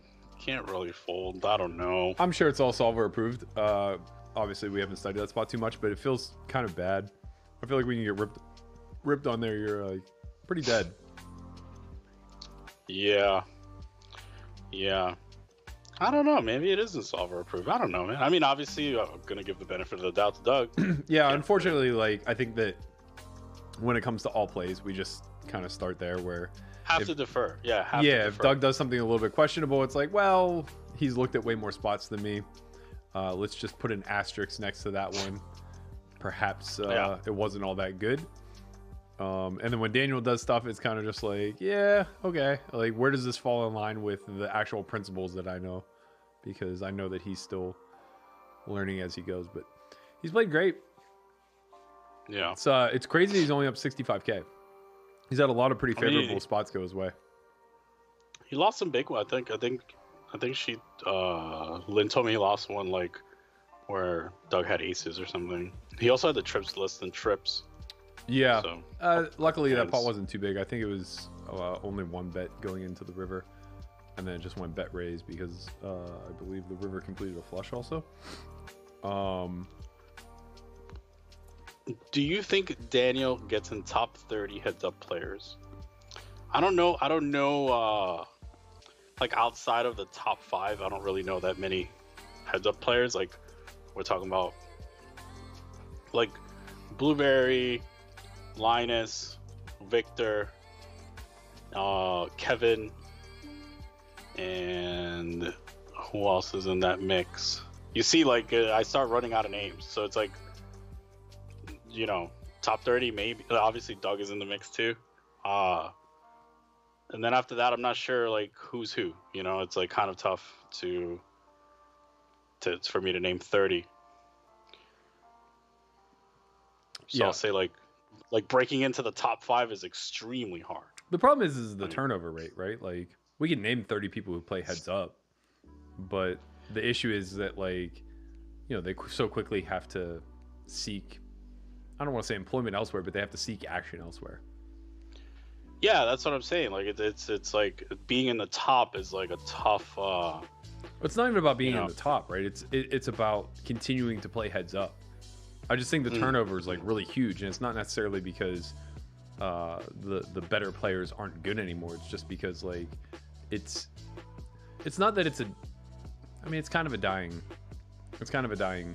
I don't want to say art form, but a dying marketplace. It's being reborn, Berk. I do think in the States there's a lot to be said about it being reemerged.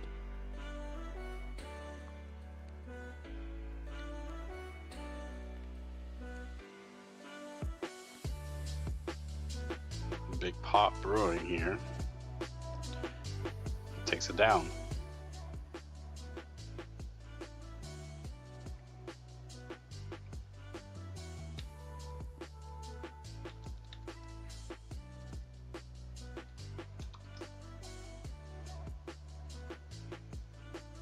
Dum, dum, dum, dum.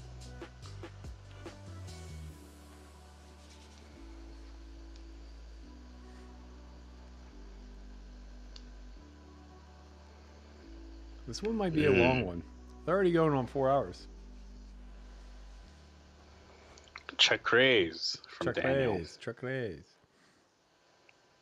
I want to pull up the chat.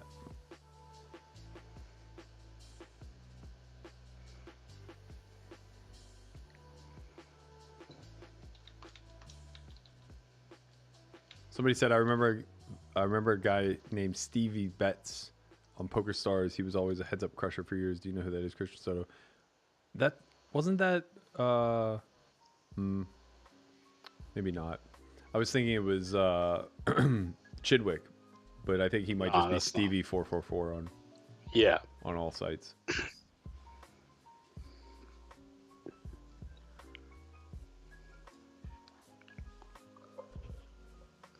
What's the most you've ever had in front of you, Chin?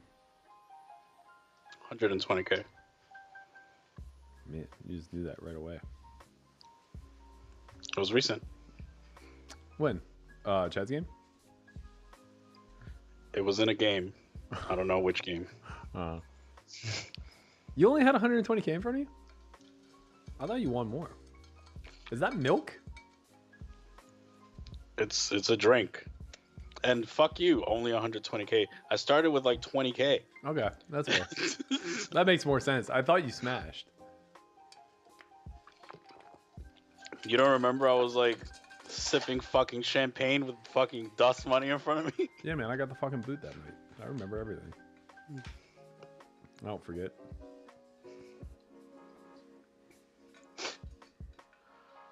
Was that a bad spot to check raise? No, I mean I think the board was 7-7x or Queen X. It's fine.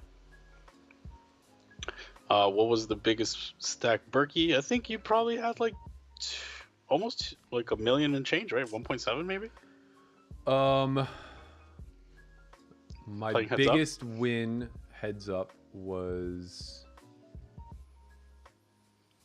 I won 1.3, and I think I had like 1.7 in front of me. I think my biggest stack was 2.1, where I was in for 600 or 700. Nice bluff catch there from Daniel. Both players sitting with a stack bigger than everything I've ever had, and this is just a regular fucking weekday for them. Mm-hmm.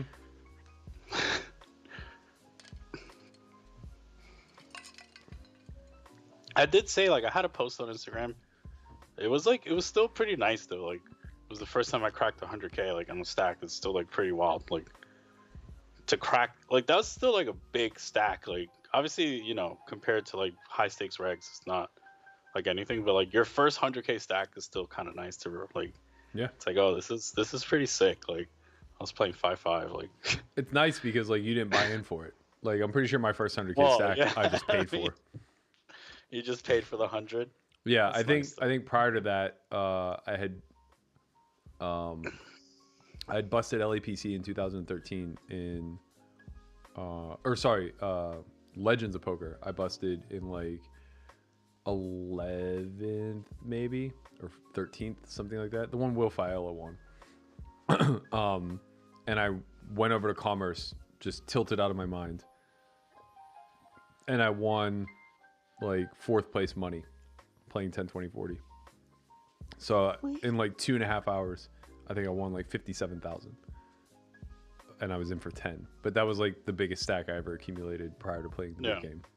That's also like a pretty large amount of money at 10-20. Yeah, you know, just 1,200 big blinds. Yeah. 7-3-2. Bet on the flop gets called. Check, check.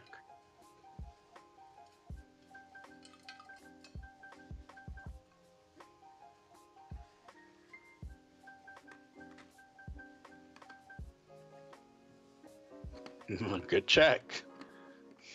Oh, that's the blade, baby. Do you guys manage a solve for Y mutual bankroll? I can't handle Berkey swings. There's no fucking way I would ever share a bankroll. It's like, yeah, man, like the game was good. I mean, I lost 100. It's like, it's like, oh, what hand did you play? So I 3-bet this guy with 7-5 suited. He opened under the gun. Mm-hmm. It's like, okay. Mhm. Well, I had to knock out everybody behind. Yeah. Like, Yeah. it's The like, problem okay, is the well. problem is he had 7-6 suited and I got fucked. Some of the biggest pots I've ever seen you play have been with the 3-4 suited versus the 5-4.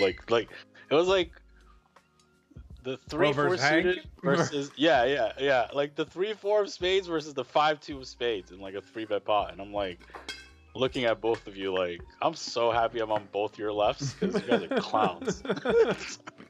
I was a button. Yeah, I get it. He was the one who was fucking out of line. He was a small blind. I don't, the crazy part is I don't know who had what, but you both should have folded I had pre-flop. 3-4.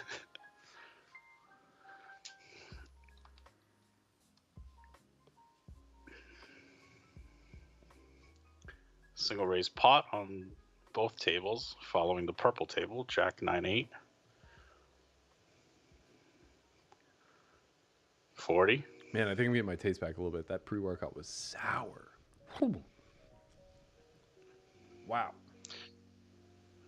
I don't have to time somebody out. Someone said BSV is the real Bitcoin. Oh, it must be Jack.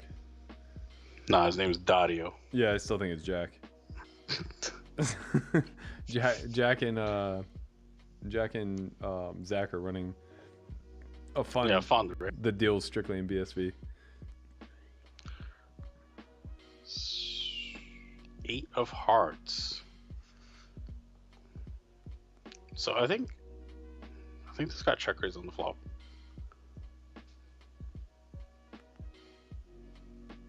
Half pot.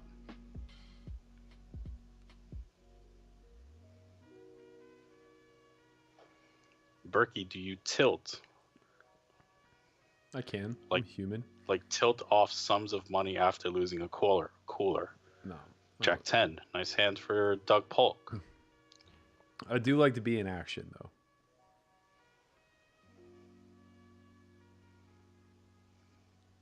Just checked BSV. It's down a little bit. Doesn't look like it's very swingy.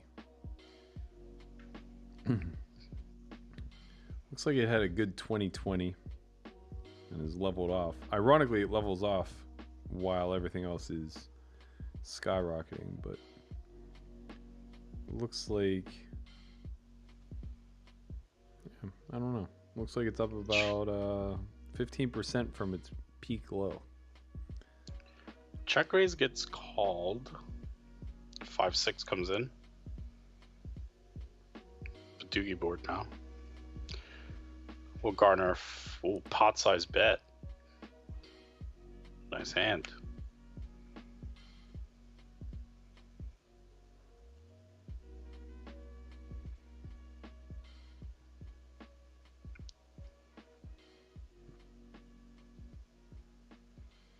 Three bet from Doug. 4 bet from Daniel. Giddy up.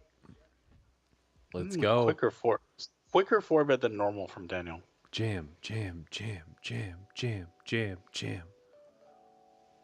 We want action. They put in 4 bets, Berk. Yeah, let's fucking go.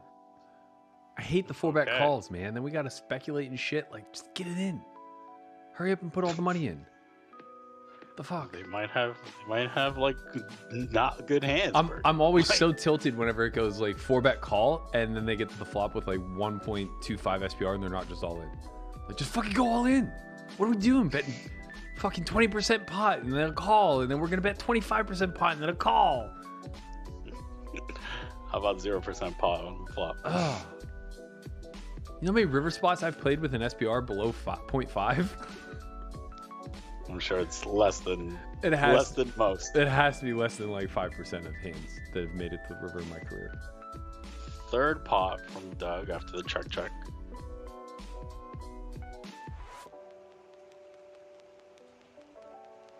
Call.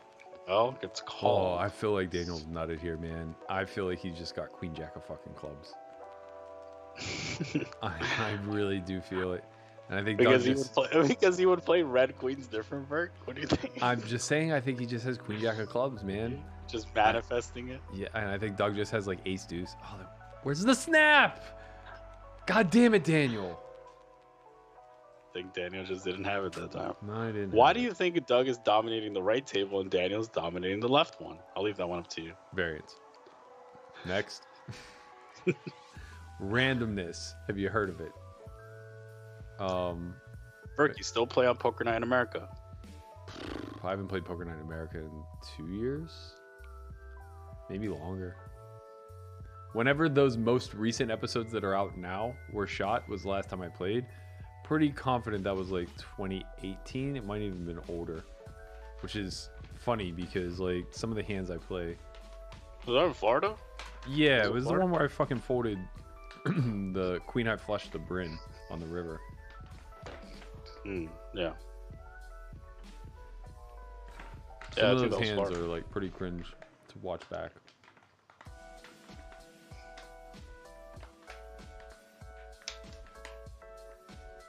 Yeah, Check who- raise. Who's that there with?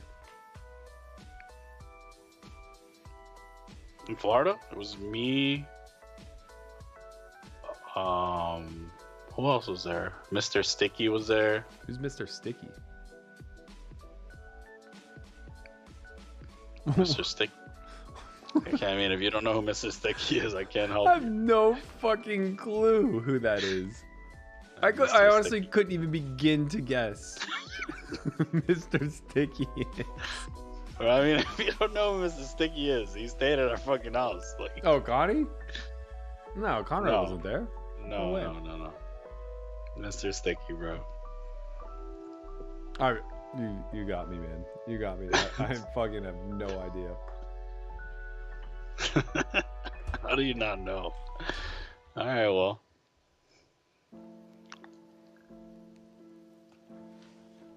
Check raise flop. Daniel bets turn. Land on the river. Oh no, you weren't there. I knew who I was there with. Danielle came because she had to wire me money.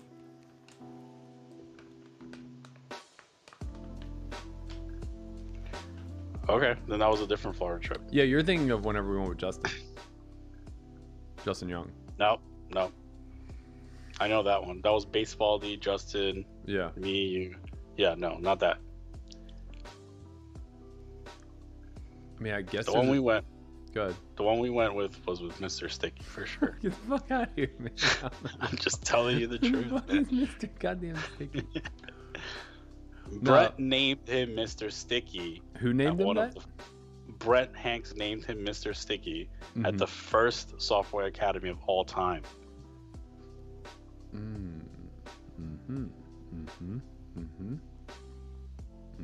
That doesn't help. Still? No. Wow.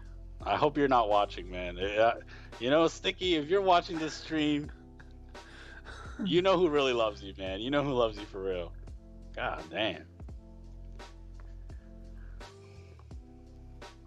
Just text Brent and be like, who's Mr. Sticky? There's no way he knows. He named him Mr. Sticky. Bro, it's 5 years ago. It doesn't matter. You don't forget someone that you name Mr. Sticky. Oh. Fucked up. Oh, that was whenever I made the final table. You guys all left early too. Nah, Yeah. maybe. I don't know. Yeah. You're talking about Jai? Jai? That's Yeah. not Mr. Sticky. Who the fuck is That's Mr. just- Sticky? That's just Jai. Christ. The fuck? Nice hands, right? Daniel on both tables. I assume you were talking about the one where I made the final table with the 5K. It was like me, you, Lamanna. I think LaManna was there. Pretty sure. I guess Mr. Sticky was with us. Yes, Mr. Sticky was with us. Alan Berry was there. No, Oh, he wasn't staying with us, but he was Oh, okay. in Florida. Mr. Sticky was there. I can't breathe, man. I can't fucking breathe. I mean, it's your fault. You forget the people that come to the academy. I remember the first academy. Remember like it was yesterday. This Sticky even came to the Elite Academy.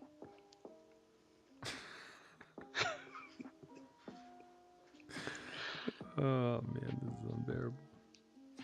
Don't worry, Mr. Sticky. You just, hand soft for why. $10,000.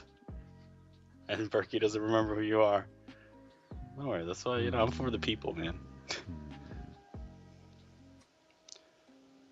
Mr. Sticky, bro. He's a lawyer. They're all lawyers.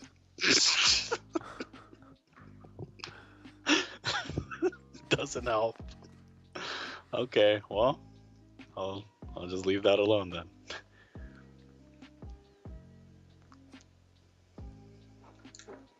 They're all lawyers.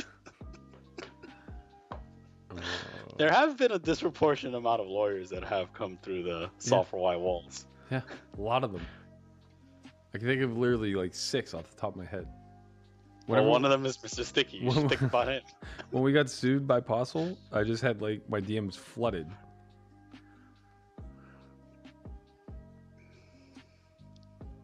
Mr. Sticky.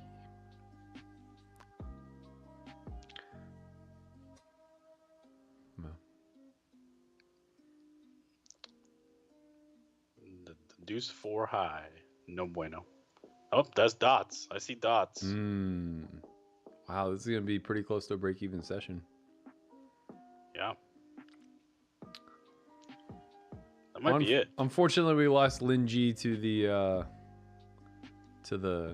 truly ramen combination. Yeah, it's over. It looks like it is over. at the 9:30 p.m. Eastern time. Daniel Negreanu books roughly a 15K win. It was a very back and forth session. I think both players played extremely well, and that's it. It's game time. I think we're gonna see more of this. Win. I think we're gonna see more of these sessions where it's not a full buy-in one way or the other. Yeah, I mean, they're fighting, man. They're fighting. Part of the whole, Mm-hmm. part of the whole progression of all possibilities. That's right. Yo, Andre hit me with the lips today. Jesus Christ. See how red these are?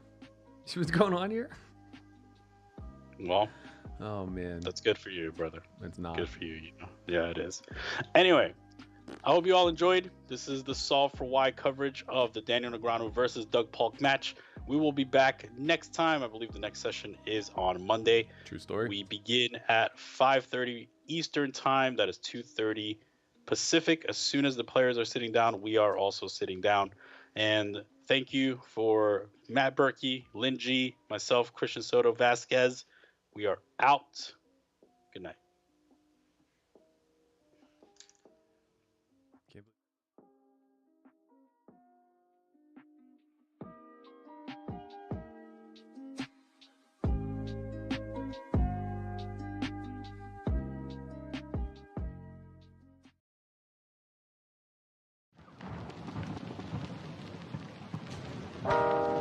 You should go now. Run. No, I won't leave you here. We can run together. Listen, if we run together, they will shoot us from behind. We both die. So, how's about you here? They will kill you. No, don't worry about me. I will hold them. I want you to promise me to survive, to take this message for our country.